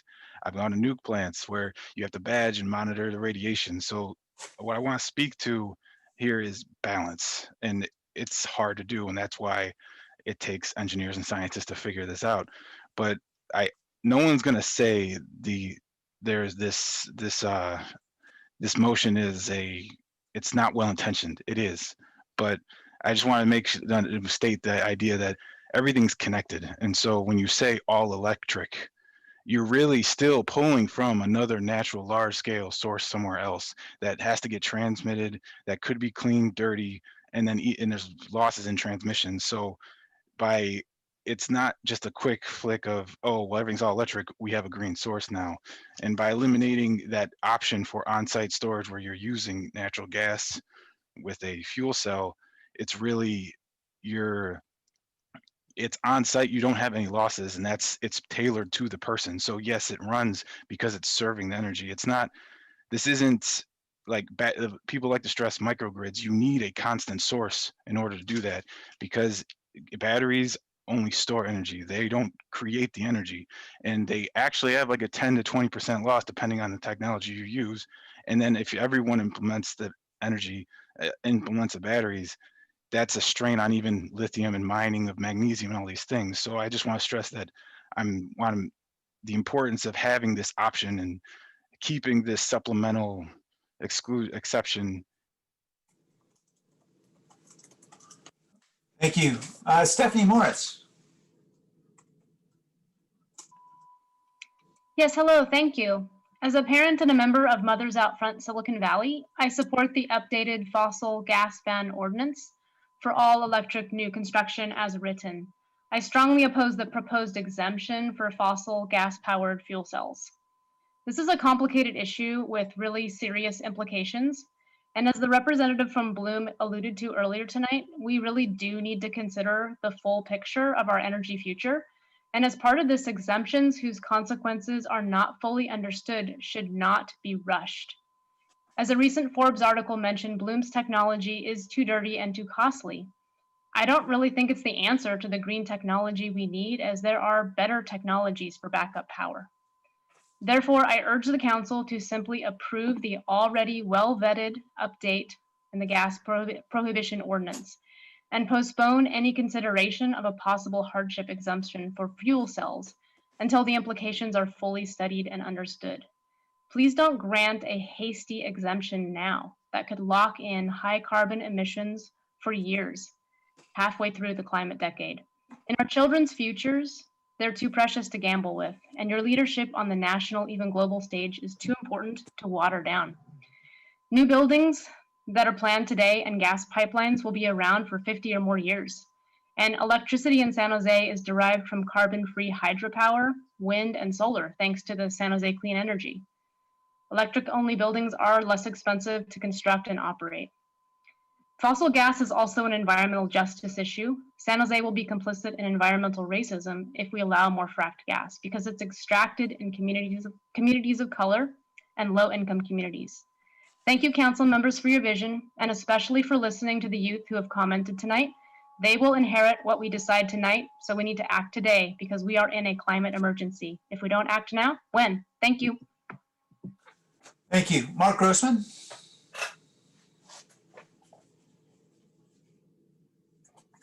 Okay, did I hit the button? No. Yeah, no, we can hear you fine. Oh, good. Hi, I'm one of the organizers with 350 Silicon Valley. We have, I forget how many members, about over 3,000. So there's no time to consider the false idea that fossil gas is a bridge fuel. I hope we're not like going there. So as much as I like the idea of fuel cells being an alternative supply for the grid, so-called natural gas is the wrong fuel to be in the mix at this critical time for addressing climate change. We also have to remember not just the CO2 emissions, but the methane emissions that are a byproduct and product of gas extraction and production and transmission. I agree that harm to workers should be mitigated, but not at the expense of the health and welfare of the vast majority of Valley residents. Also, as been pointed out, the energy supply, the electric supply is mostly very clean and is getting cleaner by the month. Also, there's no transmission loss or much less if you count the local solar generation. That is, doesn't have to go very far if it's being generated in San Jose. So there's very little downside to eliminating this fossil fuel source. And you certainly can't just compare the fuel cell energy and cleanliness with just the coal component of the electric supply. That's kind of unfair. So urging you to do the ban without the exemption. Thank you very much. Thank you. Shanique Kleinhaus, welcome. Good evening, Mayor Liccardo, council members. This is Shanique Kleinhaus from Santa Clara Valley Audubon Society. And I am here to encourage you to expand the gas ban citywide and pass the ordinance without exemptions. Fracking or shale gas extraction has environmental hazards that are not only local to San Jose, but way beyond. These include immense water use, groundwater contamination, methane pollution, toxic chemical exposure, and fracking induced earthquakes, among many other impacts. These affect ecosystems and communities in California and beyond. A recent study showed that shale gas development can affect songbirds' reproductive success and productivity, both directly through the presence of fracking infrastructure and indirectly through the effects on habitat quality. About when Darwin developed the theory of evolution, the idea was evolution is slow. It takes many, many, many generations to create another species to adapt to the environmental situations. Now we know that evolution can be very, very rapid. It can take a very short time if the environment induces that or contributes to that. And I think it's time for very rapid evolution away from gas and using better renewable resources. Thank you. Thank you. Scott Shell. Good evening. Thank you all for all your work on this issue. I'm a principal with EHDD Architecture. We're a 70-person architecture firm working all over the Bay Area, including San Jose. Over the last 20 years, we've designed many all-electric buildings of all different types, schools, universities, offices. One of our biggest clients, University of California, now requires all of their buildings to use electricity for heating and hot water. We found it cost-effective, reliable, and robust for our clients over these many years, and we're trying to design all of our projects this way. When Berkeley first passed their ordinance last year, I went and met with 7 of the engineering firms that we work with that are doing many of the buildings in your city. And I said, hey, is our industry, is the design and construction industry ready for this? We have to sign those drawings and we're responsible. And if there's a problem, it comes back to us. And the answer they gave me was, yeah, the industry's ready for this. And so we've been working hard at that. I personally know dozens of architects and engineers that are designing these buildings, and they wouldn't do that if they weren't confident about it. Now, for some people, I know this is going to be a change. It's going to be different, and they're going to have to do a little homework and learn about it. But we're used to doing that. Every 3 years, we get a new building code, and we all have to take some classes and do a little homework and learn something new. And I think we have a very robust education system in California. We've got a bunch of really smart people in the design and construction industry, and this is something we can do.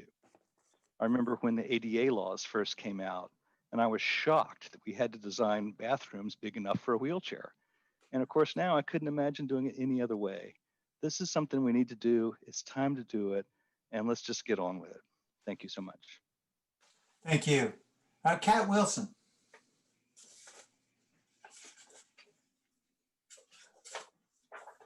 Hello, my name is Kat Wilson. I am a District 2 resident and retired fire captain from Santa Clara County Fire. Also an ally of many of the groups that have spoke this evening already, and echo a lot of the same concerns as far as natural gas infrastructure. I am first of all, I want to thank the mayor and members of the city council, city staff, and all of my colleagues and comrades for doing the hard work of passing the original ordinance and reach codes and such. And so today I wanted to speak on and urging for you guys to pass the ordinance as is without the exemption. I understand the need for resiliency, but I would ask maybe for consideration separate, from the ordinance itself, or even perhaps moving it into a hardship exemption so you can kind of take it on a case-by-case basis. So anyway, again, just want to really support and appreciate everything that you guys have done, all the comments and people that have come before me and made their input. And again, I urge you to pass the ordinance as is without the exemption, or perhaps move it into a hardship. Thank you. Thank you. All right. I believe that is all the members of the public who wanted to speak. I know we've got a crew that's handling our transmission right now and they need a break. So we're going to stop now for a dinner break. Why don't we return at 6:45? Hopefully that gives everybody close to an hour for dinner. We'll resume our discussion on this item at 6:45. Thank you very much.